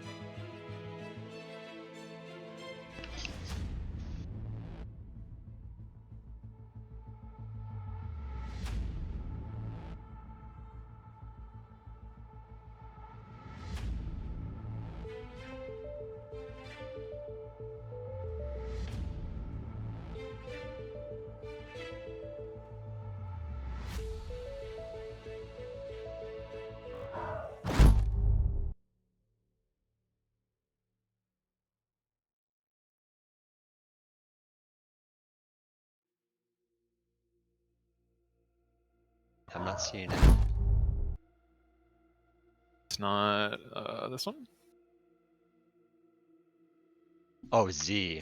Okay. All right, we are back, everyone. So It is Teddy versus ZLO, and I am joined by the one, the only Lost Dead Man. If you guys have never seen Lost Dead Man in the flesh, here he is. In the forehead, you mean? In the Forehead. Yes. Yes, 100%. In the forehead, boys. In the forehead. Players are in the lobby, which means that we are going to be able to get bans and picks going. Well, they're starting it off quickly, right? Like, I see oh, this from Teddy. Let's Oh go. my God, I am. I see this from Teddy, and Theta from ZLO is the bands. Okay. Yeah. And Teddy picked Feast of Hades, which, hell yeah, let's go. You're very excited, LDM. I can Very, tell very already. excited. I've been wanting to watch Some this new map. maps. Whee! Oh, man. What do you think ZLO's gonna pick, though? Uh, Not sure exactly what kind of maps he tends to like, right? Like you said, he's more of a grunt enjoyer, but that's good for Grunt. I mean, I guess Heartbreak Doesn't maybe feel is like probably. Canis is good. I think Canis, he's seeing the 54 OS Teddy and he's like, what do I even pick, man? It's, Yeah. I don't know. Do you pick Yeah. Canis versus Teddy though? Like I feel like that's a really strong map for Teddy. Like he's always looked dominant on that map. Fallendale, so he Pick prefers Fallon, smaller though. maps. All right, I like that. Oh, interesting. I think that's a good pick for ZLO versus Teddy. I think. No, even though Teddy is a macro player, I think you can cheese better on bigger maps. You just like need to make Think? it expand and then pressure. Yeah, I mean, I had more success, I think, versus Teddy in bigger maps. But then again, I've just outgreed him. So You just outgrief him. Yeah, there you go. well, because Teddy has to like play safe macro, right? And I don't have to play safe. Yeah. Yeah, that's the power of having those scouts out. Well, now the real question is, do you think we're going to see a shallow straight? So Doubt it. so far, neither one's banned it. There's hope. Teddy is not practiced on Serial apparently. He's been banning this consistently from the start, but then again, you know, this tournament is really graceful in terms of being able to stick the maps you like. Actually, I'm surprised that Teddy has picked the Feast of Hades. It's a new map, right? You would think if he doesn't actually practice on the side that, you know, he might be a little bit not comfortable when would pick some maps that he feels is good for him. But Banning Heartbreak too. Like ZLO banned Crystallized Plains, and then Teddy now banned Heartbreak, and that's I'm yeah, kinda I don't think surprised. Heartbreak is a good map for Teddy. I haven't seen him play, and you know, as you mentioned before, I wanted to do a thing when you already explained it that C-plans and Sally's, for example, are a thing. He just don't. He wants like a straight up macro map, which is big, doesn't have as much clusters. Here he's able to just do his little spider web. Well, he had an interesting build like during the qualifiers on Heartbreak versus Contra. That was it was not what I would expect to see from Teddy, and I mean I guess he's decided he doesn't want to do it again. Ban Canis for fun from ZLO. Yeah, Teddy says low, so he's apparently really didn't want to. I think he would expect opponent to pick it somehow, or just leave it as the final map. So Wait, maybe caught him off guard if he says low. Does that mean Shallow Straight is Yeah, game 3? It does. It Oh, actually means that. man. So Oh, man, yeah, oh, man. wow. Oh, I am so ready. Give it- Zolo says and picks the cheesiest map potentially in the full. With the C. It's definitely a coin flipping map, I think, for shallow straits. I mean, I definitely Even though- love that the game 3 decider match is on the coin flip map, though. That is kind of funny. We see who has the better cheese to pull out of their hat. Oh man! I think your excitement about Feast of Hades is really contagious. I also get a feel like, oh, this is good. We don't see, get like, to a see big it, match. right? Yeah, and I think both players will just, I think the classic, from what I saw, is the most players just put their army somewhere in the choke and then do nothing, and they actually go T3. So Yeah. I don't know there's if been a lot we're of gonna crazy see stuff. that, but I think with ZLO and Teddy, we actually will get. Isn't this the first? Oh, it wouldn't be the first time. Stardom did went T2 on the Canis On right? Canis, So- yeah, he went Yeah, T2 arm. We Canis. got to see Bulls But and maybe Jags. we'll see both players go actually T2. That would be pretty awesome for this tournament. Here we are. I've seen an alarming amount of dragons on this map in 1v1 recently. I don't. It seems Yeah. funny the things that are getting pulled out for this map. Yeah, looks like both players are starting core. I think a reasonable choice for the map. Maybe Meta hasn't been hashed out on where to get the advantages, but ZLO's starting point is already interesting to me. I heard, like, again, this is with the 1v1 noob brain, a lot of people were talking about this spot being particularly good for, I think, vehicles, right? Like, this is like the little more defensive vehicle spawn that ZLO is starting in. Like, it's a little easier to, like, you can just put an LLT on that ramp and just cover that whole direction, like, permanently. Yeah. Yeah. Oh, I'm with ZLO with this. I'm the guy that does push-ups to increase blood flow. I need all the advantage I can get. Probably because I sucked a lot, but you know, never hurts. Apparently, Teddy also is. Well, ZLO's got the advantage now. He's got his performance enhancer out of the way. His push-ups. There we go. Teddy opening with 2 sellers with win being 14 and the vehicles. He's going vehicles, Curious, yeah. Curious. Wonder what ZLO's gonna do if we're gonna just see the normal grunt play from him. I would assume, like, I mean, we do see ZLO a lot of times. He is just, you know, he really likes to make grunts, and he likes to take good trades and res armies. That's his MO. He likes to do it. Yeah. Yeah, if I would think of the ZLO, it's like kind of aggressive, try to push in and use resbots to his advantage. Teddy's more well-rounded and actually really interesting opener for Teddy. I would assume if Teddy plays vehicles, he would play ARM vehicles. He's really good with those. He's also a really big Whistler enjoyer, to be fair. Every time he That always has the opportunity. surprises me. I don't know. Teddy as a Whistler enjoyer just surprises me. Yeah.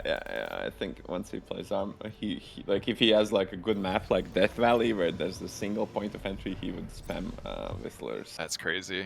Well, ZLO is also going vehicles, which again is a little different than what I expected, but yeah, I don't know how I feel about it. Like, if you play vehicles, why not play this? But I guess they're both banking maybe on opportunity. The way I would pick core vehicles is if I thought my opponent is going to go grunts. And that would be like a nice, because inside there's a really good counter to regular grunt spam. Which maybe is what Teddy's thinking, right? Like, ZLO tends to be, like, as we said, he tends to be more of the grunt enjoyer, so, like, maybe he was anticipating... both bamboozled themselves into playing a mirror match, so... I guess, yeah. We might actually see a lot of scout vehicles more once they realize it, because, you know, all those mexes are really sparingly placed on, and even though the cons will go for the clusters, you might see a rapid spike into actually a lot more scout vehicles. Yeah, I mean, it's really going to depend. I think like who gets like whatever level of harassment this early. Like, I think I kind of feel like it is just going to be a little easier for ZLO to defend from his spawn, whereas like Teddy is literally in the middle, wide open. But if anybody can deal with that, it's probably going to be Teddy. Yeah. As stated before, ZLO's already on top of his Rascal game. Has 5 Rascals out. Teddy changed, I think, do believe changed his code to have like 6 more scouts. So yeah, we're gonna have this phase of just Rascals chasing each other with a lot of cons just expanding. So Teddy's currently on the 2 expansion paths already, and ZLO is pushing his second con out of the base as well. Yeah, and you know, Teddy is going, like, he's expanding into 2 separate 3-mexes, where ZLO is kind of like, he's a little slower to get to his second 3-mex, so like Teddy should probably be booming a little quicker, I imagine. Oh, he's actually going for a 3rd con for a 3rd expansion path now. Yeah. Same as ZLO. I think this is completely normal play. You know, as long as you don't lose the mexes to the Rascals, it should be pretty fun. Yeah. Teddy just content with holding the choke and actually tries to get 1 Rascal in, and oh, it will actually get in. Yeah, I think both these players are just kind of content with defending and just booming their economy with the absurd amount of mexes you have just in your spawn. Yeah, it's good. That's good. I think we might see double T2. I am very ready for it. I am very happy to see it. Some Shivas, right? Maybe some demons even. All right. Like bring out the dragons, Teddy. Could hope. Yeah, it looks like you know, ZLO he's getting some Rascals in the back, but like Teddy should probably be able to. Well, I mean, he actually doesn't have a whole lot of Rascals to actually defend this, so. Teddy's able to eke out some advantage for now, even having like twice as much metal income just for this tiny little bit. I don't know why. Like I guess the ZLO is going for the triple cluster right now, and is gonna delay his middle con with trying to get an LLT in a position. Yeah, Teddy's just expanding quicker, right? He just has more cons out on 3-mexes. He's just expanding. I think ZLO is distracting himself with... Well, He will catch up eventually, I do believe. Yeah. Yeah, there was just a like this specific con, right? It had such a long travel path to get to like the 3 mechs that like it was like and then also stopping to make LLTs that is holding Yeah. him back. But then again, Teddy is doing the same around in a bottom position, so I think it will even out. He needs that LLT first to secure the ramp, and then he's gonna go 6 mech. Yeah, I mean it makes this pretty even. I mean he's got a small advantage, I would say, but not like a map like this, you're gonna need more than that, I think, just with the sheer amount of metal on the map. Like this amount of advantage is not game ending yet, right? Yeah, I think Teddy is gonna be massively ahead. One thing Teddy does well is adjust pretty early into the advanced solars. He's able to gauge how much metal he's getting, so he's gonna invest some into the advanced early solars and then straight tech into the advanced solars. And Teddy's really good at eking out this eco advantage. For example, he could. He's already doing it. He's already got his A solar skewed. He's Yeah, his eco is not that well balanced right now. Yeah, he's not excessive getting a bit. pressured, so I don't think he's making a slight mistake in my eyes. But Yeah, you don't really want to be accessing E, right? And he's definitely he's metal stalling a bit. He's sniped a mech from I think low. accessing E is fine. I think he should space like 1 or 2 energy converters right now, or just cancel his Q and go into the advanced, right? Yeah. At least yeah, but I think he's spending his APM on microing his units, maybe trying to thinking what he can do with incisors right now. Yeah. And he's gonna catch up with his expansions. Like now that the back maxes are all taken, stop. Like it's very minor mistake. He's ahead in energy produced, even though he's accessed, and he's ahead in the metal by almost a full 1,000, which is massively given that he still has these 4 mixes to take in the back, and that con is gonna make more wind, and his eco boom is looking very hot. So yeah, the lead is kind of taken off for Teddy. Like his commander's expanding now. His A solar's about to be up, so like his energy problems are just never really going to happen. I don't think ZLO is no slouch. ZLO is also building his first A solar, so yeah, it's true. not that bad. The only difference is that ZLO somehow lost 2 mexes on the front. There was two little rovers got in, or rascals. I mean, 2 rascals got in, sniped a couple mexes. Yep. And Pretty Teddy's unlucky, getting hard good to harassment. But that LLT positioning from ZLO is a little bit weird. I don't think anything can cross there. Another choke. Yeah. Yeah, like this LLT is well, I think that's only good against bots, right? Like, because the bots can walk up maybe. that. Like, if he knows Teddy's vehicle, it is a Really? little weird to put an Can they LLT walk there. I up? think. Maybe that can. There's like a very little bot path. I actually pinged Phalange Oh, on it very. because Oh, I saw yeah, someone yeah. lose a game, like where there's it's like right there because it doesn't look like anything can. Is that not supposed to be bot walkable? It doesn't look like it to me, but yeah, No, there's a little no, I bot don't path. think Oh, it doesn't yeah. look like it. It definitely doesn't look like it, right, from the... It doesn't, no, which is always a surprise when you just see like a bunch of grunts just run up it. Yeah. Map making is hard, maybe that is...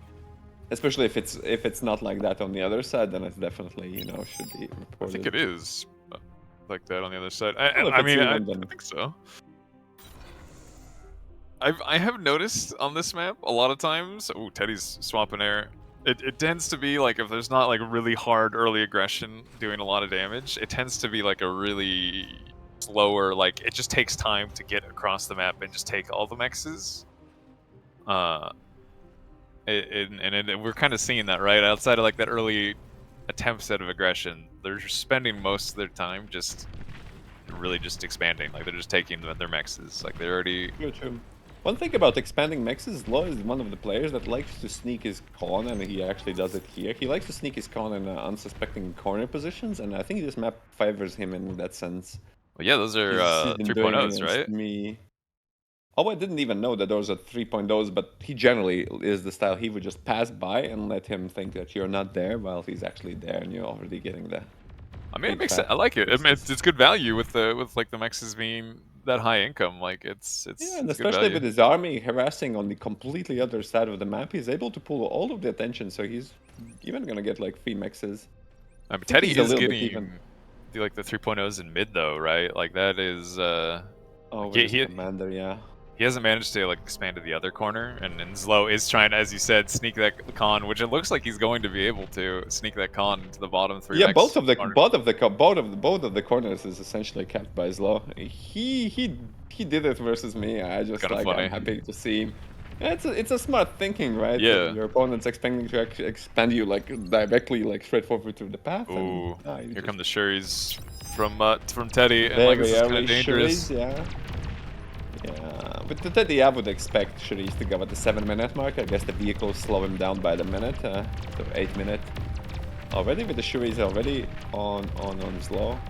Yeah, these have already done quite a bit of damage. I mean, his units are kind of stalling there. There they go. But like that is already like a lot of an army that's just died, and he has a con behind it reclaiming. What do you even do, right? And he will be able to also get like almost 1.4 thousand metal in the income. And oh, I was gonna say an incisor got Ooh. in, but he was yeah, a if he bit just APA gets stall. here, that would be 2 mixes for sure.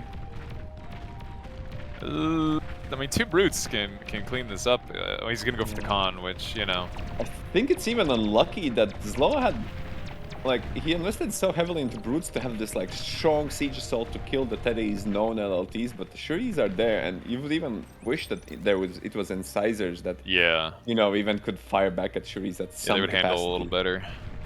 Whereas Yeah, brutes yeah. just they just won't deal with it. It's rough.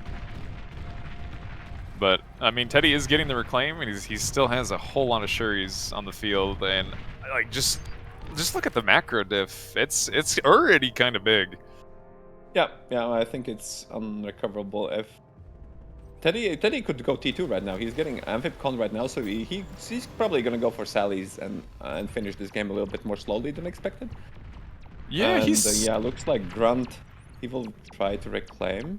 he's kind of banking a whole lot of metal. He has almost 3,000 in the bank right now. I'm assuming he's got a plan Teddy for right it. now can do what he wants. All he needs to do is not feed the reclaim, which he's making on the north side, with Well, all ZLO of his just big doesn't Enegretas. He doesn't seem to have an answer to these Shuris. Like a couple lashers, like it sucks you have to make lashers, but any amount of AA is better than no AA. Like these Shuris are completely uncontested. He has some counterattack force in the form of 14 brutes there, and Teddy even gets scared and goes back to the water. But I think he will go back to the water with the Muskrat, which is Amphibcon. So Yeah. and they will make like a nice duo together, I would assume. Okay, Teddy's getting dangerously close to overflowing metal at this point. Like I'm actually really surprised we have not seen like some Suffering from success, that's what we call. Yeah. Well, he's reclaiming a lot of metal from this fight in the on ZLO's side of the map, but That's a reasonable sign. Actually making a little bit of mistake of reclaiming the crystal. yeah, it's a little painful. Should scoop up the metal as he can. I'm just still very surprised that these Shuris are still completely uncontested. Like ZLO is Interesting, not I've made. never seen Teddy go for double lab. He should mix a couple more nanos for it, and maybe will try to finish the game with brutes. Apparently, not gonna use the Amphibcon. The Amphibcon realistically. is making a Amphibcon build just power? make nanos, right? Yeah, that's really Yeah. weird as well. I didn't expect that. I'm assuming he's going to do what you said, right? He's going to make like some like Seaplane Lab or Salas or something like that, right? Yeah, but he already teched into the second vehicle lab for Yeah, some reason. it's weird. So it means that he wants to do Stumpies. But he's making the nanos there, right? Like we wouldn't be making them there for no reason. I don't know. It's interesting. I'm very curious what he's going to do with it because he's making the BP I think for a it's reason. a little bit sloppy, right? Even those nanos doesn't cover the mexes. Yeah. The brutes. Thank you, Wallshark. Yeah, the TA versus bar terms. It's a little rough, right? No, it's the same. It's the medium tank, but arm versus. Yeah, that's true. His second tank lab. Oh, it's making incisors with it. Why incisors over just a second lab making brutes? Incisors are not that bad versus brutes, and you can have like some strategic advantages of having a mobile force that can defend, and they're not that bad to mix up, especially in good numbers. Ooh, man. Not everything has to be like a plasma shooting, and if you think about it, they might be reasonably good to assault, given that, for example, ZLO right now is kiting away with plasma, and plasma Ooh, man. does better. ZLO's losing one of his little secret corners to Shuris and Grunts. kind of like any metal income he's losing right now is I think actually kind of he's- painful. I think he's kind of outclassed by just Teddy macro. I think Teddy is in a position where, like, even if he makes mistakes, it's Well, just look at nothing like can the really happen to him. Yeah. like the energy income right now difference is enormous. Not even talking about the metal income. Like Teddy has we got energy for days. He is totally chilling. He can basically swap into anything right now. Like tier 2, amphib, like seaplanes. He's got the economy for any of it. But Dude, he could reclaim his solars and probably make T2 and even go straight experimental. I think. go straight tier 3. actually Yeah. He just needs like a couple of response, eat all of the field metal where he is, and you could afford experimental lab and then come with Shivas. It does look like he's. Oh, so he is going to Salas. Allies, yeah. Which, I'm not impressed by how Teddy plays right now, but his macro and expansion paths were immaculate, so that gives him opportunity to does whatever, however, with as much leniency. Yeah, like the macro was been pretty damn solid, but like I think at this point he probably could do almost anything, and just as long as he's making units and going in Slow's direction, he probably will win this. Like he has a pretty big macro advantage, just in metal produced and income, energy income, like all of it. Metal, like he's got metal for days, hard to deal with. ZLO has AA now at least, so like he he's not as worried about the Shuri diff if Teddy was even really doing that. Which I guess he's kind of building up Shuris again, but it's I'm surprised Teddy's pulling back with most of it. I guess he's just waiting for the salamanders. Yeah. I'm not fan of what Teddy is doing right now. I think he should consolidate his eco, remove the inefficiencies in his eco. He's accessing way too much energy. Has like basic solars. And just maybe add more build power to the salamanders right now. Yeah, it looks like he's just now starting to do that. He's starting to reclaim some of these basics, but yeah, like and he's making some converters. His cons are AFK. He should like reinforce the positions, but yeah, there's not much ZLO can do. Yeah, especially riding in right now. The army, army numbers are just not there. Entire army. And I think the incisors were just also a fine choice to just buff up the army numbers. Yeah, just a little bit of a little gap closing. Oh, Teddy might. Oh, there you go. Yeah, ZLO calling it. I'm kind of with you. I don't see any world that ZLO was gonna come back from that macro diff. Yeah, like it was pretty substantial. It's not that big of a reasons, but yeah, that metal produced graph is well, it's kind of big, kind of a big story. Yeah, maybe it boiled down to that starting in the north position. I don't know. You think like with Teddy being like in the middle of all the 3 mexes that he just like just a little bit, and then Shuri is. I'm with Teddy on this. I'm very surprised at how long it took ZLO to make any unit that shot air. I was very surprised considering how much value those Shuris are getting. Like he I mean, it's hard, man. It is hard, right? But he lost and also so many ZLO armies. invested in Stumpies because he wanted to do this assault on, like, it should work against Teddy's LLT positioning, but I mean, you have to know that Teddy likes early lab, and we haven't seen early labs actually, earlier labs, I think, so far in this tournament. Yeah, I mean, like the first time we actually saw Shuris or no? I think it's pretty early, right? Like we have not seen many Shuris today, right? Like 7 minutes is early, and he had 8 minutes on point on vid vehicle lab on the big map. That's extremely early. I think once with you like actually try it yourself, it's hard. Like the first Shuri hit, like that one, okay, that sucks. It was a bit of a surprise, but like there was like 3 or 4 armies after the first one that got Shuried that he probably had time to make a lasher or two. If obviously he's probably dealing with other stuff, but just uncontested Shuris are just too much to deal with. Like you just but just, like, how do you even make lasher if your base is that far much up north? It was also like the well, I'm talking about like the armies that were already on ZLO's side of the map, right? Like Teddy was fighting in ZLO's like expansions in like his main base area, and like that stuff was being shuried. Like the like the 3 mechs right below his base, like that was getting shuried. Like at a certain point, for that you have to make I would make a lasher or two, definitely. At least you need one something or two. for sure. Yeah, something like at least 1 lasher per or 2 lashers. And it sucks, right? Because lashers, they're not particularly good and they're slow, right? And it sucks making them, but I mean, you could like wave away with some of their inefficiencies with think, okay, at least you get the scout range or something, right? exactly. Well, Falindel time. This is do you think this map favors either one of them? Well, ZLO picked it. I think Teddy should be extremely good. This is a map that's been one of the oldest maps in the pool, so Teddy definitely has a plan for this map. Teddy probably has played this in a tournament or two. Probably doesn't enjoy the map that much to like straight up pick it, but I think Teddy is both comfortable on the short maps and will have pretty good strategy to and it will involve grabbing metal early and yeah. It doesn't seem like it's his preferred style macro map, right? Or he can be a little slower. He's completely comfortable in oh, for sure. Smaller maps. I don't think he's played like Ragna a lot. I think even in smaller maps. I would say he's comfortable, but right, he seems like he like prefers the maps where he's allowed to like really. Macro, right? He likes to grab out and make T2. That's his style. I don't think he tries to ever kill people in Tier 1 if possible. Yeah. I mean, I think you'd struggle to find probably a map or map style that Teddy is not comfortable on, but this is a little probably closer between ZLO and Teddy, I think, than maybe Feast of Hades was.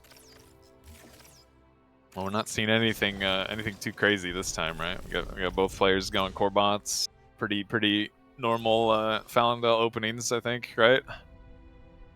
Yeah.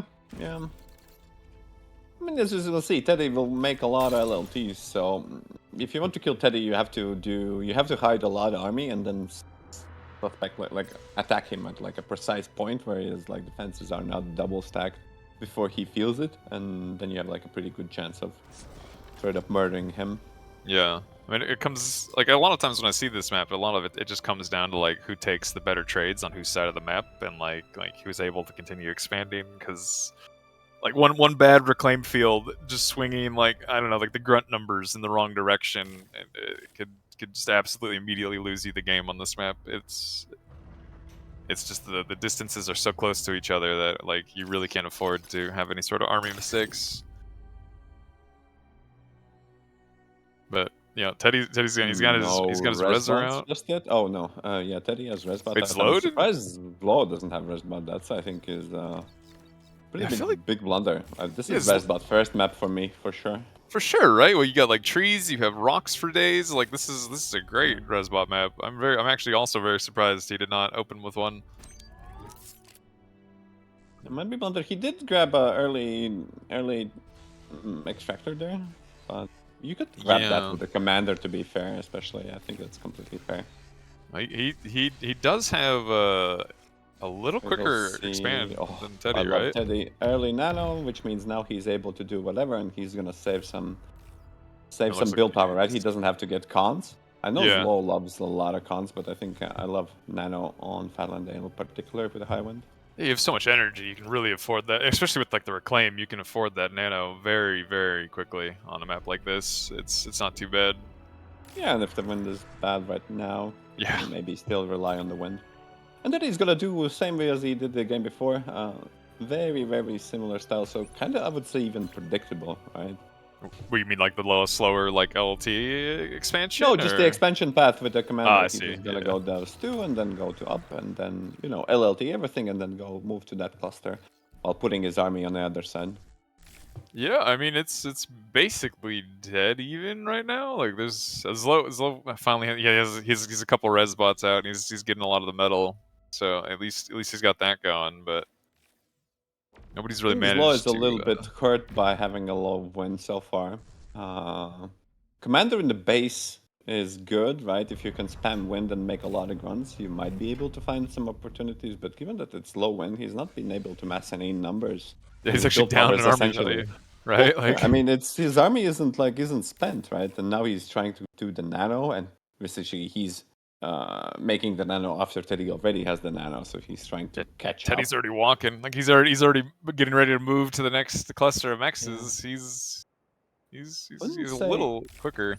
I don't. Well, with his commander, I mean, he's a little quicker, army right? value is even though, but I don't see that Technically, I feel like ZLO should have bigger army value because Vev is. Well, he's Teddy's banking a army bit of value. metal, I think, really, is the... Oh, I guess Teddy kind of is, too. I don't know. He's made a lot of cons, too.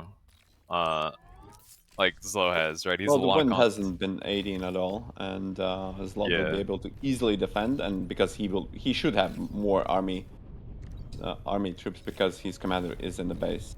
Well, and, you know, his base is literally right there, so Teddy does not really want to take a fight there that he isn't guaranteed to win. As a good way to immediately lose on Old Falendale. You do not want to leave any sort of wrecks on their side of the field.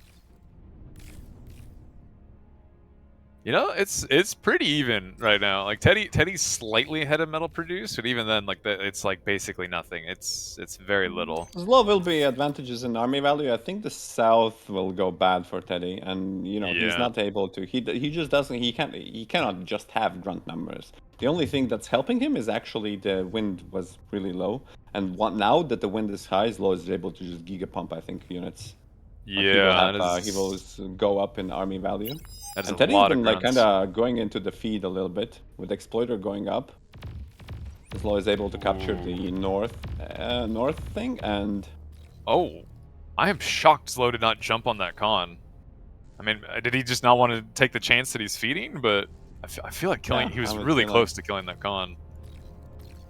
well, killing botcon isn't that impressive because Resbot will immediately come. Well, I mean, even then, right? You're still forcing them to expend like the time instead I of the think that res Teddy actually stole metal on both sides.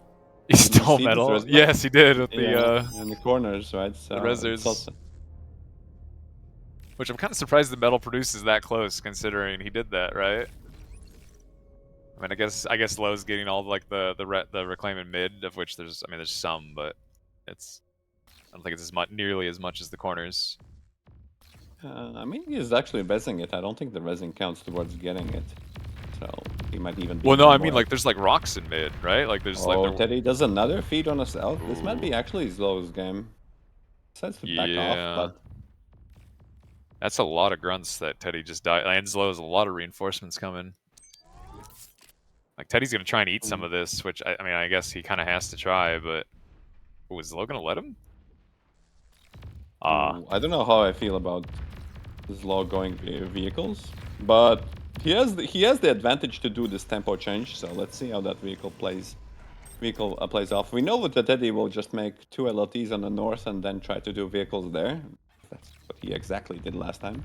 Yeah, he did seem to like that like little forward vehicle lab, which I mean it's like literally right in front of their base basically, right? So it's like it can be a little dangerous. All of a sudden there's just maybe like a pounder or just a bunch of incisors in your face. Teddy pulling all of the army here leaves this very exposed. Wide open, It's crazy how Those exposed that is. Not a single LLT inside. So this is really interesting. If ZLO pulls back instead of counterattacking, I would actually love to counterattack and pull the army from the base. Which I guess what is like ZLO, like he has no radar in the south at all, right? Yet, so it's like he doesn't really know exactly what Teddy's like. He doesn't know how little units Teddy actually has, which you know he probably knows after that really he took a really good trade in the south that he's ahead. But yeah, I think Teddy's Teddy doing was very exposed there. He's doing a tank lab in his base instead of a forward one this time. And yeah, I mean, I would kind of say ZLO definitely is looking like he's pretty. He feels like he's in a better position here. Who? It kind of feels like ZLO, but I mean, I guess Teddy got like the reclaim. He's got his like he's got his northern expansion, where ZLO really hasn't managed to take his south one. I guess. You know, maybe not. Maybe this is still pretty close. I don't know. I think Teddy's macro, I think, is sloppy. He doesn't have, for example, a single energy converter, and I feel like he's been accessing energy, but ZLO actually is getting like at least sometimes he's get like +3 metal second for just actually making like a couple of energy converters. So there's just these little things which I saw in the last game. I think it can actually might bite heavy, but might come to bite Teddy, but. He just fed another Another half of an army there, and I mean, yeah, like Teddy's now making like some converters, which is good because he is double the excess of ZLO, right? Like you don't really want to be in And that. finally starts to fix them. Actually, maybe listening to me and Yeah. and ZLO has been able to at least solidify his position, and Teddy's attacks has been not like really successful. And he's just, as I said, the south was exposed. I think the ZLO is a little bit of PTSD and doesn't try to actually attack in the south position. He's just been defending and defending and defending. That's a lot of brutes on the field already. Like that is he's just been he kind of skipped incisors. Like he made some, right? But he's same thing we saw last time, right? Except that he doesn't have Shuris right now. So that's on Feast, right? It's a little more metal heavy of a map, right? You're a little richer, so it's like I feel like it's a little more understandable on that map. Where it's still like thinking about that. I don't. Okay, he had some incisors, right? So he has. Yeah, he made some in the south, right? Oh man, yeah, this is like the army value difference is actually kind of not that small. Like Teddy is a little behind in army value, and a lot of that casual 3,000 as well. Ah, here we go. Yeah, Teddy's dropping the air lab. I think ZLO might finally suss out after just literally being able to reclaim his frontal mixes that there might not be much, if anything, at the south. Yeah, I think he's feeling it. Like especially with his resbots eating trees, whereas where Teddy's, and the rover's just able to just drive into the base right now. Yeah. There's nothing there, and he was like, wait, why is there nothing here? Yeah, I think ZLO's starting to realize the advantage he has in army value right now is kind of large, but he kind of needs to do something with it, right? Like Teddy is kind of out macroing him a bit now. He has at least 1,000 army, and yeah, now Teddy responds. Ooh, oh god, was that a trap actually? Yeah, is ZLO gonna feed here? Oh, especially if the APM stalls. Oh no. Oh, that could have been bad. He is reacting now, but he is getting caught. And the AA bot died. And assuming that, the Shuris are already out. Oh, I would not be surprised if he just dives on this now that he sniped the AA bot with these Shuris. Oh yeah, ZLO. He has dropped a bot lab and he's just printing AA bots. He knows it's coming. He's not letting it happen again. Teddy still is accessing energy. I don't know, man. Quite a bit, actually. If you look at like exactly how much. 10% is pretty critical, I would say. I think you should strive by it. In the macro game, you shouldn't have more than 10%. Oh, what? Access. I did not expect this from Teddy. To go, he's going tier 2 in the back here. Oh, T2 I think is fine, especially bot ones. I think it's completely fine. Especially ZLO has been pretty passive, so why not? Yeah, I mean, I guess is this the one moment where ZLO is going to finally stop being passive? Where you just... Oh. That is a big ball of mediums. Yeah, but he will see the LLTs and he will just try to kill the things that is in there. He's not really confident to dive inside Teddy's base, and that goes to Shuris, and Teddy has the Shuris right now. Yeah, I mean, it is like ZLO has a window, right, to get some value with this army advantage, but like Teddy's going con first. He's already getting tier 2 mexes going. Like he's kind of content to just chill and macro a bit. And I think if ZLO playing off his reputation, yeah. I think the south was the weakest with Drover getting literally into the base. Yeah, he saw that there's basically nothing in the south. Admittedly, Teddy reacted pretty quickly, but like, ooh, okay, Teddy's kind of losing a decent chunk of his army here to these brutes. It's fine as long as ZLO doesn't dive and is scared in general. If only ZLO could see from a spectator perspective, right, of exactly how little is in front of him, because he could very easily just run at this army as long as his AA bots are close enough, which they kind of aren't. Oh, they're shooting now. Good pullback. And now the T2 will be revealed, I think. Keeps his fiends a little bit back. Finally, some self-attack, at least to take out the mexes. Yeah, and he's got an AA bot with it, so he doesn't even particularly fearing the Shuris as much, right? Like he seems to have adjusted well after last game. Teddy with the twin guard spam in mid, it's kind of funny. I mean, it's gonna be kind of hard for ZLO to push into that, right? Like it's a decent little defense. Oh, the Fiends are gonna get revealed now. Now ZLO knows exactly what Teddy's been doing, and he knows he's got an army value advantage because Teddy has invested pretty heavily in tier 2. And he's going. Yeah, he's absolutely... Oh, he's not diving. He's hesitating. I don't know after seeing Sheldon. Sheldon's cost a fortune, right? And it's actually, in reality, it's not only Sheldon's who are just like spending metal. If you see that the Teddy is actually going for the Boom Geo, which is giga expensive. He's with the okay, T2 that's con. crazy. That's crazy, right? So if there was a better time, I think ZLO should be able to push in now. I mean, he might be able to kill the I think north if a little ZLO bit. literally just move commands into Teddy's base right now, I think Teddy dies. Like, that is so many brutes. Like, I mean, like, maybe if you get, like, fantastic Fiend self. Yeah, I mean, all you need to do is kill all the wind and make Shuris yourself. That's all you need to do to win. Yeah, he's just sitting Because here. you killed energy, but this sitting here, I'm pulling back, man. is just. I Like, mean, he's- there is enough this. Fiends already. Fiends do trade well versus Stumpies. I do feel like they trade all right. Yeah, I mean, it's just, again, I feel like a lot of it comes down to like how well Commander you is can... in danger. There's only Ooh, one Teddy. LLT. Commander can just die right now. I mean, you know, ZLO doesn't have any of his anti-air, mobile anti-air here, so like the Shuri value is actually kind of not small. And you know, I don't know, Sizer's sniping commanders is, I feel like, a little dicey, right? Like the mediums are a little... Maybe the Shrees are bad, good.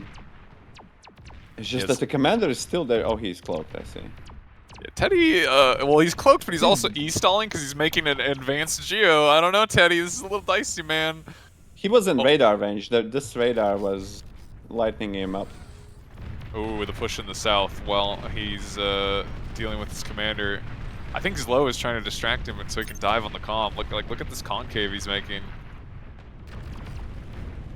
Oh, there's too many places to watch right now. I am so shocked that Teddy is walking forward with his commander. I'm not gonna lie. Like, he's just walking into this army. I mean, I think the goal, but maybe he goes to the LLT hole and sits there. Yeah. Just like that showed. I mean, that's the safest position here.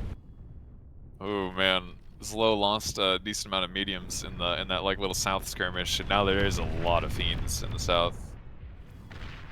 I really feel like ZLO's window to win is rapidly leaving. It's slowly leaving. I wouldn't say like rapidly, but it's slowly dwindling. Teddy's got Especially the AGO the up Boom now. Geo. The Boom Geo is big. I mean, he still hasn't converted it, so he's even floating more energy now. Yeah, it's just more energy for him to access, I guess, right? But that feed plus Twitcher being able to suck it all down plus rebuild the mixes might be big, and eventually I think right now you can see Teddy counterattacking with the Fiends. Yeah, I mean, and like he's just getting his like tier 2 mexes are gonna start kicking in. Although he's actually maybe gonna lose the might lose the tier 2 con here. Oh, the yellow team might be enough. Yeah, it should be enough. Yeah, Army Ally is now. Well, I don't know. Teddy's commander is. This is really sketchy, man. I don't know. His commander is almost. Yeah, he's dead. surrounded. Like he should be dead, but if you know. Yeah, does ZLO even know that? I mean, he should know. Yeah, he sees Teddy on the ramp. He's still in radar range. He knows Teddy's comm is there. Why wouldn't I just go? I would definitely go by now. I mean, you have like he's perfect idling. surround with at least 15 tanks. I'm really 15 surprised. tanks, Yeah, just he's just idling. Why is he? Just draw a circle around them. Oh, well, now the Shuri's have EMP'd everything, and the Fiends have arrived. That idol killed. Yeah, but That's you so could sad. literally. It's not even an issue of Shuris. You could literally in your base, you could drop an air lab, cut all the production, and make fighters, and then just surround the comm, right? And Yeah, I don't no, know. I And then start making bombers, even like some fighters and bombers. I was just kind of a weird idol from ZLO, I think, right? Like the units were there and they were just not being used. They were just menacingly staring at Teddy. I mean, he's staying on this medium tank, like, you know, he's just mashing the medium tank button versus Fiends, which I guess like. No, especially this spread out, I don't think they will do much. And you should have dived and killed like Wind. I mean, with the Boom Geo, it's big advantage. This is pretty much, I wouldn't say like a clown fiesta thing. It's a little messy. It's a little bit messy, I think, from the both players, especially Yeah. consolidating the lines, I think. Oh I man. don't see like a straight, sharp executed gameplay. We just like have a random battles all across the front Yeah. line with Teddy's commander being in like a complete danger all the time. Yeah, literally non-stop horrible You danger could for say his it's commander. some fog of the war thing, and you know across the Ooh. line, but ZLO's making bombers now. Here we go. I mean, he has no yeah, idea Teddy has this the is good. AGO, I though. like bombers, right? But yeah, with I'm really surprised. Like, there's a lot of mexes that Teddy has not retaken, right? Like, there's what, 5 mexes here that he's just not retaken in mid? yeah, And like, he or his she should just send like Twitchers out, right? So maybe Yeah. AP installing, I would say a little bit. well, his Perfect play energy with just excess has been like enormous. insane. It's I don't think he has like I thought like maybe Teddy Chisato would have been close, but if he doesn't fix this macro by the time he meets Chisato, I don't know, man. I think Chisato has this tournament. Yeah, I mean, it's I'm definitely not too rough. impressed, sadly here. ZLO just spotted the advanced Geo with that bomber, but like now Teddy has fighters, and I don't know. Like he knows how far behind he is now. On Teddy pushing in versus the Stumpies might break the middle battle line. Decides to fall back. Sure, he's coming a little bit late. Yeah. Yeah, He's Teddy's on- army value is not that high. Like I guess like he's still, he's just waiting for the tier 2 mexes to kick in, and I guess there's still a lot of those mexes he just hasn't taken. He just needs a couple more radar bots, and then Sheldon should siege the positions. Clear expansion here, clear expansion here, and then it should be done. And get yourself T2 mexes and. Because you really don't need a lot of Sheldons, right? Just to get like good value here, just sniping defense and just opening the way for your fiends. Like he doesn't really need to invest that much. I say as he definitely has a lot of Sheldons on repeat in his lab. Never mind, I take it all back. he's gonna be making a lot of Sheldons. Which I guess, like, in the core Tootsie bot lab, like, what exactly are you gonna make? I mean, he's enough E that he could probably be affording, like maybe, like, I don't know, sumos, or like, do you go for like a little slower Doom push maybe into ZLO's like base? Push walk. No, I think sumos would be better defensively. If you get Titan maybe to the south position, you could send a couple. I think Sheldons are completely fine, to be fair. You just skirmish away, He tries to engage you. He's been on T1, so you just like skirmish him. Take the game slow. Yeah, I think like the fact that ZLO is still mix in air scouts, what he's doing right now. Mix in more shuris, make sure like you're not killable, and I look at the mines. Yeah, and expand and get T2 mexes, and then after you get the T2 mexes, your advantage is too big, and then you can do whatever. That's definitely showing. That's like the case right now. Like Teddy now has second tier 2 con out, making tier 2 mexes, and like just look at the income. Like it's I think the Teddy strategy is excellent, right? It's just the execution I'm a little bit worried about when he might face Chisato.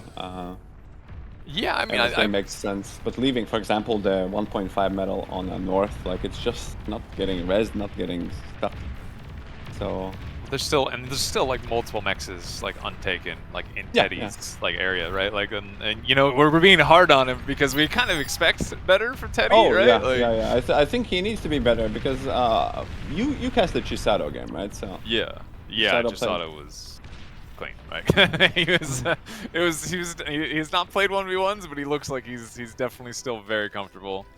Yeah, ZLO pinged the AGO. He didn't actually see it apparently the first time, but there is some metrics. For example, energy excess over 10% this deep in shouldn't happen that much, preferably. Yeah, 200,000 excess right now is actually really painful. That's a lot of wasted energy. But I think also not being able to pick up his stride somehow. The brute's not working as well expected.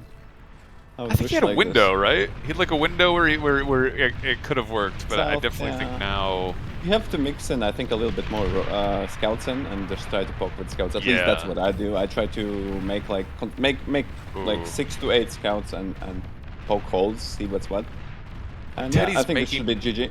Yeah, he's making mines in front of ZLO's front door. Like this is it's totally unnecessary, but like this should definitely be GG. Yeah, and ZLO's calling it. Good strategy, good expansion pads that he's able to secure it, although it would roast him a little bit for inefficiencies. I hope Yeah. Viewers don't offense. Teddy's OP. We just Teddy is wish he was OP. a little bit more OP. Oh yeah, man. able to close out the game versus ZLO. ZLO had a window. He had a window. If he just drove at Teddy, I think he would win. He would kill Teddy's Yeah. base. Like he just It's he hard just hesitated, attacking. right? It's hard attacking. I think viewers can attest that sometimes, you know, these red and blue players, even in team games, they're just scary to attack you, but you have to sometimes attack them. Not Yeah. everyone is strong at all the times, right? They actually can get away with a lot of stuff just because their color is scary. Well, he knew that Teddy like could not have had nearly as much Yeah. army, right? Like he knew Yeah, okay, radar Teddy as had well, I invested. think, a little bit. He'd invested in a tier 2 lab. He's made Sheldons. Like he's made Fiends. Like Teddy really cannot have that much army right now. He should just run at him, probably. But like you know, there's so much you have to deal with. It's easy to let things slide, I guess. And you know, Teddy just showed that he's pretty strong. Even with his issues, he's pretty strong. And I just And feel I never weird to heard say the bombs issues. dropped, even those low made bombers. Well, they did. There was a funny moment where, like, so the first bomber got shot down. The second bomber dropped its bombs, but one of Teddy's fighters flew under it and caught the bomb. So only like one bomb actually hit wins. It was actually kind of funny. Yeah, Teddy's win spread is pretty good. I don't think he. Well, it didn't matter anyway, right? He had the AGO. Like the wins were. I mean, I guess it mattered. Like saying it doesn't matter is not true, but like it Back to wouldn't have you, hurt as Shock. much. I mean, I felt like Teddy had a pretty commanding lead for both of those games. It was a little weird to me. I felt like ZLO in both those games, he stayed on just like VLab bot for so long with like delayed air labs or delayed T2. I agree. I feel like he could have just like somehow captured that slightly better. You have to commit like fully. Like, if you want to kill Teddy, you have to commit like to one big long arm push, right? Maybe see if he's weak and just go through.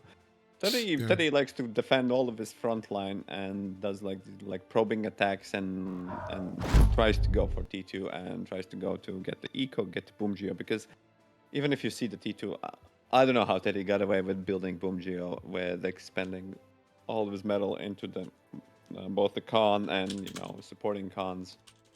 I don't know how the hell he got away with his commander being in that spot, like just completely isolated for so long. Insane. I would be baited versus Teddy all of those games. Like I would just dive in. You would sprint at it, right? Like I would sprint at it. Yeah. I don't know. I mean, he might have had a little PTSD from the last time he was trying to commit on the Hades, and then there's all the Seriers. I think it was more psychologically. So Teddy makes it to the grand finals, having not lost a single game. So amazing. 2-0'd Ubivator and 2-0'd ZLO. So he's slaying Russians, but now he's gonna have to fight either a Brazilian or I was gonna say a Poland. That's not right. Someone from a Polish person. I don't know. Poland. Yes, he is going to be fighting the a entire Poland. nation of Poland is coming for you, Teddy. Be careful. They need him. All right, Teddy's a hard battle. So yeah, we are going to go to the upper semifinal, which is Chisato and Sashkorin, which I think Chisato is favored here, but I'm excited to see this happen. We are going to throw to a brief break while we await the players who just saw that game end, but they need to hop on and get ready. So don't go anywhere. We will be back momentarily with the last semifinal, Chisato versus Sashkorin.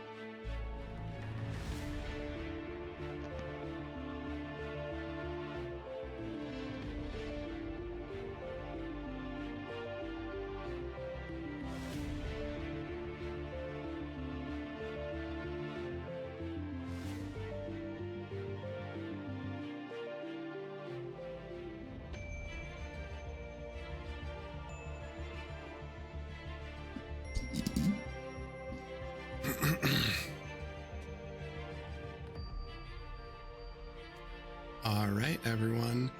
It is time. So we are back with Chisato and therxyy.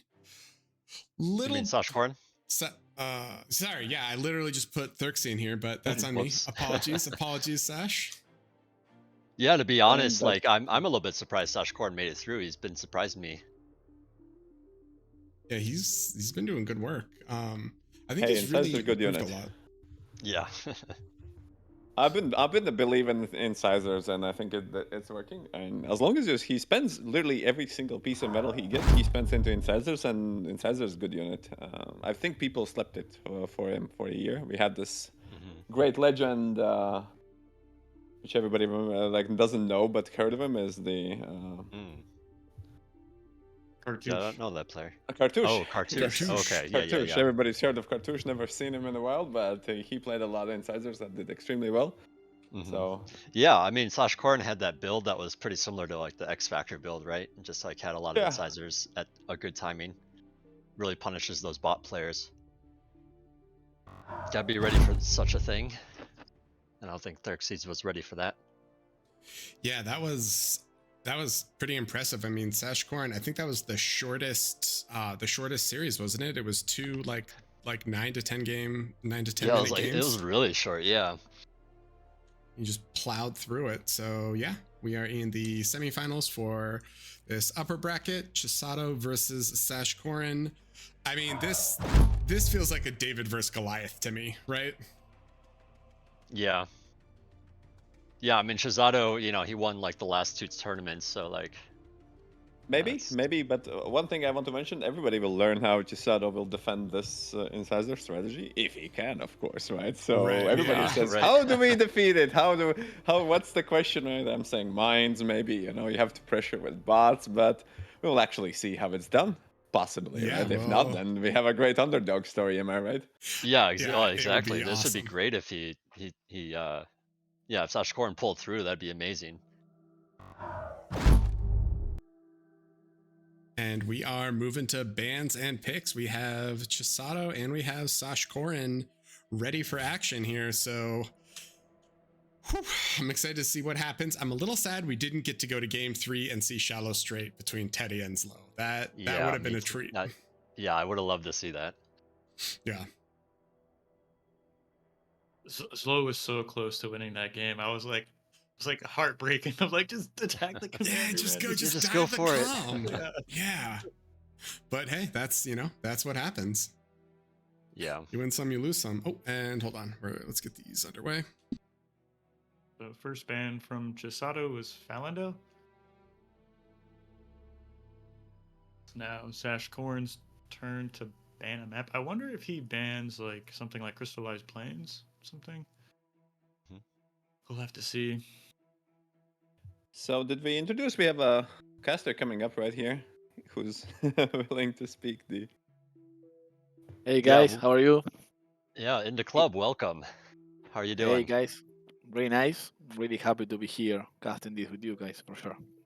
Yeah, glad to have you.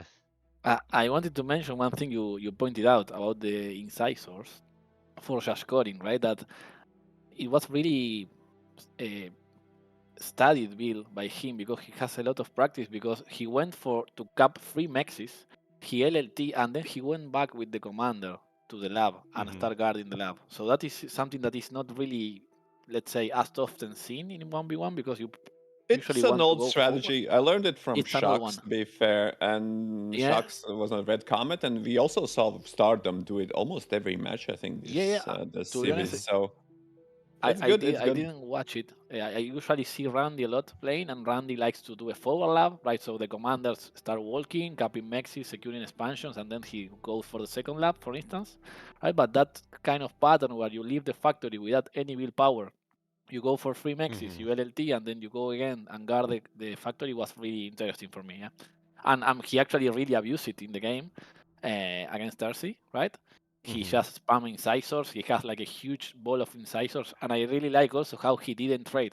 So he was just incrementing the number of better units, and he just forced the grants to fight in line. And as you know, you cannot fight incisors. A huge same number of incisors with grants. And it was really nice execution, I would say, for Sashkorin. Hopefully, he's not only one freak here, and he has some other thing because he's probably going to need it to if he wants to defeat Chisato, right? For sure. Yeah, I mean, I think part of the build there is like, since you're walking away with your commander, you don't have a lot of build power at your base for a moment, but then you're capping mexes with that build power. So then you walk back and you have this metal to utilize rather quickly, and then you just like pump out a ton of incisors. And yeah, oftentimes bot players are not very ready for such a thing. But yeah, looking at the maps here, we have Heartbreak Hill as our first map that Chisato picked, and then actually Crystallized Plains. That's kind of surprising from we haven't really seen a lot of Crystallized Plains, so I'm Yeah. curious to see how that goes from Sashkorin. And as you know, Crystallized Plains doesn't have much metal compared to Heartbreak, for instance. I mean, it's a map that where you have Yeah. like 2 great expansions, so it's like really, it's like a DSD of 1v1s, I will say, right? It's like you need to actually strip for metal, strip for resources, so it's going to be interesting. Probably Sashkorin has something cooked in that map. Not sure if Yeah. Chisato has played that map that much. I usually see him playing Canis River, Hairbreak, but yeah, I don't remember watching Chisato play on Crystallized Plains, so it's going to be interesting match for sure. Yeah, definitely. Yeah, I think you're right. Chisato is rather comfortable on something like Heartbreak Hill, but yeah, Crystallized Plains is definitely a curveball. It makes me wonder if he's going to try to do that same kind of build where, you know, he you know, the, I guess, quote unquote X Factor build. But this time, you know, there's only 2 mexes he can probably grab, you know, before walking back to boost the lab. So it might be a little bit weaker on that kind of map. We'll have to see Yeah, how that it's goes. going to be 100% interesting to see. Yeah, Mm-hmm. and on Hairbreak, as you know, right, it's usually Grunt spam meta on Hairbreak Mm-hmm. Hill for ages until you actually go for air. I see some flex into some switches into lately into amphibious, and you go salamanders that are really strong there on the hills as they have Right. amphibious batting. So yeah, I mean it's more cooked. Let's say it has more meta develop, right? Mm-hmm. So it's a bit more easy to break. But let's see. Sashkorin has been practicing Hairbreak. If Yeah, I need to and choose a Salamander's winner, a bit of a newer unit, so I'm not sure how. I'm sure Chisato knows how to use it, right? Like, just it's pretty simple. Just make it and send it, right? yeah, But yeah, it is a good map for kind of abusing that a little bit. yeah. I actually, if I need to pick a winner for Hairbreak, I'm going to say Chisato. Yeah. But I am actually looking forward for Crystallized playing. Maybe Sashkorin has something to show up, and we can have an Mm-hmm. even series. Yeah, let's Yeah, hope for it. exactly. I mean, he had to have picked it for a reason, right? He's got to have something cooking in his mind. Hmm. But yeah, Feast of Hades as our final map if we get there. Should be an interesting one as well. A little bit more of a macro map, but yeah, same kind of thing where you can kind of do that amphibious play with the puddles there. And we are about to get started here Hmm. in a moment. Yeah. What do you think the series is going to be like? Do you think it's going to be like a 2-1 or do you think a 2-0? I feel it's going to depend a lot on the first match. If Yeah. Chisato can stomp him in the first match, I think maybe Sashkorin is going to try to burn the strat. And if Chisato is really good at adapting to stuff, right? I mean, I played with him in 2 of the tournaments we had in the team games. He's really good reacting to things. Oh Right, yeah. so if he's already predicting some kind of build, as he's probably seen right earlier today about insights or spam, he's probably going to need more to beat Chisato with that, right? Because Chisato is going to for sure adapt. Another thing about Chisato is that he really likes to play Armada too. I mean, not sure if he has been playing Armada a lot this tournament, He's been but mixing it up a bit, yeah. yeah. So that is also really hard to predict because blitzes are fast. I mean, if you go armed vehicles, you have insights sort of slower, but they are stronger. So I mean, Chisato can do a lot of things. I mean, it's Chisato, right? He has won the last Yeah. tournament. We all know him, right? The FFA god also, right? So he's really really hard opponent to face. Yeah, Yeah, I and think or go ahead. I was gonna say we are in. Players are loaded in, so we are about to start. So this is gonna be game one between Sashkorin and Chisato on Heartbreak Hill, and ZLO and Inda. Take Club. it away. Yeah, Inda. Sorry, Yep. Inda Club. Yes, the same. But yeah, take it away, gentlemen. Oh, seems like we are going to see the air lab chip. Yes. Yes. We are going to Okay. see Yep. the That air lab spawn cheese. indicates that from Sashkorin. Chisato choosing a pretty normal spawn here. I guess. I mean, it looks like a 2-max opener. Maybe he's gonna walk a little bit. I have to actually, wait I and mean, see. I am not a big fan of this strat, but I will say it's smart by him because, as I told you, it's really hard to beat Chisato in this map, and he knows it, right? Yeah. So he So needs to right, try it's to a go smart for play some to kind just of kind of play. like go for the cheese on your Yeah. opponent's strong map, right? Yeah. Let's see if Chisato. This is a. Yeah, I'm not sure. I mean, I Yeah, never I'm seen a curious to drop in know this if he map. eats the lab. Okay, he is going to eat the lab, so that means it's going to be a little bit delayed. It's not going to be like the really fast transport over. But that will give Chisato him the has- opportunity to move back out afterwards if he can, if his transport lives. As you mentioned, that's fine, but Chisato has LLT, so all Yeah. this is just. Yeah, that's it, he's I being would really say. careful here. So I mean, I don't know if this is he just No. like kind of saw Sashkorin in the last, the round of 16 and said, well, we saw how that game went. So let me just prepare myself. I think this is going to be Chisato's game because the LLT is Yeah. going to be massive here. If he just Yeah, the can LT body block, is huge. if he just can body block right with the LLT, Yep. it's over. He just need to block the D-gun on the LLT and he won. Yeah. Anyway, the LLT All right, cannot well, drop in there. here we go. Let's see, Chisato reaction. He kills the transport by accident. But the LLT is there. Shooting. Yeah, the LT's there, so yeah, the damage is more on he already won the Sashkorin, trade. so yeah, Chisato got it. Yeah, GG. Yep, pretty easy way to not risk losing against that kind of cheese. Just get the LT and you're pretty good. Nice one. So we have a really quick game one. Yeah, guys. really short one, but yeah, that means we get to go to Crystallized Plains, and that hopefully that we'll see Sashkorin pull out some fancy business there. Wow, that was a really long, really macro heavy game, guys. Huh? It could have been anyone's game there for a while. It was impressive. Yeah, but we also seen Chisato reaction, right? I mean, and that cheese dies to one LLT, as you have seen, right? Yeah, I mean, right. You cannot do anything because LLT has a lot of damage against commanders, as you know, it's like 50% right now, extra bonus. So you just if you can't dig on the LLT, you lose instantly. Yep. Yeah, solid defense, solid play. Pretty clear that he understands what he's up against. Let's see if Sashkorin can pull this game out on Crystallized Plains. Yeah, I mean, it's a little bit more of a poverty map. I feel like Sashkorin's pretty strong on a lot of these maps. So, and he picked it, so maybe he does feel a lot more confident. But yeah, that after that incredibly quick game one, let's hope they're this could be a really short one. We'll see. I mean, if he goes for more of like an X Factor kind of builds, like it's probably going to be a quick one too, I would think, but we'll see. Because I mean, either Chisato stops it really easily, or I mean, I guess the game can go on.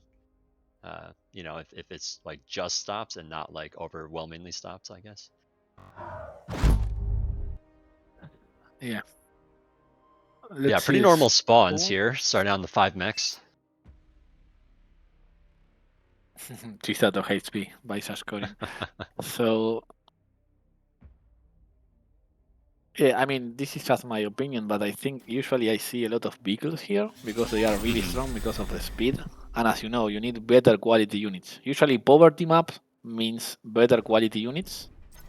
Right? Yeah, for sure. As on DSD, for example, right? You are spamming mediums, with you are avoiding bad units per metal invested, right? So I think, you need to secure a lot of expansions, and they are really far away. So also vehicle con is really fast compared to bot con is tankier also. So yeah, Armada vehicle. Yeah, that's a good point.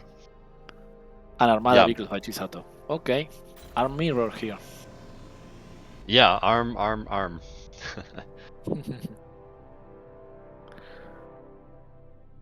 Yeah, Yeah. well, this game's kind of starting. Yeah, it looks like they just basically did very similar things here with the solar. They have the winds, you know, have Yeah. the 5 mechs. Yeah, the win see is how here those is queues pretty are. strong. It's Yeah. really strong. So that is something also to consider, right? Mm-hmm. All right, so it looks like Chisato going straight into those rovers there. And it Yeah. looks like Sashkorin opening with a con. Do you think he's going to be Really? able to put some pressure up with those? I don't like with the con? windmills. I don't like the windmill positioning by Sashkorin, right? But it's because he cannot defend. Yeah. They are on Yeah, the it's going to be left. hard for him to defend, and it's going to be hard for him to, yeah, get his commander around there. Yeah. All right, Maybe so that he's con comes trying to out. avoid them. It's really weird positioning, I would say. Yeah. Maybe Well, he he's has going some straight for a radar LLT. first. I like that, but yeah, it's going to be Yeah. He has hard to some stop probably these rovers. LLT positioning in mind, maybe with these windmills, something to cover. Let's see. Let him cook. Yeah, let's have to wait and see. I mean, so far he's doing a pretty good job keeping that rover back with his own rover. Second rover trying to snipe the radar, doesn't quite get an angle on it. And Chisato getting a little stuck there, gets sniped by the commander. And yeah, Chisato actually not building units for a moment, but now moving into building a constructor. Yeah, Sashkorin already with 3 blitzes, while Chisato has none. Yeah, there's a lot of units for Sashkorin compared to 3 what blitzes. Chisato has. Yeah. I mean, does that mean that Chisato is kind of like prioritizing, you know, building with his commander? Yeah, I will say that he spams more rovers, right? So Yeah, a that's few more probably he rovers, tried. but also Yeah, just but like stopping building. So I find that kind of interesting. One rover yeah. does get in. He's fine. He's after the mechs there, the 5.0. Mhm. Gets it. I mean, that's a That's nice little pick, massive. but yeah. Because that mechs pay itself in 10 seconds, right? So it's really important to have that mechs up all the time. Really nice snipe by Chisato here also. Sashkorin is in +7 metal right now. So he need to fix the metal income really fast. He's stalling, right? So this is huge downside at the moment. It's like probably Yeah, a 5 this early on is such a big deal. yeah. But yeah, he's sending some blitzes over, you know, trying to do something, but he's caught by those blitzes of Chisato. So yeah, those are going to go down for sure. Or not. Okay, apparently that one's going to get away. But yeah, Sashkorin trying to expand or retake, you know, all those mexes.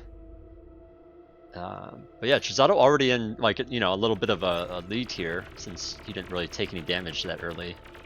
That mex was such a big deal. Sashkorin with a similar strat, right? Oh, his mechs are stalling at the moment because he's stalling energy.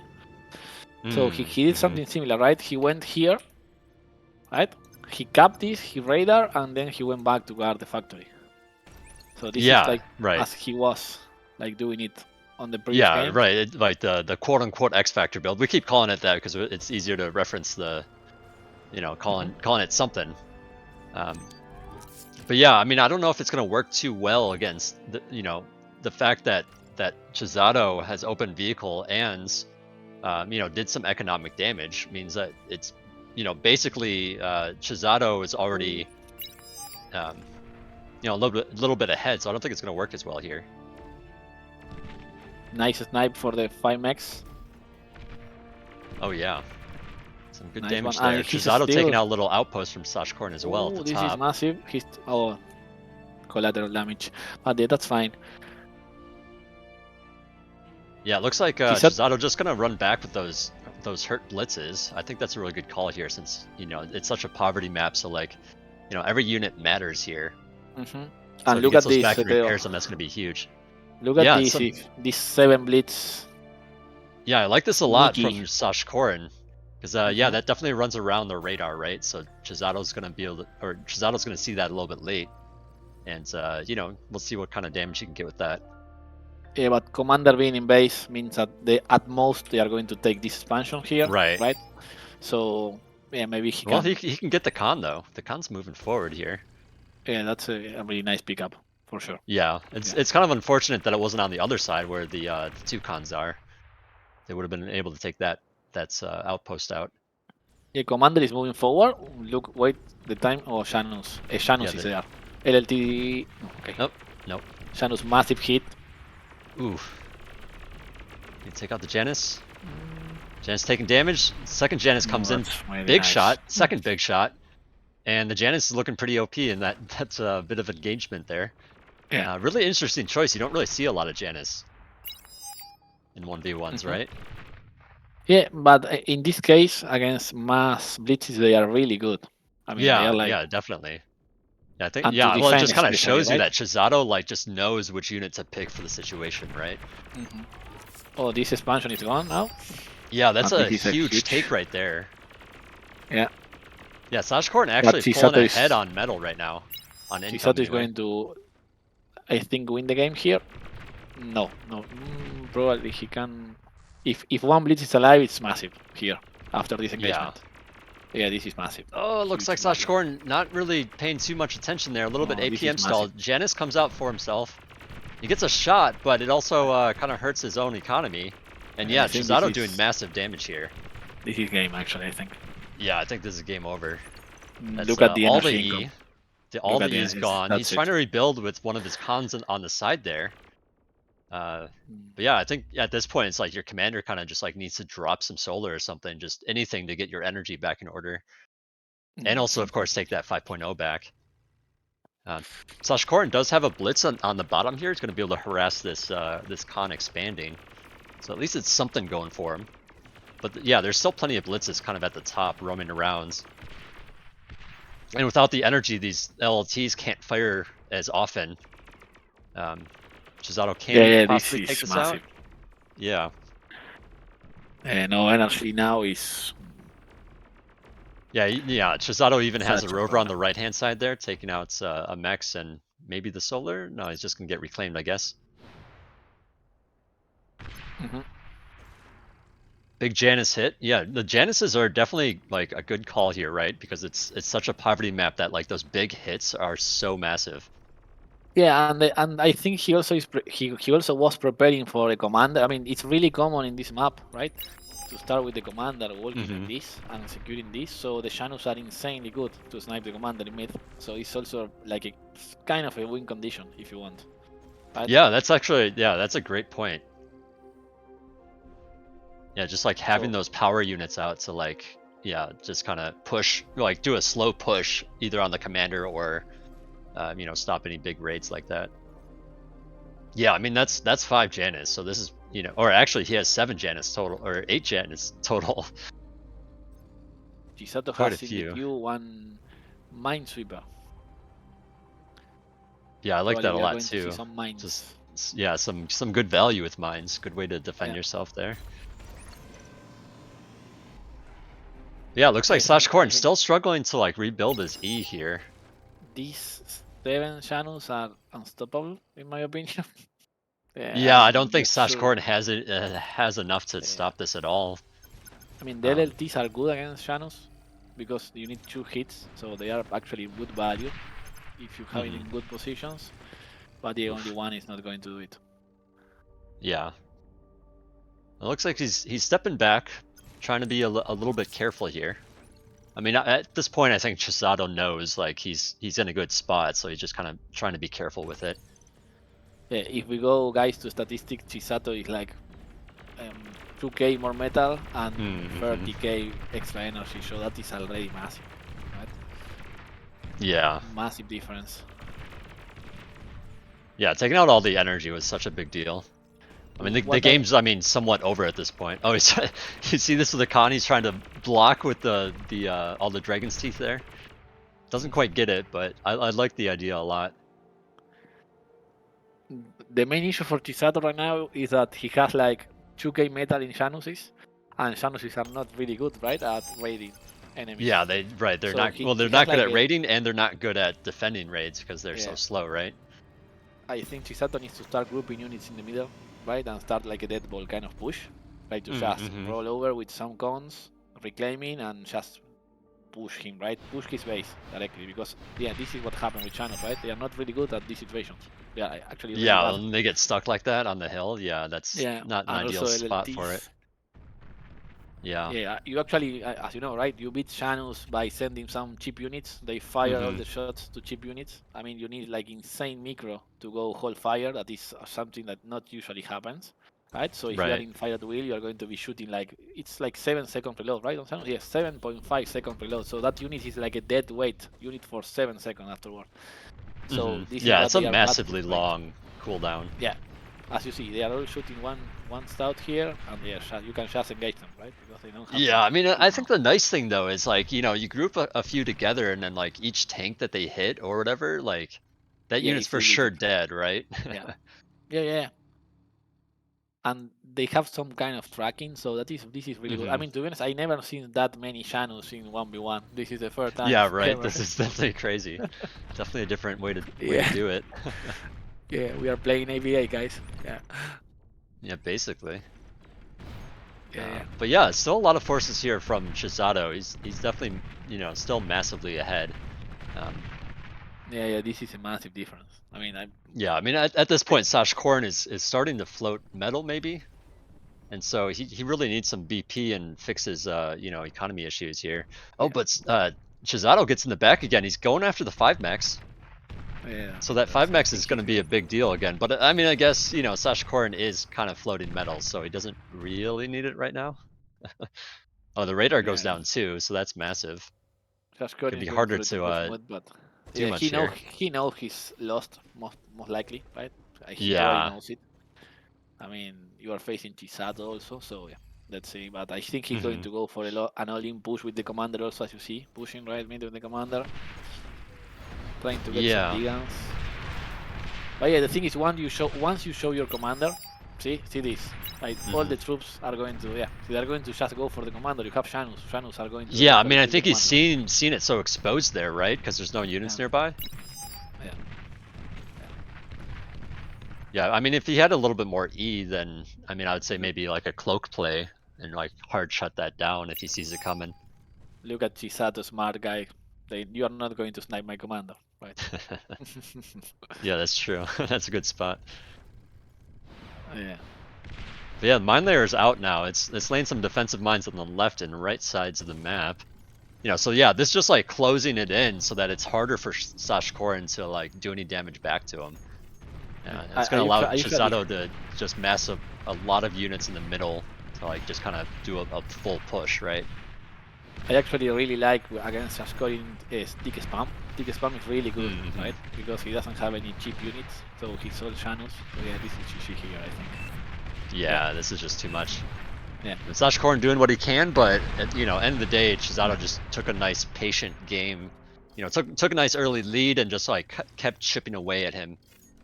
Insane domination by Chisato in this series. So yeah, the guys were right? This was a quick 2-0. So let's see if, as LSR mentioned, right, Teddy can fix his macro issues to try to face Chisato, right? Teddy is incredibly strong, but yeah, he's a bit, let's say, rusty at the moment in 1v1s. So let's see if he can step up to try to face Chisato. That Chisato seems stronger as always, right? He has always been a strong player, right? Yeah, he's definitely a strong player. It's gonna be a hard one for Teddy. Yeah. See if he is able to do it or not. I feel like this was kind of the bracket matchup that most people thought was going to happen, right? Yeah. I mean, honestly, like I expected therxyy to get through Sash, but no dice. therxyy was not prepared for the X Factor build. That was a great series. Yeah, a little shorter, but I mean, we had a longer one just before, so I mean, yeah, kind of balances out. And yeah, so give me 1 second. We're gonna check out brackets momentarily, and if we head on over, we can see that Chisato is going to be the victor with 2 wins. Sashkorin unfortunately did not take a game, so he is defeated, which means, ladies and gentlemen, Chisato versus Teddy. Yeah, and what's their win-loss so far? Yeah, neither of them have lost a single game. They are both 4-0. So, oh wait, I have Sashkorin winning. Yeah, the clash of 2 titans here. Yeah, this is a true clash of two titans. Yeah, so hold on, let me pull back here. I think we have a little bit of a break coming up, but before that, Barcast, do we have something else scheduled? Yeah, so we've got our 2 finalists. We're gonna do a little bit of a break and have a winners interview or finalist interview. Before that, Inda Club has another announcement. What could it be? Yeah, I mean, I wanted to announce this with LSR also, right? Because he also helped me in the previous I'm around, tournament. yeah. Yeah. So yeah, we are proud to announce that we are going to be doing a new 5v5 Omega Series tournament that is going to have place in July, specifically in the 20th and the 21st of July. Qualifiers probably the week before. So yeah, LSR, not sure if you want to mention anything relevant about the I think it's gonna be shorter this time, so hopefully Lost Dead Man doesn't get burned out, and we try to go for the GSL format this time. I think I've vetted the format, I've checked it out, it looks cool. All we need, guys, is 16 teams to make it really reasonable, and if we can make this, and Volshock's recruitment efforts also can do that, I think we can make a great Amiga series. Just but automatically signed up. all And also- probably the guys are here. Also, guys, important to mention that we took notes, right, with LSR. We gathered feedback. We are trying to improve the qualifiers format, right? I mean, I know a lot of people really like it, but we are trying to focus also in making also competitive and not that long as before, as LSR mentioned, right? And also on the main stage. And of course, we have revamped all the map pool. In fact, the top 3 voted maps for that the people really like from previous tournament are Erebos Lakes, Angels Crossing, and Pond Retreat. Right? So these 3 maps are going to remain in the pool, but we have 8 new maps that you are going to probably we know about them really soon when we have probably going to do the announcement in the official bar Discord, right? So the idea with these tournaments is to shake the map pool, also to improving the viewer experience and also the players experience, right? Because if you are playing all the same maps over and over, it's going to be a bit more tedious, right? But yeah, we shake the map pool a lot, so there are a lot of really well-known maps on AV8, like Rosetta, for instance. A lot of people really like Rosetta, right? So a 5v5 Rosetta is going to be a Sounds thing great. Yeah. on the next months in the lobbies. Yeah, I'm So, yeah. I'm excited for some 5v5 Rosetta. That sounds awesome, actually. Yeah. So yeah, that's it, guys. I mean, hopefully we are going to be announcing it really soon on the main Discord. We need some PTAC shenanigans there, hopefully. And yeah, as you know, Bolshok, you are going to have the hard task to recruit 16 teams because our qualifier format relies in 16 teams, right? So hopefully, I mean, we had 20 teams right last time, so hopefully 16 is going to be a thing. And I forgot to mention about the prize pool, LSR. We decided in the last moment to split the prize pool because we have Obiman, as you know, the god of VAR, right? He's the main donor of the tournament. Mentioned that he was going to provide $3,000 prize pool, but Very big, yeah. as we want to have more tournaments, right? We decided to split the tournament into 2. So we are going to have, this is some kind of a sneak peek, right? But we are going to have a Omega Series 5v5 tournament number 3, hopefully. Hopefully, the yeah. future, right? Yeah, So this is hopefully, like that's one- awesome. Keep it so it's extend this prize pool graciously donated by OP Man at 2 events. We took on our effort, to spend the effort maybe over 2 events. So keep the 5v5 alive. I think people like small games. I think small team games as a tourney. Everybody was pretty happy. I think with the Yeah, I mean, 5v5 and the games it produces and the quality of matches. Even though 8v8 is like a meta slave for general public. 5v5 is really good for tournament aspect, I think. So yeah, I think it's probably one of my favorite formats to play because you still get that really cool team dynamic, but there's a lot more kind of variability. There's a lot more room on the maps to cover. So awesome. Thank you so much for the announcement, guys. No, you're welcome. No worries.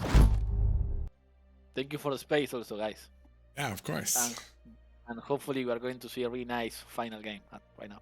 Yeah, I'm stoked for the little Chisato Teddy. So Barkhouse, you were saying we might throw to some interviews? Talk to me here.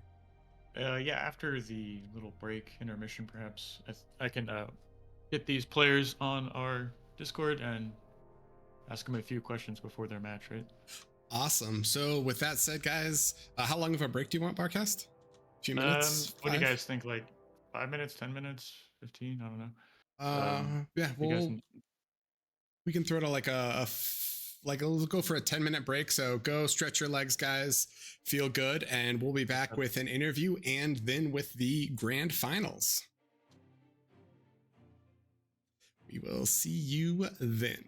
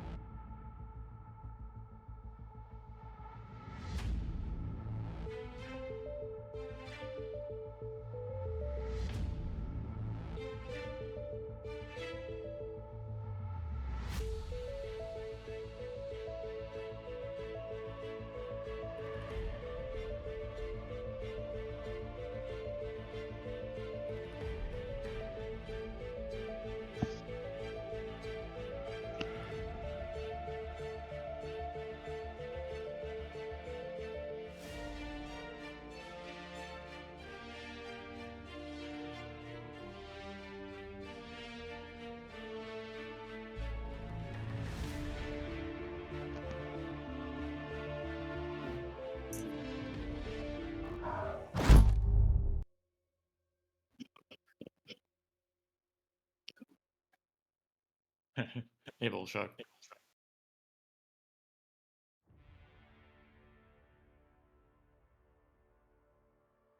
I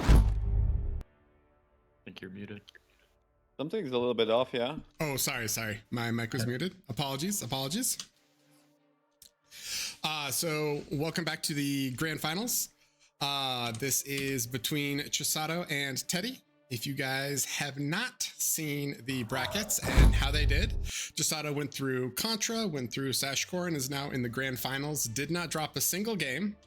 Teddy went through Alta for Ubivator, and ZLO also did not drop a single game. So we've got two undefeated Titans ready for action. And if you've seen any of the historical records, you'll know that Teddy took first in season 1 and Chisato took third in season 1, but Chisato placed first in season 2, and Teddy finished in the round of 16 for that.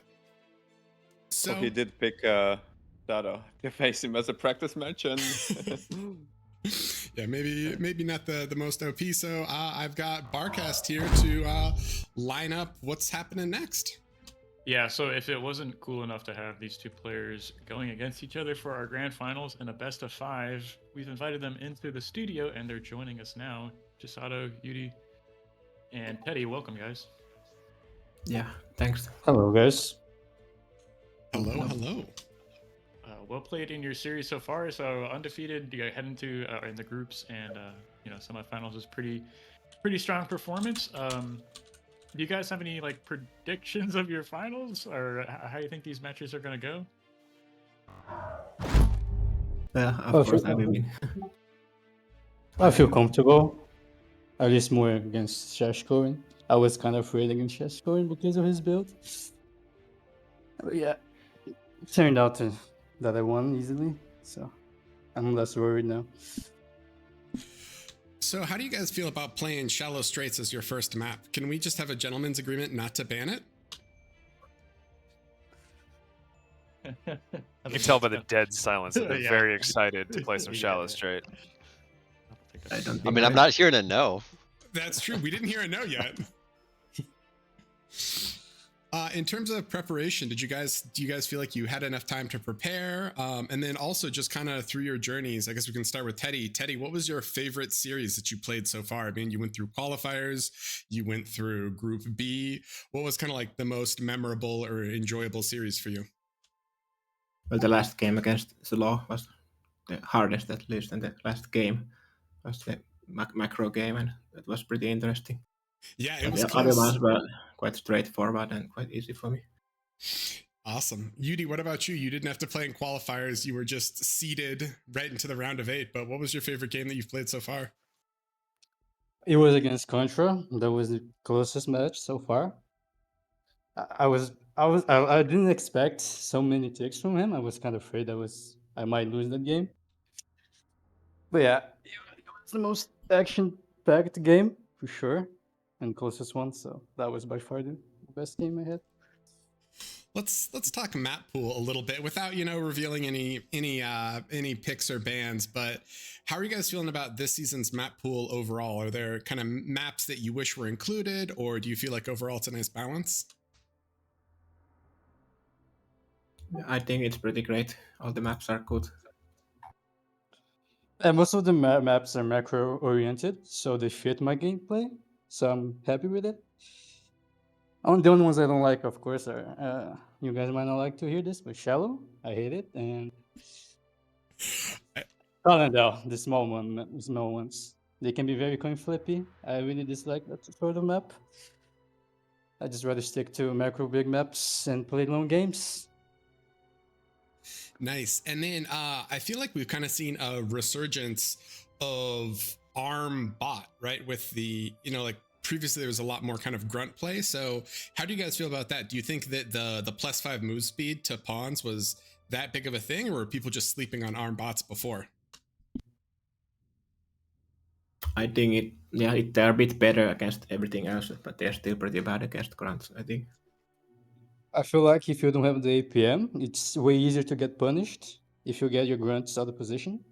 You can easily lose them, but if you have good macro, they they still easily win against spawns, but it's not that one-sided anymore, right? It's more of an even fight between who has the better reaction rather than, you know, just being an auto win for the grunts. What about predictions for how you're going to do in the finals? I don't think I got that out of you. Teddy, do you have an idea of how this is going to go in a best of 5?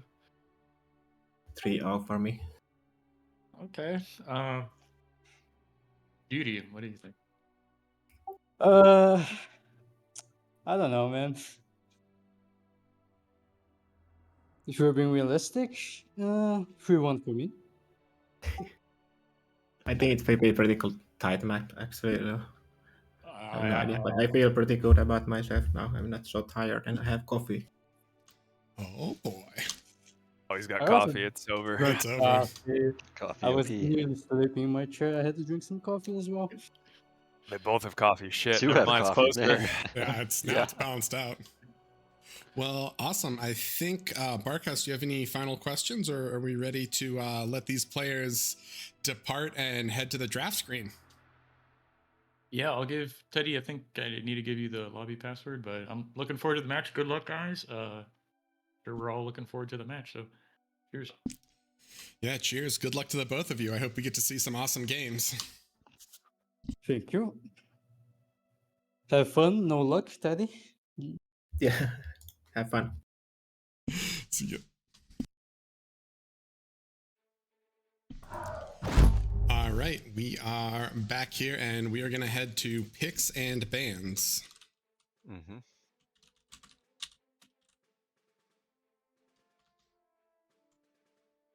So yeah, it's always kind of fun and or interesting to hear, to hear those players kind of talk about things and talk about the meta.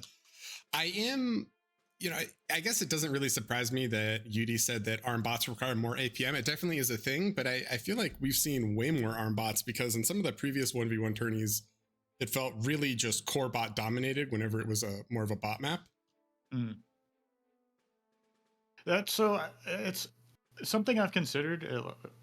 Selecting the map pool, right? It's like splitting large maps, small maps, bot maps, vehicle maps, right? So like trying to get more of a diversity of maps, not just like every map's like Heartbreak Kill. I guess you can just do core bots, right? So trying to balance it out for you guys as players and viewers, right?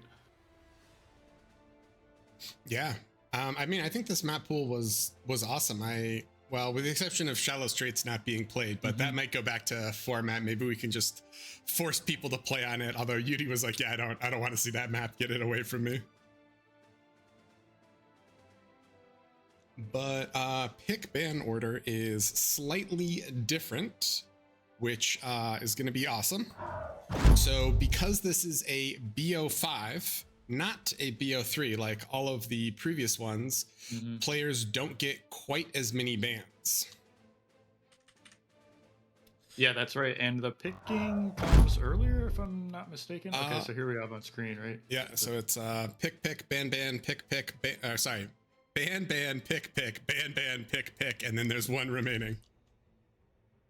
So Chisato bans Shallow Straits first. That's no surprise, given Come his on, comments, man. right? Come on, Chisato, you're better than this.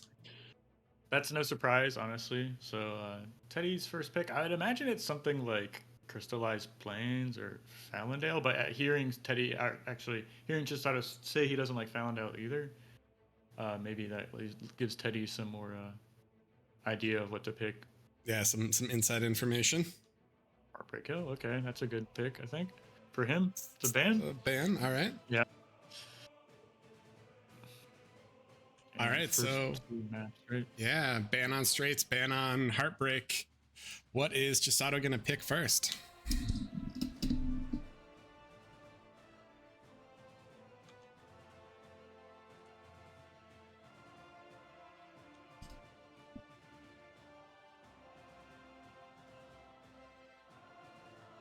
So it's 2 picks, 2 bans, 2 picks, and then the final map. Thank you, Volshak. Yep, there we go. So ban, pick. Yeah, Chisato we've only done BO3, so he's like, wait a minute, do we pick? How many maps do we pick before we ban again?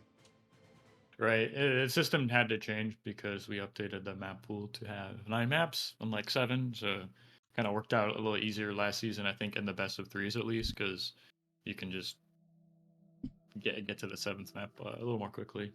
Yep. And so Chisato picks the Seriers. That's an interesting pick. We haven't seen too many matches on this map. No, we really haven't. But I find it kind of intriguing that he wants to pick it versus Teddy, because that's an older map, and I feel like Teddy has played a lot on it. Right. A lot of players seem comfortable to be on it. Frankly, I think that's interesting. You didn't see a ban on that map from more players, like just to get it out of the pool and maybe put their opponent in on a map they haven't practiced as much, right? Yeah. Didn't see too much of that. So Chisato bans Theta. That's his last ban. Oh, no. Immediately regrets it somehow. Very funny. in chat he goes ban Theta followed by, oh my god, is that my last ban ? Whoops. Do you want to ban Hades, right? Piece of Hades, I think that's the... Yeah, I mean, well, I think either of these guys are perfectly comfortable with like macro games. So I think them being on Hades, if anything, will just be exciting. Right on. So I think we got the rest of our maps. Teddy banned Zero, right? And now we have 2 more picks. Excuse me. So I don't think it even matters what they pick, because it's only the order, right? Right. So Yeah, pick the but order. The order is kind of important, right? Because if it does go to a game 5, then Chisato wants, if it's tied at 1-1, then game 3 is going to be on Chisato's map. Game 4 is going to be on Teddy's map.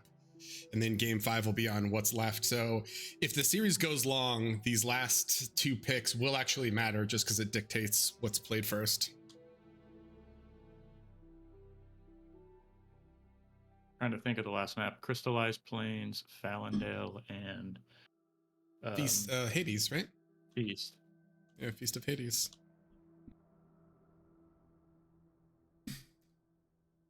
Okay, Chisato picks Hades. Teddy has 1 more pick.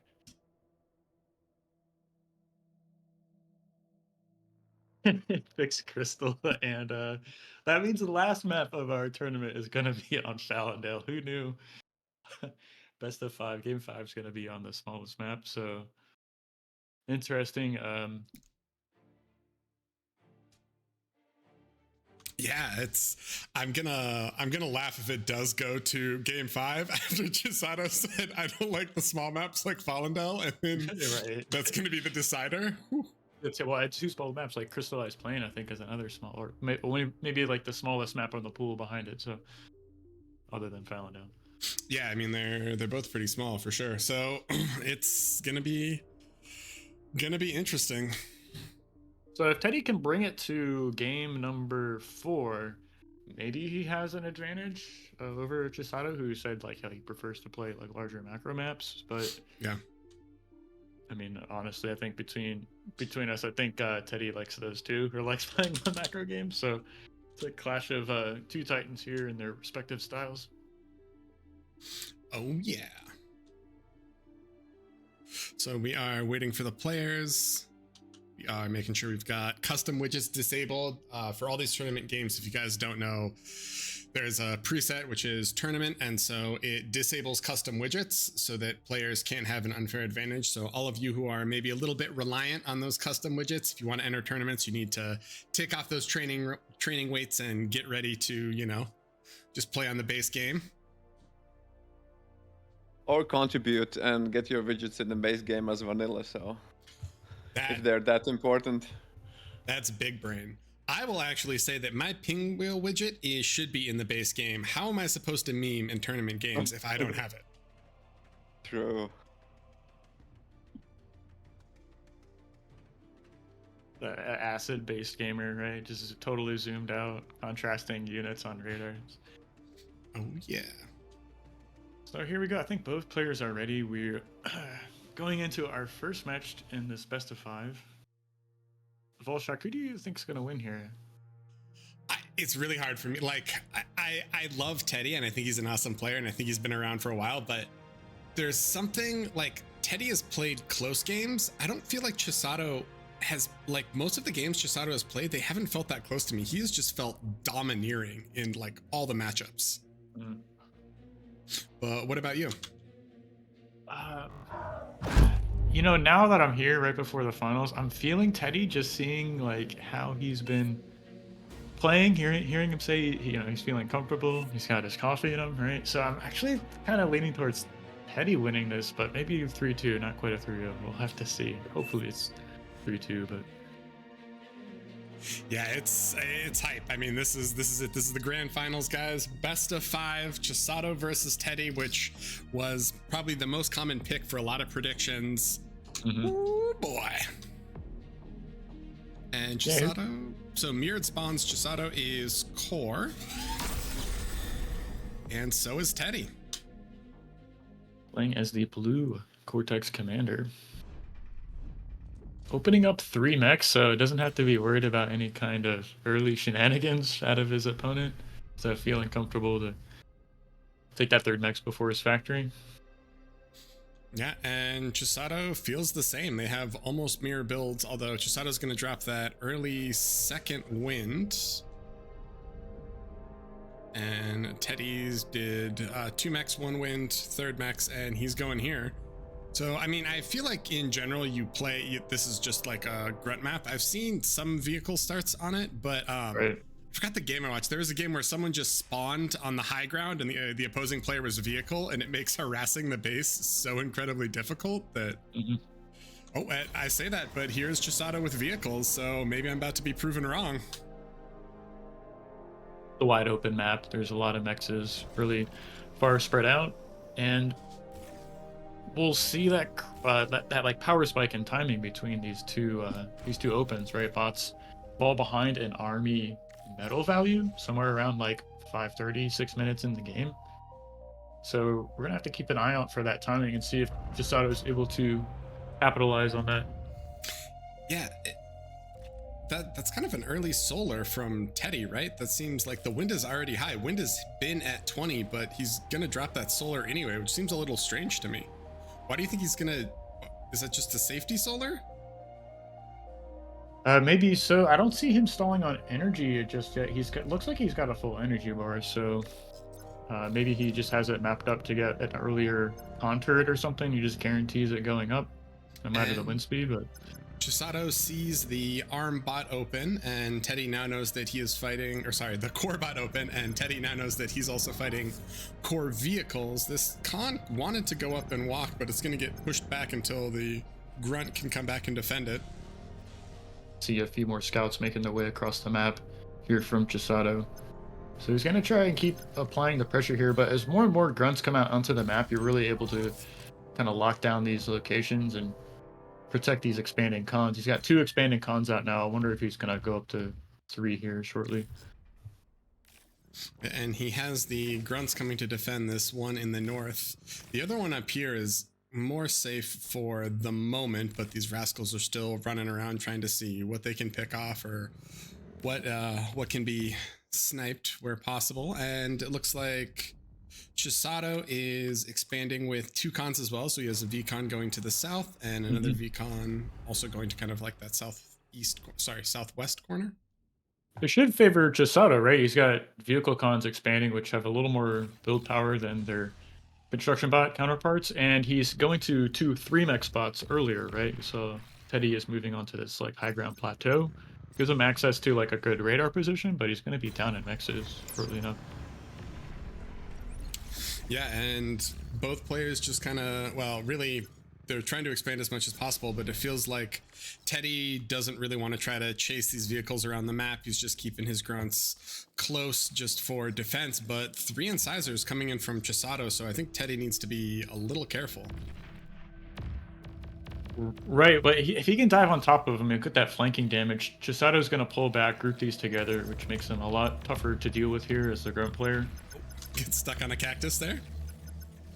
What a way to end it. You know, you go through training, you get printed, and just trip on a cactus. Well, that was, did you see in the, it was the therxyy game on Canis, I forgot who was playing, I think it was against Sash. He like shot something and there was a bunch of fire on the ground and he kept running through it and it did like a substantial amount of damage to his grunts.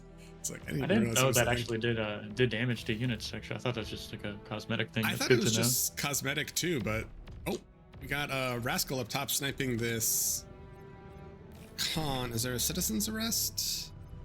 No, he gets 2 mexes though, so that's a big deal. Like we're just kind of outlining how Chisato's going to be up on metal here shortly enough. He's got a 3rd con expanding towards mid. We can see on the mini map here. So just that little bit of damage is really going to start adding up here.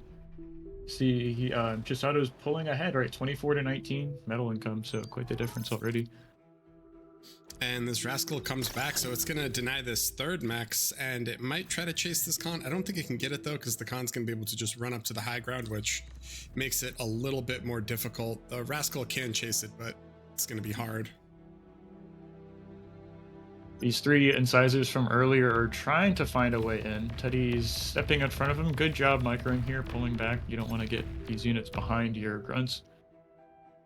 And deflects that attack. Loses a few grunts for it, but he shoos away the attack and takes out one of the incisors.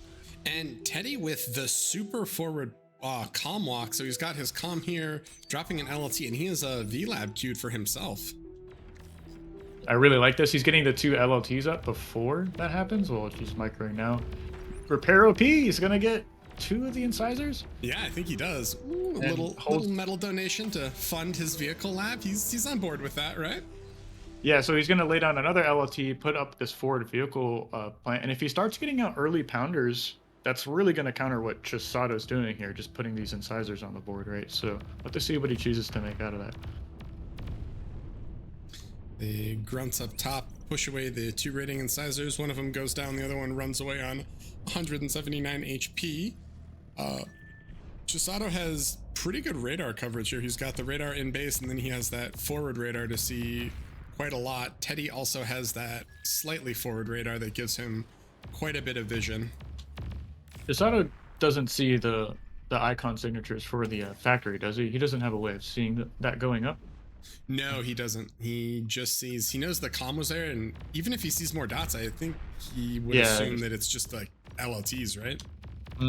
Not sure, but it's kind of hard to pick up on those kind of things when you're trying to do everything at once, right? But he's just content to stay in the 1 factory for now. You see Teddy's continuing to produce out of his bot lab as well, so he's going to be moving on to 2 factory production. These 2 incisors, they tried to kind of push up. They get a couple things, but the other one dies. This 1 incisor did sneak past, though, so it might be able to get quite a bit here. That's a big problem right now. We see Teddy's kind of desperately trying to get to that side of the map, bringing a lot of his grunts over there. And I see just undefended mexes, like a res bot, a construction bot, right? So yeah, there is a defensive Rascal. He's going to do his best to stop this incisor. Oh, the little body block, that was kind of cool. Kind of slow it down. Maybe put the resbot in the way here to kind of soak up a couple hits, slow down the incisor. But now he's in the back line. He's going to get a couple of mexes for sure. And see, on the front here, these brutes are making their way out of the map onto the map. So Teddy is investing in these like higher quality units more early. It looks good. And Chisato is mirroring his comm walk just on the other side of the crack.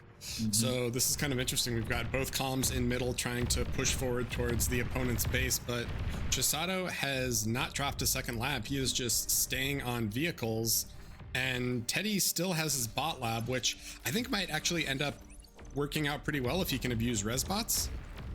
Yeah, we'll have to see like where these fights take place, and if Teddy's able to capitalize on any of those kind of wreck fields that develop once we get into the mid game. I'm looking at the mini-map, and Chisato seems like in a way better position. He's almost split the map in half. All these red dots are exploiters, right? Maybe one's going to go down. This construction vehicle is going to get taken down, which is great. Little pick off there, finding the chink in the armor. But Chisato's spreading out. He's got exploiters everywhere and securing his half of the map. These brutes are finding a little bit of damage. That was the window they had, taking out an exploiter. Are they going to find this expanding con behind them? No, they're just going to run into yet more exploiters. get taken down. See, this is where you'd want to have like the res bots behind, or maybe focusing on this little reclaim field that's forming here. But there's a little bit of a raid on the other side.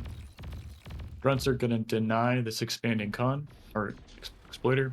Yeah, I mean, he denies the exploiter, but the two exploiters behind it are protecting the con. So at the end of the day, I don't feel like it's that much damage. No, that was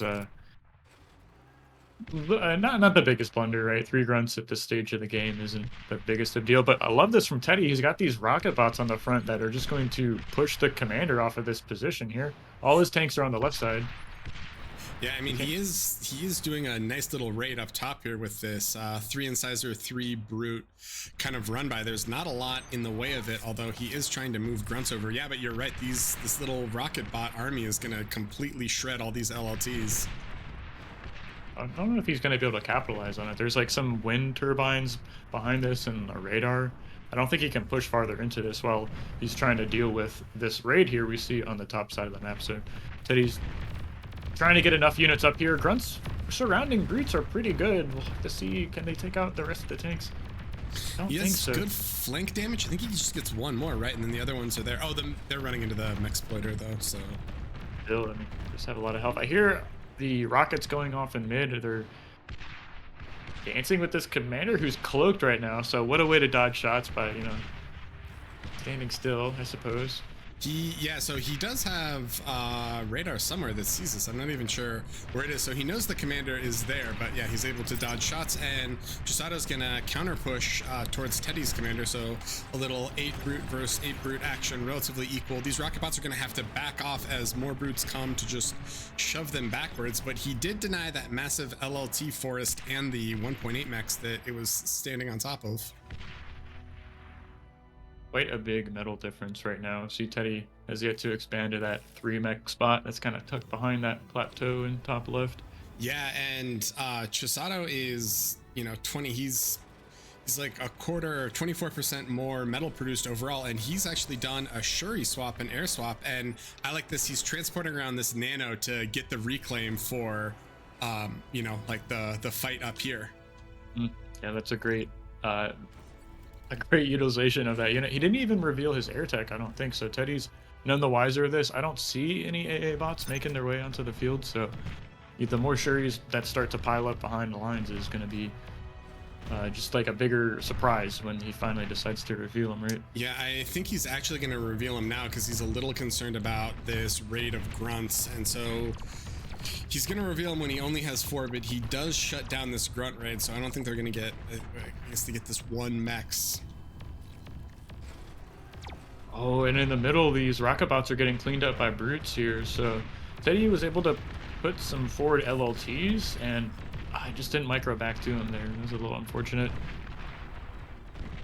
He tried, and Chisato was trying to raid on the right side of the map, but he ends up getting pushed back.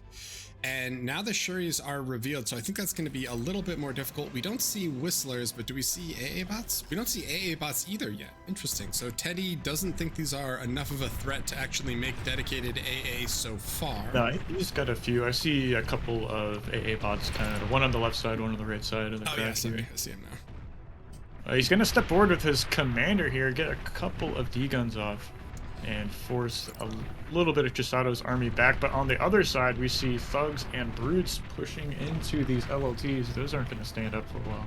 Yeah, this is a little concerning, right? Because once these LLTs go down, there's not really that much between Teddy's base and the rest of this army.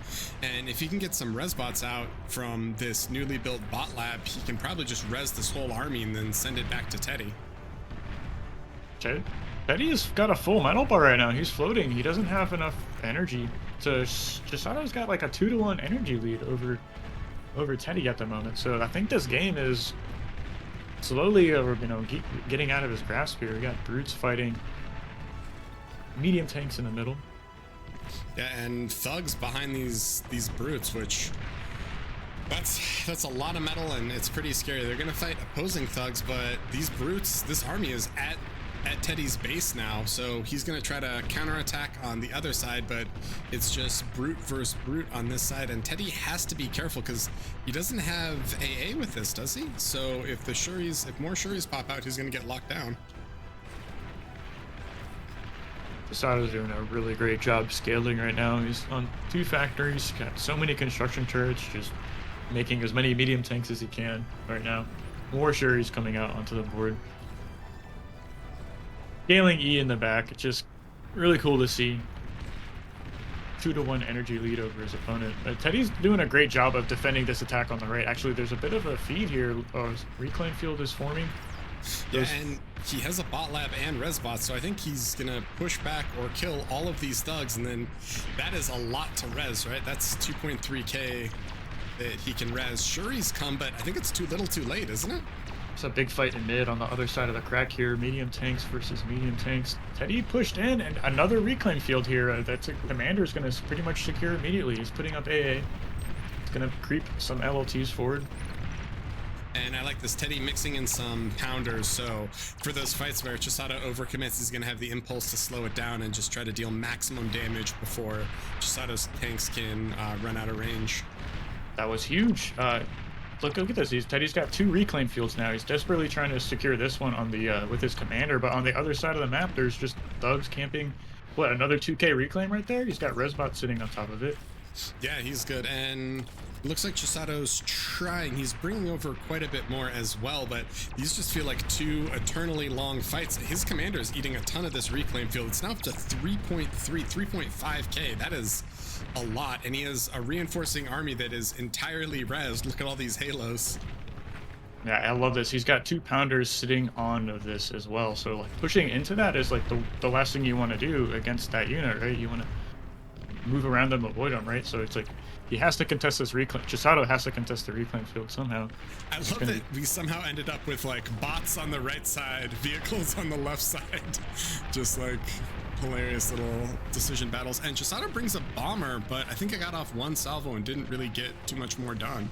That'd have been a rally error. He's pulling some in his main base. I see he's up to 4 or 5 bombers right now. He's got so much E he can support this production, so he's gonna try and swing this battle in his favor here. This is a massive push on Teddy's comm. Is Teddy's commander gonna survive this? Can Chisato just all in it?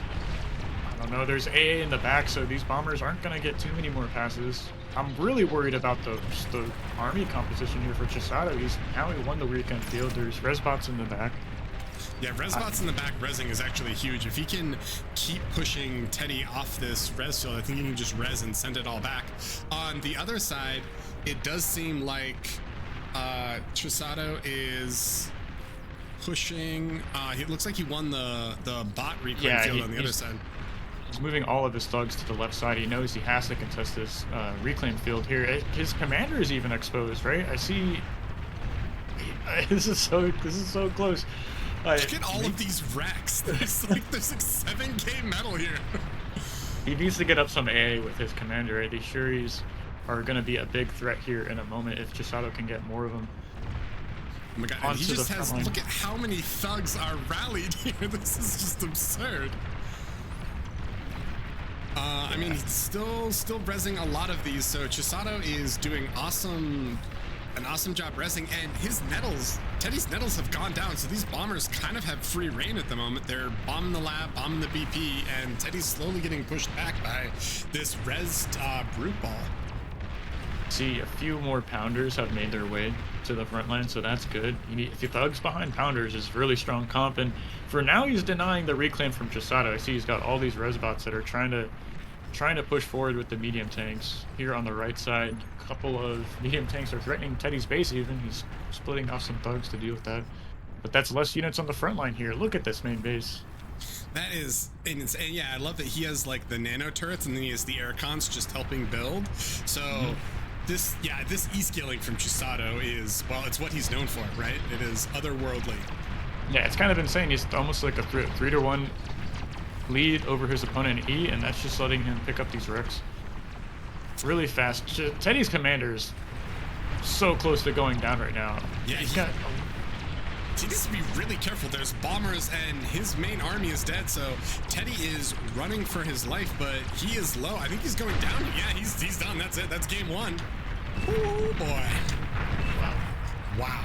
That was, yeah, I mean, I feel like a lot of these Chisato games have been like that. They are just, incredibly scary with just how efficient and how domineering he is, right? It's not like there is a single mistake that Teddy made. It was just that Chisato was incredibly efficient and made everything, you know, kind of work exactly how he wanted it to. Yeah, it's that arm wind. It's really strong, man. Just what has four or five cons, just scaling E the entire game. So he ends up with this 3-to-1 energy income advantage over his opponent. I see a few energy converters there, right? But that's, what is that? 25? That's a So lot that of is- converters, actually. Yeah, right. So that's quite a few mexes, right? It's like having 12 mexes on your opponent. So Yeah. quite the game there, and something to study if you're looking to improve, right? Chisato's one of the guys you want to download those replays, but that's neither here nor there. We're loading into game 2. Yep, we are getting ready here. So game 1 was on Assidious Crack, which was what Chisato picked. And he took that. So now we're going to go to Canis, which is Teddy's first pick. And players are loading in. So we will be in this momentarily. I feel, though, while Teddy might feel comfortable on this map, I feel like this is also a great map for Chisato, right? It's got these narrow choke points. It enables scaling if he wants it.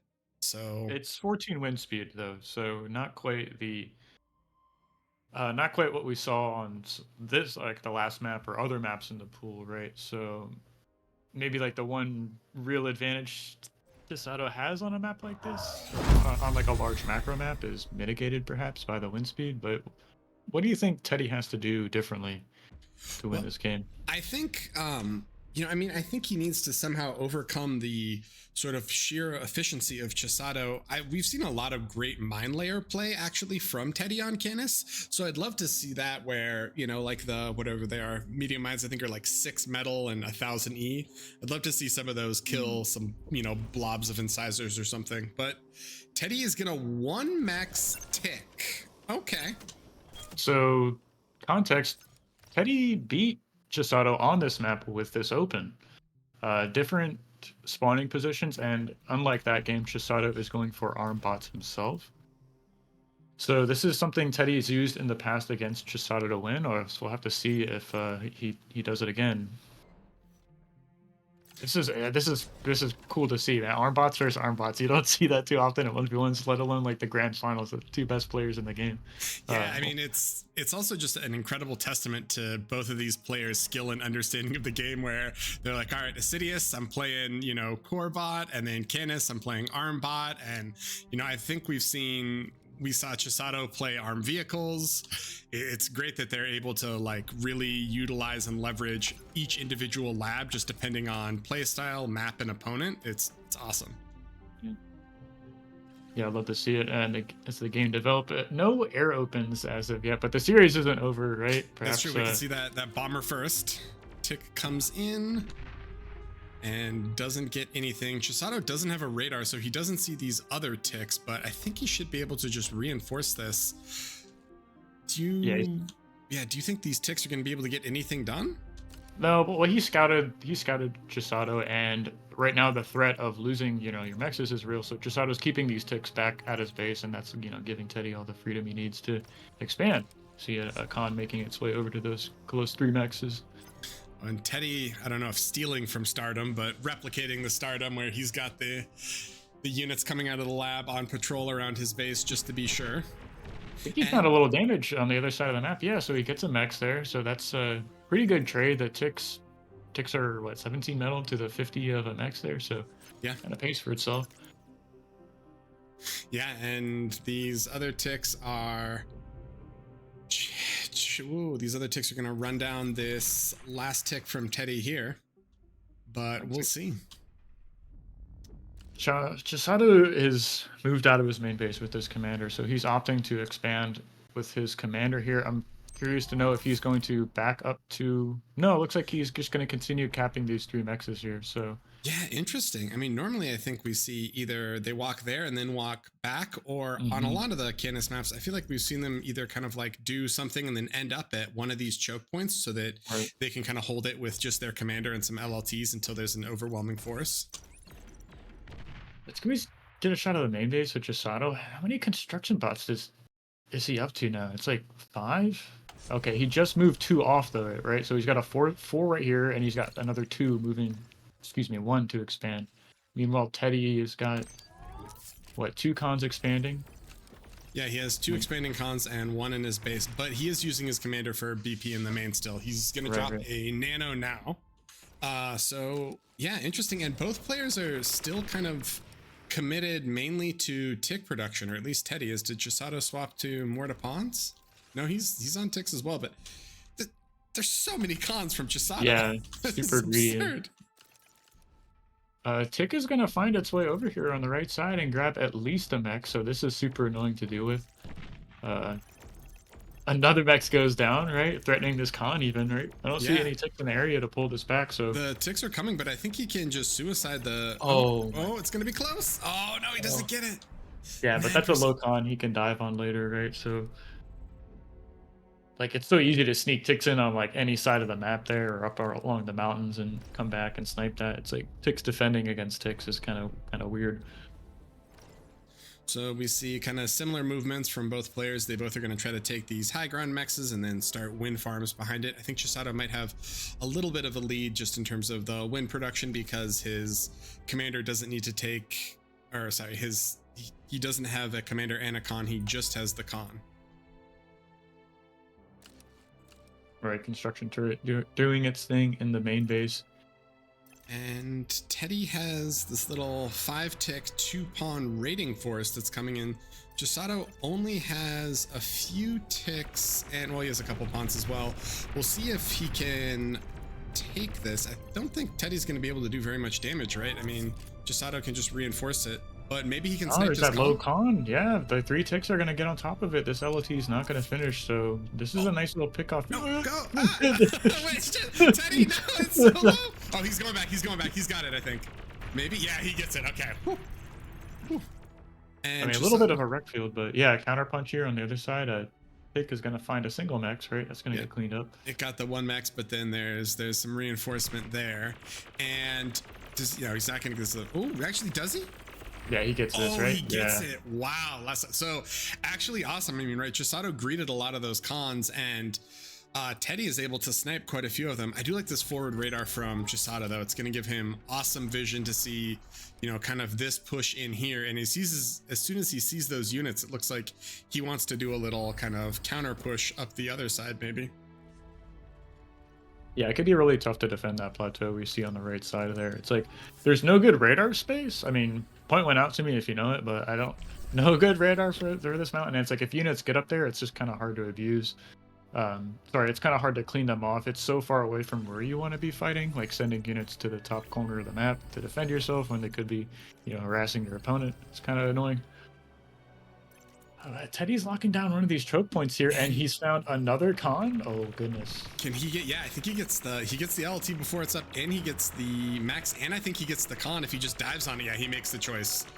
Awesome job. So Teddy is punishing this greed from Chisato. Chisato with so many cons to try to just maximize that eco, but Teddy is able to snipe them all across the map. He's going to see these res bots that are resing the cons and everything else down on bot, so he'll know that that's happening. But Chisato has just taken more mexes at the end of the day, right? His entire high ground is now mexed out. But Teddy's done a better job of securing that geo area, so I'm wondering if he's going to commit resources to getting that up sooner, which can be a real boon to your eco on this 14 wind speed map. So the geo is definitely something you want to be making here. Yeah, I am a fan, and Teddy's commander is walking forward, so I kind of like this aggressive positioning. It's going to drop a forward bot lab as well, so not a vehicle transition. Teddy just wants to stay fully committed to bots for the time being, and Chisato is going to do the same. Chisato is dropping some nanos in his base, and he has a lot of wind turbines queued. He has 3 cons committed to building wind. First energy storage is already up too. You see him add on more of those as Arn. Probably go up to at least three energy storage. Yeah, he had 3 on the game versus Contra, right, on Sierra Lata. Pretty sure he. Yeah, it's something you can do as arms. So unlike core, where you need like E storage and A solars to scale into like T2 even, like you'll see Chisato playing arms, just scaling E and using energy storage to get to that T2. So you can kind of forego having to make energy advanced solars to get yourself to that higher tech level.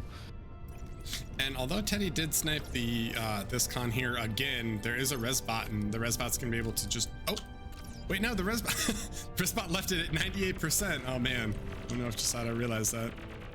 Yeah, there's so many places to be on the map right now. Teddy's trying to sneak in a couple more pawns, but I think the time for like these little raiding and harassing is kind of closing as the map gets more constricted with like LLTs and radars everywhere. So just in time, Teddy's got this dedicated push in mid, right? What is this? He's on thugs right now moving forward? No, just Centurion. What is it with the Centurion play that we've seen recently? They're strong units. Correct me if I'm wrong, but I mean, with resbots behind them, they can, and like kiting, like look at this. It's like pushing into moving LLTs, right? So yeah, fair enough. And Teddy did do a vehicle lab, I guess in his main. Yeah, so he ate the bot lab in his main, did a V swap, and he has a 2 blitz, 1 stout on repeat, which kind of interesting. Yeah, he can. The blitzes help the stouts or medium tanks against spam, right? So yeah, so Teddy is pushing, or is kind of fighting on the high ground here. He has the Centurion push, and he's fighting back against stouts here, but Chisato on the other side has raids in Teddy's base that are getting cleaned up, this small grunt raid, but behind it there is a stout pawn raid. Sorry, there's a pawn raid. That's gonna get damage, right? These 2 stouts can clear through LLTs pretty quickly. I just see there's 2 underpowered LLTs to defend that. Yeah, there's 2 blitz and a pawn, but I think that still does a lot of damage. But on the flip side, these Centurions are actually doing quite a bit of work here, right? Yeah. They just like plowed up that plateau, clearing out all the units, gaining the position. I'd really like Teddy to be reinforcing that position with a couple of res bots to at least reclaim the metal before it's kind of donated to Chisato on his side of the map. Yeah, I mean, actually, Chisato needs to be careful here, right? Centurions can kite commanders, so if Teddy sees this and he doesn't get degunned, he might be able to just straight up kill Chisato's comm here. This is actually really scary. One's gonna get degunned. That's unfortunate. Like you said, yeah, just Centurions are commander snipers. Really, if you get in range of them, you can just run them down essentially. And Sense on this side are going to clean up 3 solars and an LLT. There is an attacking force on that side that's going to be able to do a bit, but battle on mid, we see Resbot, Centurion, Stout. So that, man, that is that's a tanky army to push into, right? There's just a lot of HP that can be resurrected and or repaired. And this Centurion on top, after it killed that 1 LLT, is going to snipe a max, probably get another max. And yeah, great use of the range on that unit. I'm just watching this now, really surprised at how good Centurions are at raiding, actually. Kind of work your way around the map. They're tanky and they have a lot of health. I don't think the Scent is going to be able to do... Does it get this LLT? No, it goes... Oh, not quite, not quite. I like this mine layer from Chisato. There's not a ton of mines on this gap, but there's definitely a little bit. So if there is a massive stout or blitz ball that tries to run through, it's going to be able to slow it down and or just deal that kind of initial damage. Just in time too. I see some forces from Teddy making their way to the right side of the map there. Yeah, there is this exposed little expansion just with the con there, so I think the stouts are going to come through here and see it, and then maybe he can swoop through and get Geo on that side. But Chisato, well, Chisato's reclaiming now. I feel like Chisato might be in a slight economic advantage here. He's definitely ahead in terms of energy production. Teddy's got a bit of a tempo advantage here. It's like he's forced Chisato to react to this really forward position, and that's going to give him time to like swing out and make this play towards his Geo. I'd be really interested to see if Teddy goes after that Geo spot here in the next few moments, because he's got a lot of army on the right side of the map here. Oh no, here we go. They're going to run into some media or some mines. Are they? You know what we didn't catch? The 9 Banshees that are about to roll into Teddy's base, but Teddy already has 1 Nettle. But are these Banshees? I don't think they can comm snipe, but I think they're gonna mech snipe, right? And there's gonna be a lot of economic damage here. Yeah, using Banshees to surprise air Banshee raid is actually really strong at sniping mexes. So if you choose to go for all of them, and that's what he seems like he's doing. He's just spreading out over all these mexes.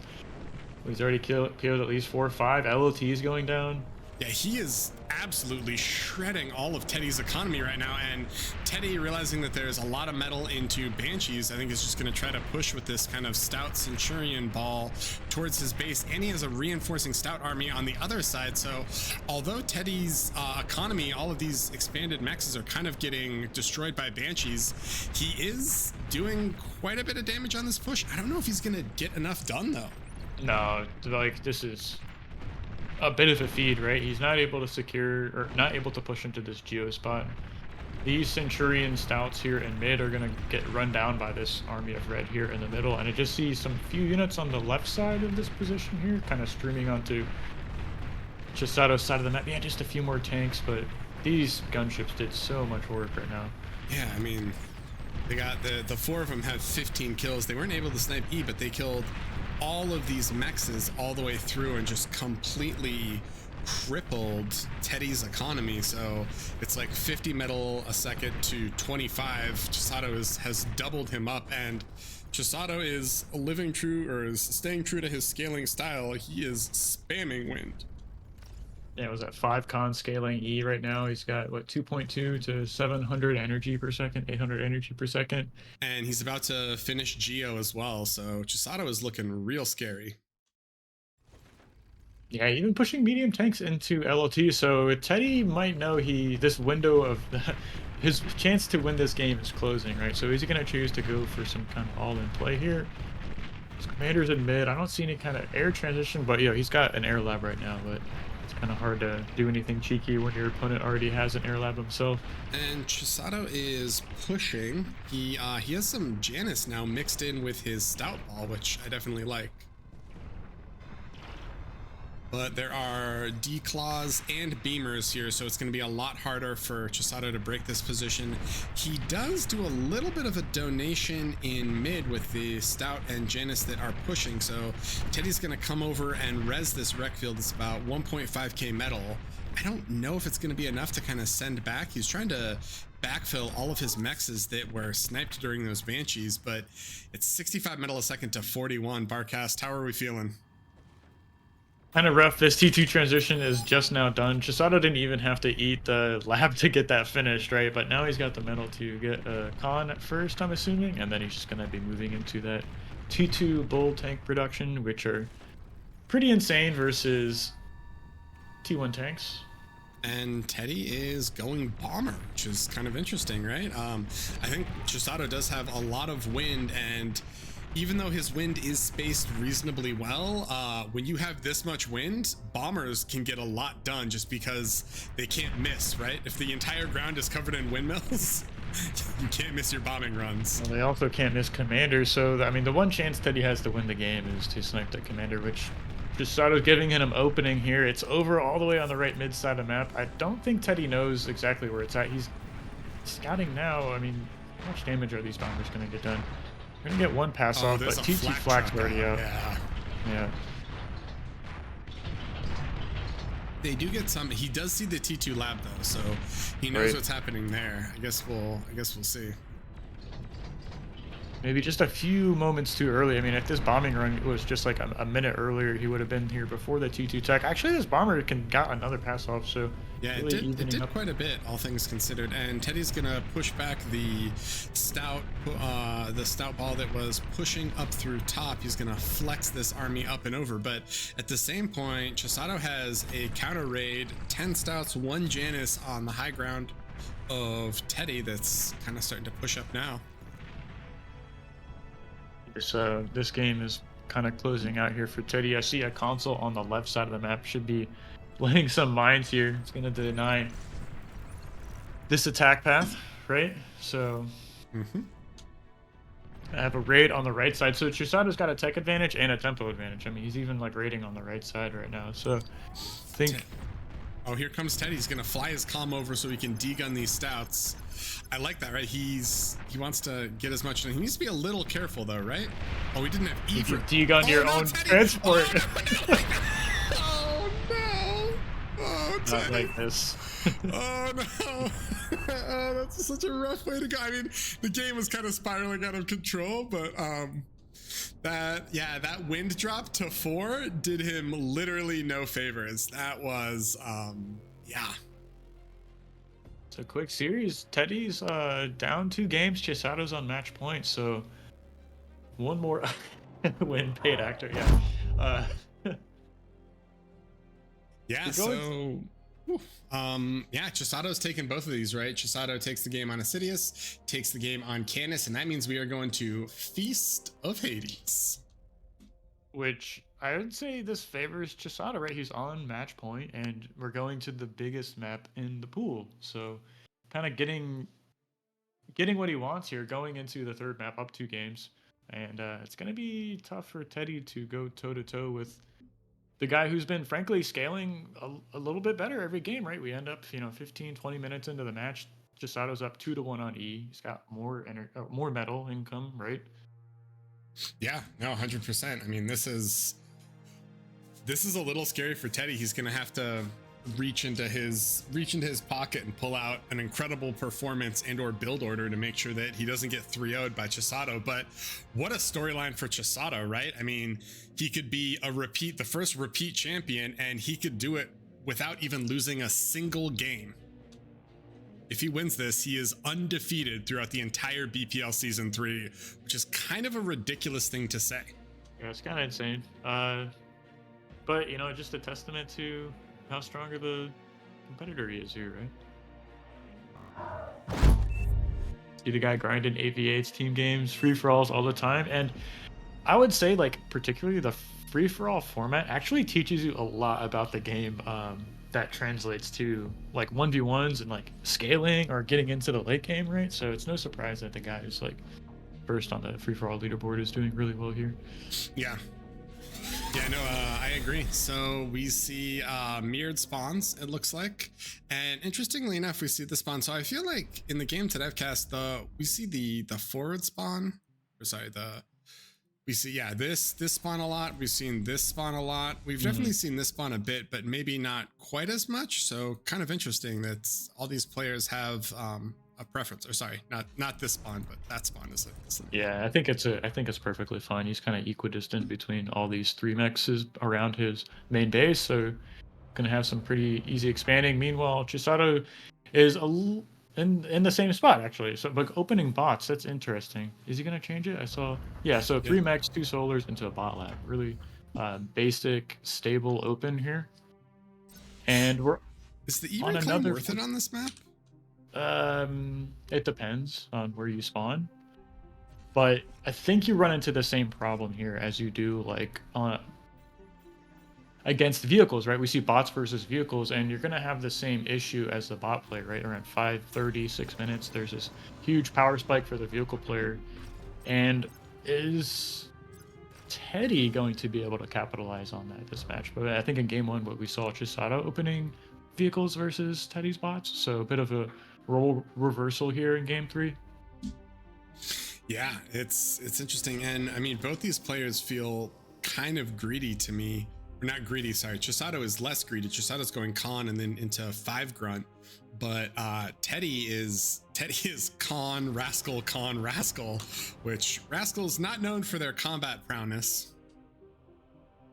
No, but they'll give him enough, what he actually needs to see, which is Chisato playing this pretty passive style, right? It's not like 1 mech ticks. It's not like a comm drop, or anything like that. So, and I would be floored if Teddy found this res bot here that's mining E. Is he going to end up finding this? He sees it, but the grunt is right there already. So he's going to get 1 shot off. Ooh, does he get it? I think he gets it. He gets this here. This is so big. The body block. Oh no! The grunt ran in front, and the rascal turret turn radius, which is the most tilting thing ever in bar, lets him down. That was so close, and really, Teddy would have been in a huge advantage, I think, if he was able to snipe that. But that's giving Chisato the energy income he needs to, stay on the commander a little longer and produce some more grunts. So, is he going to be able to spin that around and pressure this greedy open from Teddy? To see. And let's see, Chisato now has he's got 2 expanding cons, 1 to the right, 1 to the south. And I thought this 3rd con was going to boost his lab, but he has this 3rd con coming to expand now. Yeah. And Teddy Got has this radar going up too. Yeah, Teddy is mirroring that radar. It is an incredible radar position. So Teddy also has 2 expanding cons, but he's going to expand with his radar. So a little bit of a different choice there, right? Chisato wants to use the commander's BP to boost out the bots just a little bit quicker. And Teddy is going to calm walk to try to take more of the map as soon as possible. I like this move out from Teddy. He's got 2 cons assisting the lab right now, and he's going to be able to get his commander expanding towards mid. So really strong choke and position to move to. You can get a shot of it. It's kind of just south of Teddy's commander there. There's that little intersection between a few lanes, and it gives you access to that remix spot there in the dead center of the map, right? So another area we see players really contest over. Yeah, I mean, we definitely see. It's interesting though, because we've seen players contest the 3 mechs in mid, and then some players like Lopatka loves to end up walking his comm and try to take these mexes. And I think so did ZLO, right? ZLO really tried to prioritize those corners. He'd sneak cons over and try to get it. I mean, the 6 metal a second just off T1, so it is super useful. I think Teddy got kind of the best case scenario here, right? He's Incisor versus Grunts, right? Which can be a hard match for the Grunt player, right? Incisors counter Grunts pretty hard, but if you're out of position, okay, Teddy backs. Sorry, Chisato backs up. I was a little worried there for that con and LLT, but yeah, Teddy's got a nice open. I like what he's doing here. He just has to get a few more cons expanding to that top plateau, and he's going to have that kind of like quadrant of the map secured, all that metal going into his coffers, right? Yeah, no, 100%. Okay, so Chisato's going to try to maybe do a little bit of a raid around here, which could end up... Oh, no, man, there's only 4. Well, there's only 1 incisor here, and there are 2 cons, so Teddy needs to be careful. If he loses this expanding con on the high ground here, it's going to be really painful to replace. He needs to ride out these early few minutes, right, and just have that, like you said, ride the vehicle power spike. So losing cons and units right now is really concerning. This was... so close. And he gets it. Not bad though. I mean, losing the 1 con there isn't end of the world. There's another con to the just left of this on the plateau, so you can continue to cap these mexes. But of course, Teddy would have liked to finish securing that. Like, he was just beelining to that choke to get LLTs up, and then he was going to come back and cap the mexes behind it. So just a few seconds behind, even with the second tank showing up behind that con. So really nice pick off there from Chisato. And Teddy trying to get some information, but Chisato has had really, really good grunt and kind of LLT coverage, so it's hard for Teddy to pierce in and see what's going on. I'm wondering when he's going to transition to vehicles, right? He's secured the bottom right quadrant of the map, so he's got all those mexes capped. He isn't floating metal quite yet. He is e-stalling a bit though, and wind is max, so I think he might need to fix his E problems before he drops that V-Lab, but we'll see. You see a couple of con scaling E for Chisato, who's moving into the water. He's going straight for mid. We've also seen a lot of, not as much in the finals, but in round of 16, there were quite a few players, and in the qualifiers who, especially as core, you drop the title and you get the infed lab, and then you send Salas, so...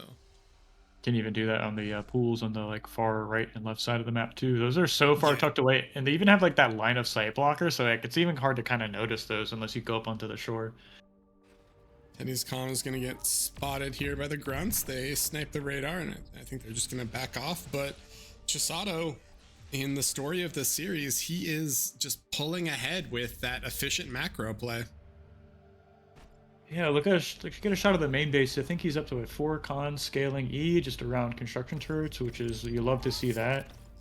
He's up to, is that 4 construction turrets so far? Energy storage already, so this is the perfect spot you want to be in, right? Really strong macro play here. Here's the 5th con, right? He has a 5th con over here building wind, so he literally has 5 cons that are scaling wind, and he did his vehicle transition now, so brutes are coming out. So these incisors, they either need to get something done now, or they're gonna need to really split the map and make those brutes chase them while they get value somewhere else. I just love this style from Chisato, being really greedy with that build power against a vehicle player. Really. What is this duel in mid? Have they decided units or nothing? And Teddy's gonna bring reinforce. Oh my god, can he snipe Chisato here? No, but he's gonna get Chisato off of this position here. So a really nice play. He from might Teddy. be able to though, because if he's ahead, he can still run in the water, right? No. And then, yeah, No. because the underwater. I think Teddy. Okay, yeah, I chases it. guess Chisato's dead. Okay, so yeah. Okay. Well, all right, Teddy. Well, all right. Hey, that we get to go to a game 3 or sorry, a game 4. That is a hilarious way to lose, right when you were about to capitalize on what it was. That I can't believe Chisato. He saw the calm walking in him, and he didn't immediately run, despite the fact that he had no supporting units. He was just like, well, let me He just keep on didn't going. want to lose the max. I've watched his POV, so it was pretty interesting. He just didn't want to give up those 2 mixes. Those 2 mixes too important to give up, and really didn't. Teddy also didn't back off. Teddy saw his chance and jumped for it, realizing the tanks on the front. I also didn't thought it was that big of an issue because, you know, he retreats from the water and underwater laser wins. But what a game, like, to be fair, to end in such a way. I mean, Chisato has to be a little frustrated, right? His flawless run is defeated by a calm walk and a couple incisors, but great job for Teddy, right? He doesn't get 3-0'd. It's gonna be it's 2-1 right now. So Chisato won a game on Seriers and Canis, and then Teddy just took the game on Feast of Hades, which means we are going to game 4 on Crystallized Plains. I think Teddy might win this series. Actually, now he's on these 2 small maps against the macro player, right? So I don't know who's better at these kind of knife fighty map situations, right? But Crystallized Plains is a very small map. So is Fallendale. I don't want to say like being down 2 games in the series is really want to be here, but I think Teddy could still win this one, right? Yeah, I mean, there's a lot of potential. I'm excited, right? If nothing else, I'm just excited that we get to see the tourney go a little bit longer. I think that doing the round of 8 in one day is awesome because it's a nice length. Last season, the round of 16 all the way to the grand finalist was maybe a little long. So I think this format is awesome, and I hope we get to extend the series out a bit longer and see some more great gameplay. So we are going into Crystallized Plains. Players are loading now, and it looks like we have Teddy in blue on the bottom as core for the moment.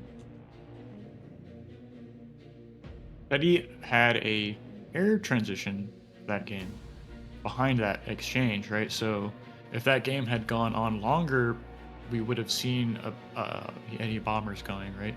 So a little bit of an earlier bombing run compared to the game on Canis, right? So maybe adjusting his play a little bit against the man Chisato, who's known for that like E-scaling, win scaling.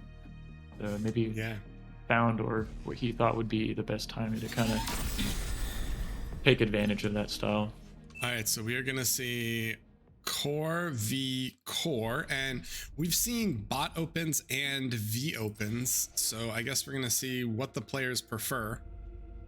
Although, interestingly enough, didn't the last time Chisato played this, didn't he play armed vehicles, right? Versus Sashkorin?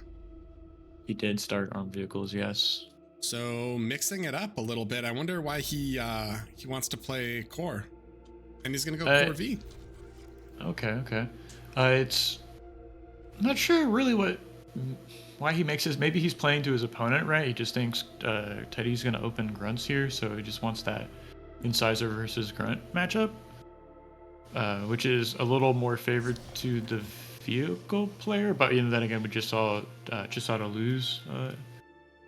Excuse me, I guess that makes sense, right? Yeah, and Teddy is going grunt, so this is going to be the reverse of last game where Chisato was core bot and Teddy was core vehicle. Now it's Teddy as core bot and Chisato as core vehicle.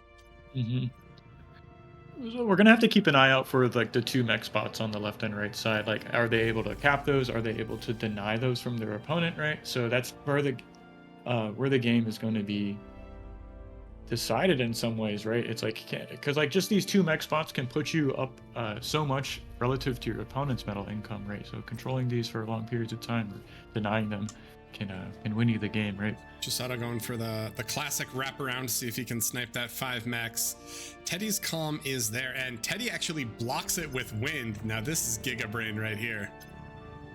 It's like, Yeah, how can you snipe the mechs when there's a wind turbine in the way? You know, get through this armor. And Teddy is sending a grunt across the map that is going to run into some rascals here. This grunt actually might get surrounded and killed. Nope, but it does snipe those. Let's see, this first rascal, it closes the solar, so it does about whatever 80 damage of energy to Teddy's economy, but the grunts are going to be able to push the other ones away, and Teddy's going to start calm walking. He has his calm taking these expanding these other mexes.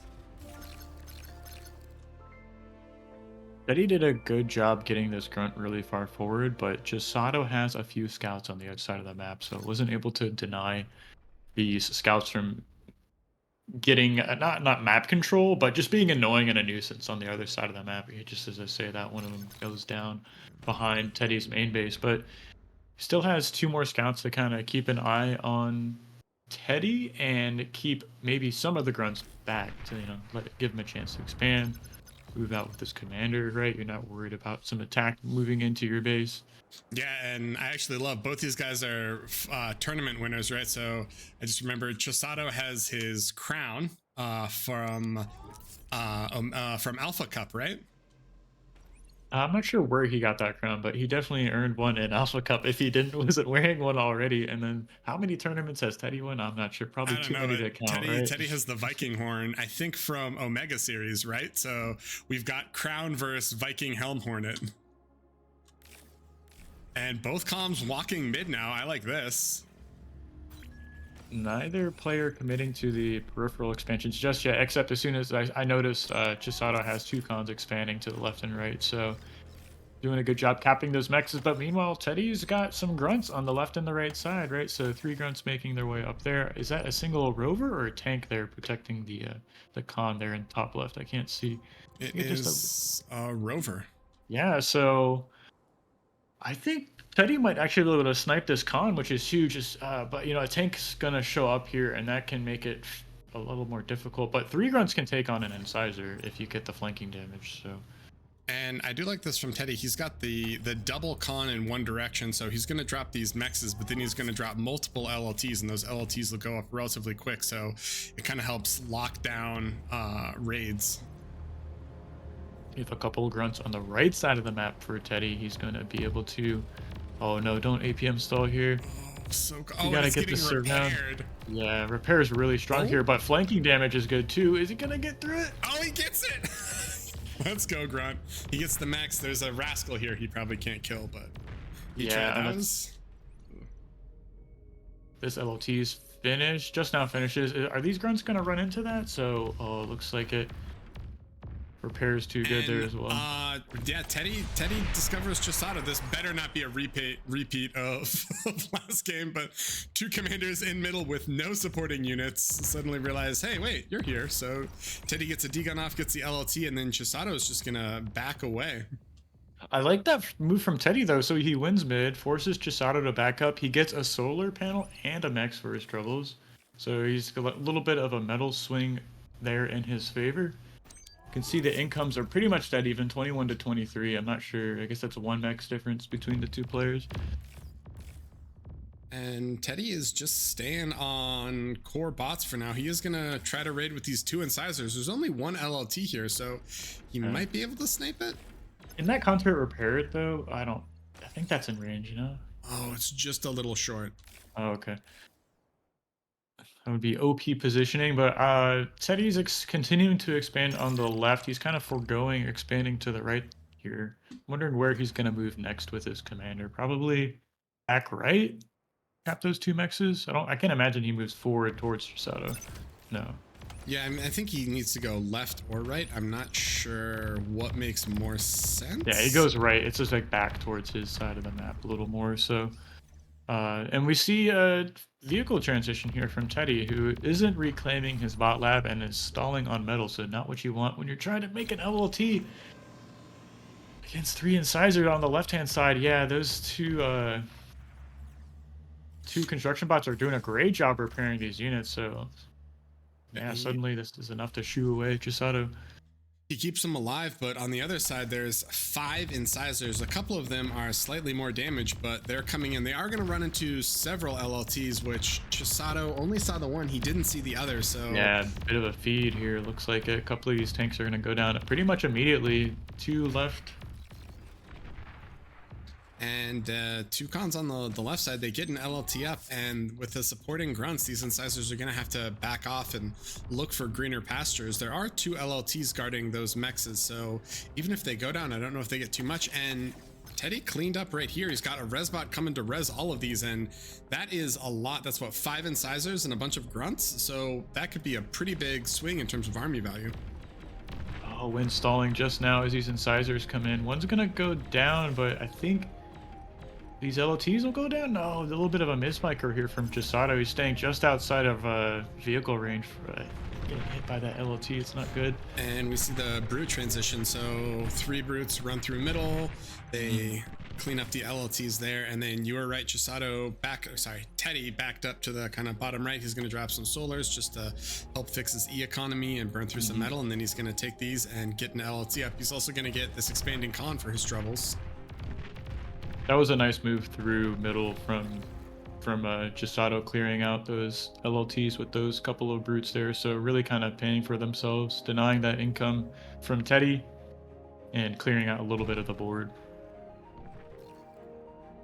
And Teddy's still on that vehicle. Still on the bot lab, right? He hasn't reclaimed that yet. Yeah, it's on wait, so maybe he just wants it to immediately drop res bots or something. But yeah, it's kind of interesting that he hasn't done a swap. And Chisato, with his standard, wind scale, he's got these 2 nanos already, and he's got these expanding cons. He's going to drop a 3rd nano and keep scaling with wind, and then he is just all in on brutes. These brutes are going to get surrounded in the middle. I saw a little bit of a scuffle behind Teddy's main base. I think he finally cleared up those incisors from earlier, but still leaving more metal behind Teddy's base, who's trying to res these, right? So he's up to 3 res bots. Chisato with the self D on the brutes that weren't going to get anything else, so he just wants to make sure he denies any Rex to Teddy. But kind of the story of the series again, Chisato just ever so slowly outscaling Teddy. He is just the king of macro. But Teddy has an opportunity to counterattack here. I see 5 brutes on the right side of the map. Teddy's got a little bit of a push heading towards those mexes on the far top right side. So grunts can overwhelm brutes in these small numbers, but I think with the kiting back, yeah, both players kind of disengage there. Teddy backs up. They can't find any more damage, and he's moving back into mid with his commander. So I see both these commanders actually getting pretty close to each other here in mid, right? Yeah, this game could end. The rematch. Have enough units out for Teddy here to defend these 2 brutes moving south. Looks like they're just kind of posturing here for an attack. Teddy's going to add on a couple of LLTs here in mid, and this game is kind of stabilizing between each respective player's halves, right? But I don't see those 2 mexes in the bottom right for Teddy. He just has a con expanding over there now. He's gonna add on some LLTs and win, but this is pretty far behind Teddy, who's really pulling ahead on metal income. Chisato, you mean Chisato? Right, Chisato's pulling ahead. Yeah, Chisato is pulling ahead, right? And on E production, I mean, Chisato's just E generation is worlds above. I think the scariest thing for me is, despite what the normal ones are now, I mean, overall metal produced, Chisato is like 35%. He's like 4K metal above Teddy, and that is a lot of metal at 10 minutes. Yeah, that's quite a few medium tanks, and we kind of see that reflected on the armies here. Tanks moving in on the right side. I see a little bit of an attack for blue on the far left, but I think that's getting cleared up. There's enough red over there to defend that. Yeah, so this gets shut down. A little bit of it takes out the mexes, right? But it's kind of a donation if you have a constructor right by. Meanwhile, a little bit of a counter punch from Chisato. He's gonna did run into the LLTs, right? Right. So a bit of a feed too here from. He's gonna lose a few units, but the rest of these tanks are gonna back out and do a really good job as they move away, splashing onto those grunts. Is this con gonna go down? Actually, he's over here to try to start Wait, reclaiming. he's just gonna start reclaiming. Wait, Teddy, come back! Oh no! This is That's a highway huge robbery. blunder. Wow, that is Yeah, the that's most Chad con ever. He's like, oh, you got a bunch of brutes. Let me just T-pose in front of him and start reclaiming. That was a big blunder there. I mean, there's like 800 metal you can just pretty much immediately scoop up, right? These brutes are going to continue to move forward. He goes back and gets it now, though. Yeah, but I mean, it's like 600. You got 600 metal from that, so.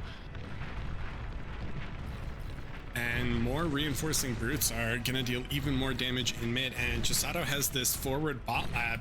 He's dropping some rocket bots. I think he might be sick of the LLTs that have been in his way, so we still have this V-lab in the main with the classic Chisato wind scaling behind it, and then there's gonna be rocket bot and brute in mid, and that is a scary composition.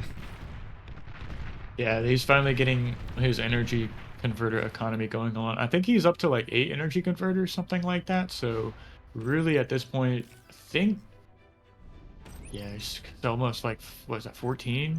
13, yeah. 13, and most of them are firing. They're at like 10, an additional 10 metal a second, which is probably actually the income difference. And I don't know how, but somehow this brute made it through to the other side. Teddy's gonna go try to shut it down. I think he's got his own energy converters in the main base, but we just don't see the same dedication to wind scaling like we do see from Chisato, which is like, I mean, that early build power is something you invest in, but over the course of the game, you just get so much value off of, you know, making all of these arm wind turbines, excuse me, core wind turbines. Yeah, and Teddy has done this where he kind of does like the you know, the nano a solar, nano a solar, but I think that Chisato's just pure wind scale has kind of put him on the back foot here, so it's hard. He's going to try to recover with a surprise Shuri transition, which with a number of medium tanks on the field actually can be pretty impactful. I think incisors do a little bit better versus Shuris, but a blob of Shuris versus a blob of brutes can really help you just shut them down and then take a really favorable engagement. Gonna be a critical moment here for Teddy in the next few moments when he decides to actually reveal those Shuris, like you said. This little attack's getting deflected here on the right side. Teddy's commander's in position to recap this max, you know, reclaim all that metal. But look at these 3 brutes are on the right side. Oh, this is great defense though from yeah, Teddy. They've got it. And there's the fight on the left side. I saw some pounders making their way to the front line from Chisato, so that's really strong creeping composition here. That like rocket bot pounder just kind of grind on your opponent. Shuris are revealed. Oh, Chisato tried to self-D that brute so that Teddy couldn't res it, but it gets shut down, and Chisato's gonna eat this lab. He throws down a nettle with his commander, but he's eating this lab in mid. Does he feel like he can't hold it, or? Well, he can just get more medium tanks. Like, he got the tech he wanted, the rocket bots, to take down the LLTs from Teddy, but here we go. Shuris are gonna pounce on top of the army. One nettle in the back hasn't started shooting yet, but commanders are actually good enough to take out a few Shuris. So nice little, you know, start of an engagement here from Teddy, who's going to make his way to the left side. I think there's another attack here on the right from Chisato, but this commander's enough to hold that down with the LLTs. But yeah, these Shuris do a great job there, stunning those LLTs, taking out the exploiters, and pulling like all these units back from Chisato, who's like, you know, wants these units on the front line. Is his commander exposed, Chisato? I don't.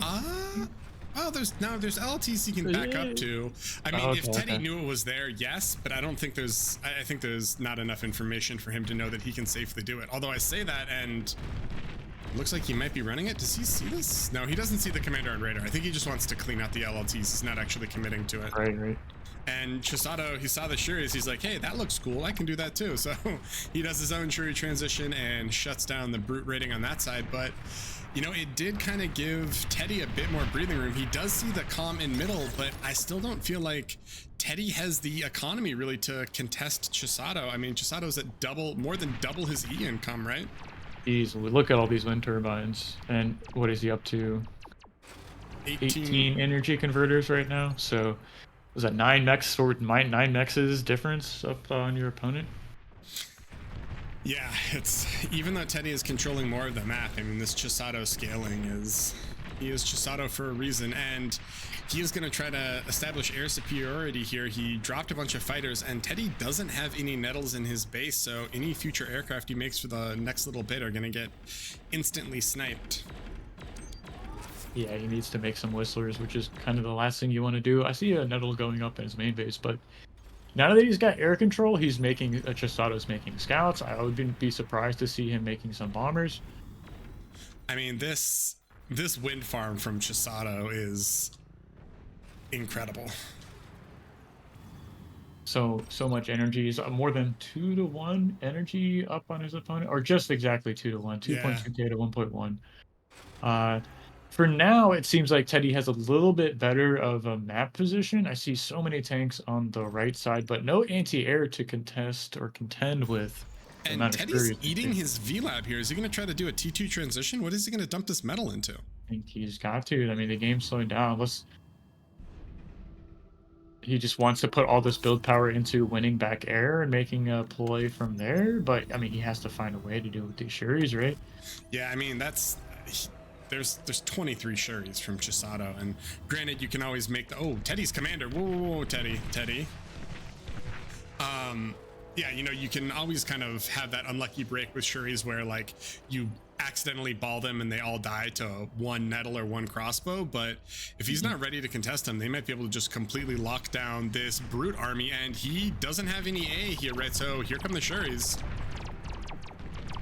He's gonna immediately amp 4 brutes, and he has fighters coming, but does he have enough fighters? That's great control there, backing up, moving back in with the Seriers, stunning some more LLTs. These brutes are moving forward. Teddy's commander is kind of isolated on the right side away from his army. We'll have to see if Teddy Chisato wants to drive a wedge between the army and the commander, but I think it's gonna be hard. There's a lot of LLTs there, but yeah, these brutes are just gonna try to push straight into the main of Teddy, and Teddy's a little exposed here, right? He did this transition. He's gonna go Spybot first, which I actually kind of like. We'll see. It's gonna be huge. Can he get a proper stun off that would like swing the battle in his favor? Yeah, I mean, his commander's a little exposed here, though. This is really scary for Teddy. He is pushing back Chisato's main army here. There are some more brutes coming in, but this raiding force, I mean, 3 pounders and 6 brutes should be able to clean up this whole bottom section, and there's only 2 LLTs defending it. Yeah, you're right. That little expansion is going to go down. Even that outpost on middle right could be overwhelmed from our red player. I don't know if Teddy even has I guess he does have the E production for this, but these moving, I mean, all these Spybots, they're 100 energy a second when they're moving, 50 when they're not moving, as long as they're cloaked, and that definitely can hurt his E economy. I mean, he still has a ton, but it can get a little scary. So in classic Chisato fashion, transporting a Contra to the front. We see it there in the middle of the screen, kind of repairing those units right now, but it was scooping up some of that metal from earlier. Teddy does have, oh no, is it gonna run into, Chisato sees it. No, it goes, that was a beautiful imp from Teddy, and now he's gonna commit in. Chisato might still have enough. He has pounders mixed in with this, so Teddy's gonna try to snipe that, and in the bot corner, Teddy has enough Seriers to lock down these brutes. Right, some D-guns coming out from Teddy, doing so much work right now. Jeez, that was like half of the tanks, right? That was absolutely amazing. And all right, Chisato knows that there's T2. He sees, you know, with the Spybots, he knew that there's T2, and now he's going to see Fiends out. I think he's still in a dominating enough position that he might not even feel like, I take it back, he already went T2. He dropped a couple Tigers, and he is upping mexes now, and he's going to remake his air lab so that he can kill off the Seriers. Seriers are going to pounce on this little army in mid from Teddy, stunning a few pounders, looks like. So those are going to get cleaned up as he pulls back, but the fighters from Chisato come in, clean up all those Seriers. And here come the Tigers, and this is going to be hard. I mean, it's not like Tigers are...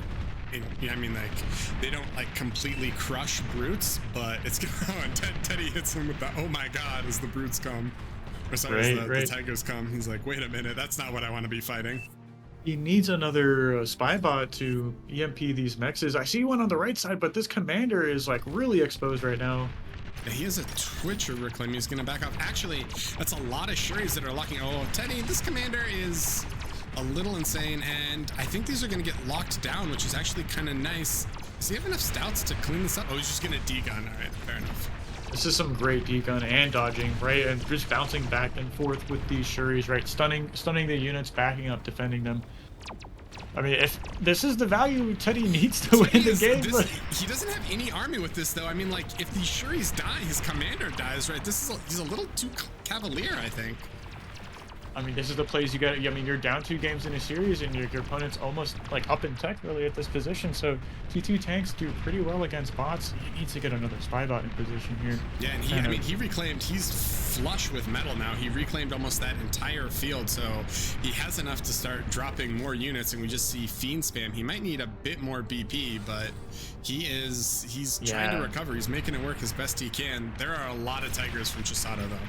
Fiends do okay versus tigers, but I mean, if he can get in the back line against some of those wind turbines, maybe he like turns this game around. But I mean, he's pulling Chisato back for now. He can't leverage this tech advantage he has. 3 fiends making their way to the right side. Oh, the Seriers are gonna get on top of this. What am I saying? How do you rate a man with Seriers? Well, you don't. You gotta play ARM. Have some Empress. Well, actually, that's not true. I guess there is a bunch of core Empress resistant units too, but. Yeah, these tigers are... It's a little concerning. He does have more spy bots out now, though. Do you think he can... I don't think he can really Sheldon versus the tiger, right? They just don't have the DPS? Oh, yeah, it just take forever to kill them. It's kind of unfortunate where, like, Teddy's in this position, right? Trying to leverage T2 bots versus T2 vehicles. I mean, granted, it's core in their factory. T2 factory is kind of a meme. But it's like, how do you deal with these high health tigers, right? They're just continuing to grow in number. What, he's up to like over 12 right now? And he just has to like pull the trigger essentially and pull them all together and just make one push here in the center. I mean, maybe he's setting himself up to be EMP'd, right? But Hounders in the front, Tigers behind it. It's like, how do you deal with this? I think he definitely does have to spybot. And to be fair, if there is a massive push towards his base, he can drop sumos. And if there's one unit that can just man fight almost anything in its class, it is definitely a sumo. They are terrifying. But the problem is, you know, Tigers can just walk away from it. They get to choose the actual engagement. He has spybot in the back behind this army. Seriers are gonna move in front. Is this the trade Teddy needs, right? I think so. I mean, he's putting in work here. A lot of these are emped, so fiends are going to work. I don't know if he has enough fiends though. I think all of these are just getting cleaned up. He doesn't have the damage. Like, he emped them, but he doesn't. There's no follow-up. Where's the DPS coming from? His commander's gonna make his way back out, but man, that's a lot of Tiger, a lot of Pounder. Teddy needs to be really careful. This game is on a nice edge. He's gonna cloak his calm. There's a spybot just above this shot here out of frame. If those Tiger... This is so close right now. Okay, so Teddy's gonna start moving forward. He needs to be careful he doesn't waste all his energy walking while cloaked right now, but he's gonna start degunning here. Oh god. Oh no, Teddy! Oh, it was so close. He tried, but wow, yeah, Chisato with the wind farm of all wind farms. Wow. Kind of insane there. Yeah, so it takes it 3-1. Just like you said, right? Oh, wow, as predicted, Shadi, I think, claimed that, you know, he fed on purpose, just so his prediction is also right. Can't do 3-0. He said 3-1, right? So that is big brain. Yeah, I kicked him under the table. You didn't see it, but I kind of... It's like, wow. Teddy, I gotta let him have this one, okay? Let me... That's pretty hilarious, actually. So in terms of the series, guys, that is it. And Chisato is our champion. So Chisato takes games on Assidious, Canis, and then Teddy was able to clench one win on Feast of Hades with that calm snipe in mid. But Chisato strikes right back and he beats him on Crystallized Plains. So we don't get to see Falendel for the final map. We just get to see Chisato keep his crown. And wow, that was a series, but that was also just dominance from Chisato, right? Yeah, really well played. Consistent style though too. We saw, like, I don't want to say he's like abusing scaling E, but it was just so consistently he was out macroing his opponents, right? Which is just a skill in and of itself, right? Yeah, no, I mean 100%, 100%. That it felt like all those games, it was if he didn't lose early, his win was just inevitable. Right. The longer the game goes on, just the farther ahead he was. Wow. Yeah. So I think this was maybe a little bit expected from a number of people. Barcast, is this? I think this is what most people had for their brackets, right? Although a lot of people were also saying For Teddy sure, might Barcast, take it. yeah. I wish Barcast you would update the bracket on challenge so people's predictions Ooh. hit in. Yeah, now yeah, that yeah. we have finalized this. Let's do that. I'll enter that score in right now. So we had Chisato over Sashkorin. What was it 2-1 Teddy over ZLO? Yeah, here, I'll put the 2-0. bracket on screen in just a second. So And Chisato 3-1 over Teddy. Cool. I think a lot of people might be tied for first in this predictions. I wish it would let you pick up map scores actually. So yeah, we had 1, 2, 3, 4, 5 players sharing first place in this prediction.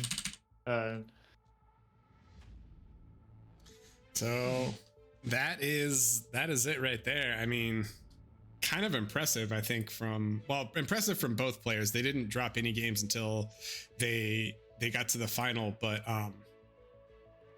Chisato literally lost a single game that entire tournament.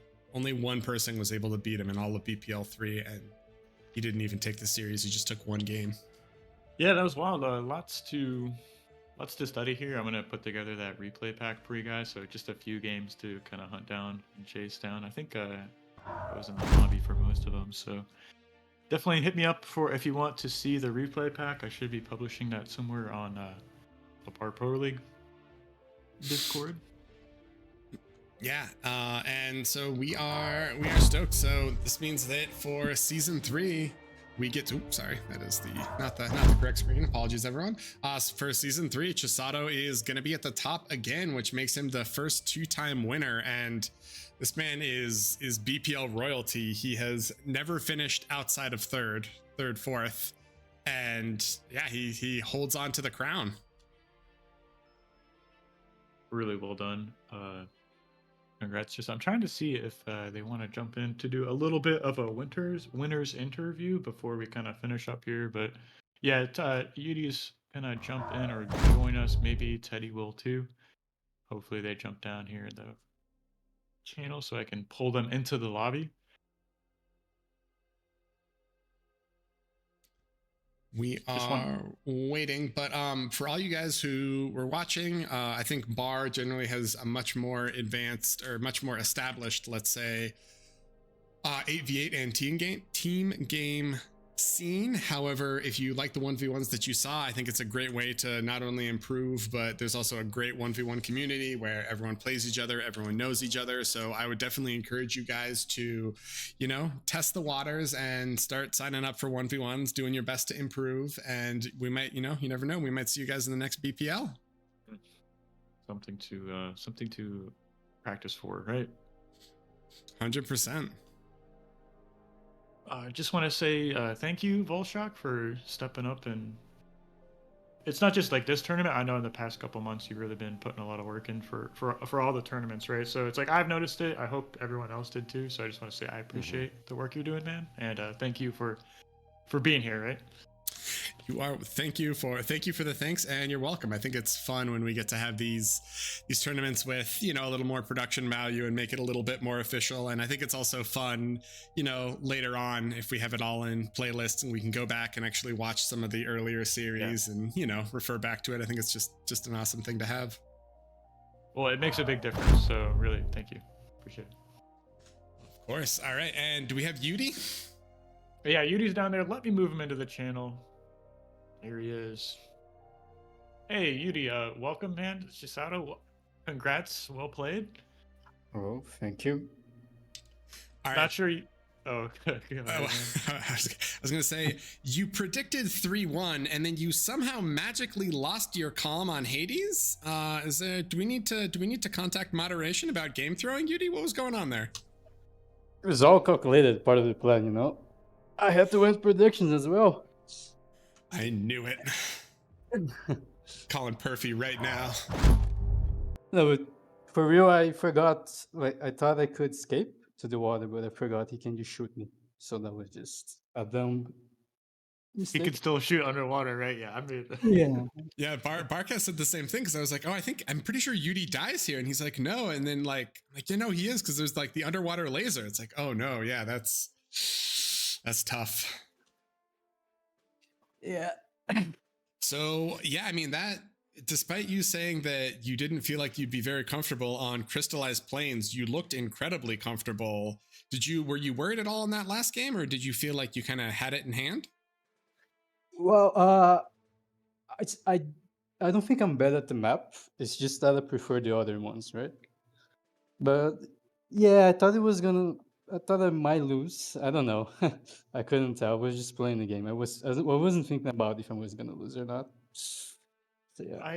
I noticed in all of your games this finals, UD, that most of the games actually, it was just like the dedication to scaling wind and E was like, I mean, at points in like all these games, you were like 2-1 up in E pretty consistently. So I'm wondering if like that's something you know is like a way to win or have an advantage over your opponent. Like, is it like, can you talk to us about that?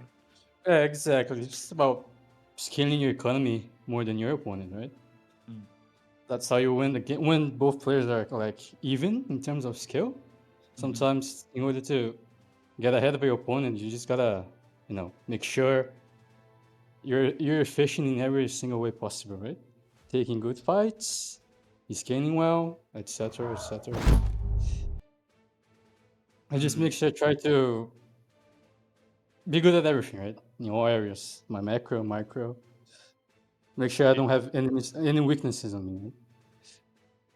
Right. Yeah. Well, it was really cool to see. Honestly, the macro style paid off in a lot of those games. I think you end up ahead, economically. Yeah. Out I of just feel like Go ahead. no, you guys. I was gonna say. I was about to say. Go ahead. It's all you. You first. You first. It's fine. I was going to ask, in terms of like labs, we saw you play, I think, every single lab in the game. Do you actually have a preference just for what you find most enjoyable? Not like what's best, because I think that's really like map, player, and, matchup specific. But what's your favorite lab just to play in terms of T1? I actually don't really have a preference. I like variety, like I like changing, but it really depends on the map, right? Also depends on my opponent, on what he likes to play. For example, Sashkorin and Factory Live, they always go core bots, vehicles. So I always avoid going core bots because core bots are pretty weak against core vehicles nowadays with the new meta. So like, but besides that, it's all about preference, right? I just don't like doing the same thing all over again, right? Playing vehicle every single game, gens every single game. I just like to spice things a little bit. Yeah. I just feel like I'm comfortable with all types of units, right? I don't feel like I'm gonna lose just because I'm picking Armada bot. I just want to play it because I can. It's fun, and yeah. Yeah, no, that's awesome. It was great to see, all the labs kind of represented in this BPL. I have a note from Randy. He says, tell Chisato to join more 1v1 lobbies. Are we going to see you in some more 1v1 lobbies in the future? Or are you only going to show up for tournaments, win them, and then disappear? I don't know. One of the reasons I don't play 1v1 is because I don't like losing, right? In 10 games, if you lose, it's kind of like, it's not my fault entirely. So I feel more comfortable, right? In 1v1, just like in FAF, whenever I lose, I kind of feel depressed. Right? Well, the same reason why in FAF I didn't used to play that much 1v1 as well. I like learning, I like grinding 1v1s, but I don't like losing. And if there's ever a chance I lose, I'm not gonna be happy about it. So I just rather avoid playing 1v1s. Well, I'm sure there's a lot of like 40 OS players who would really benefit from like having you in the lobbies, like maybe beating up on them a little bit, maybe sharing a couple of comments, and then disappearing off into free for alls. So.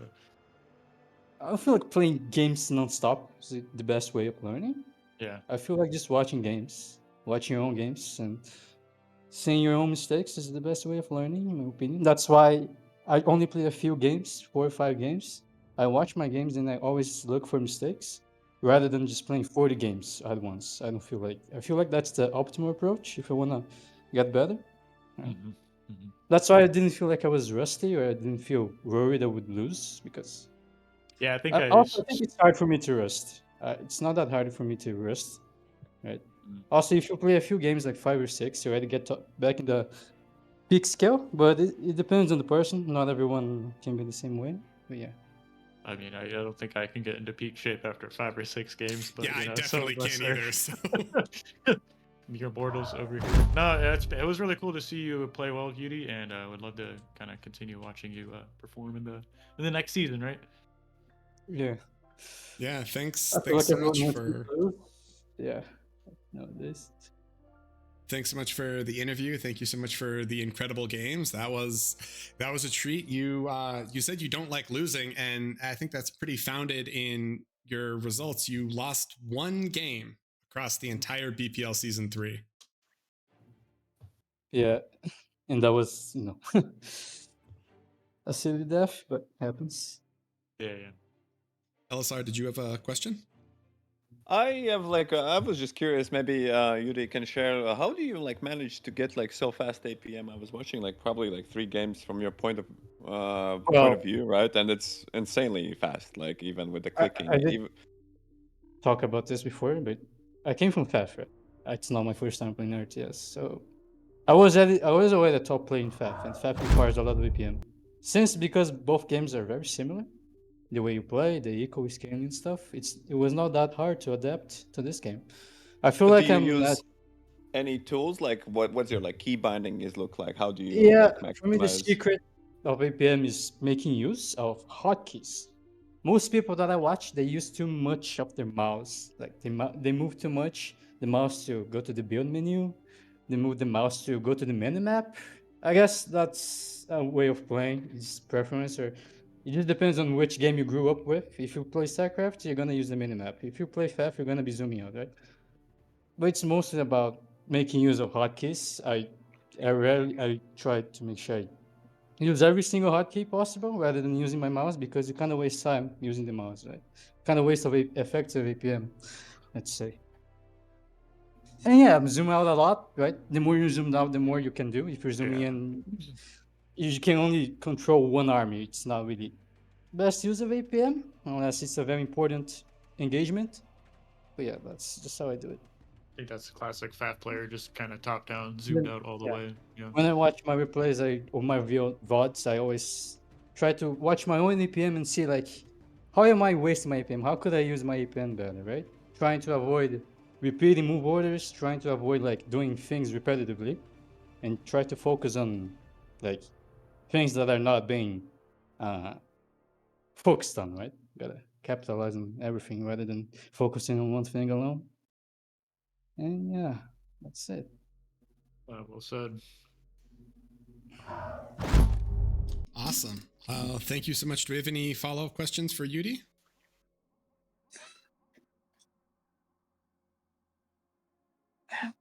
I will take that as a no. Thank you so much for your time, Yudi. Congratulations. Enjoy your victory. The real question though is you already have a crown, right? So do you get double crowns on your commander? Do you get one on each shoulder, or how does that work? Double LLT, right? Just you put one more on the top now. just the double hats. I'm on board. Yeah, yeah. You skip the crown. It's good enough for me. All right. Barcast, anything else you want to say before we close out the stream? I just want to, say thanks to, all the players and everyone that helps out, the devs, the people who make the game, run it. It's like, we're all here enjoying, they're a hard work. We're here enjoying Yudi's hard work. I mean, he gets, he plays and practices a lot. So it's something we all just get to benefit from the whole scene. So yeah, thank you to everyone, really. And looking forward to the next season. So hope to see you guys there. Hope to see the players there. I know I'm going to be going through the qualifiers again, so watch out. Be excited. Hopefully we get to cast you in the round of 8 next time, Barcast. You made it to 16, round of 8 next time. We're excited, and hopefully we get to see Chisato in the next one as well, and maybe he'll just go undefeated this time. Time will tell. All right, so thank you to all the players, like you said. Thank you to all of the casters and support staff, especially for today. So LDM, Zateo, Barcast, LSR, and that is going to be all of us signing out. We'll leave the stream running for a little bit, but I hope everyone enjoyed it. Hope to see you in the next one, and have a great day.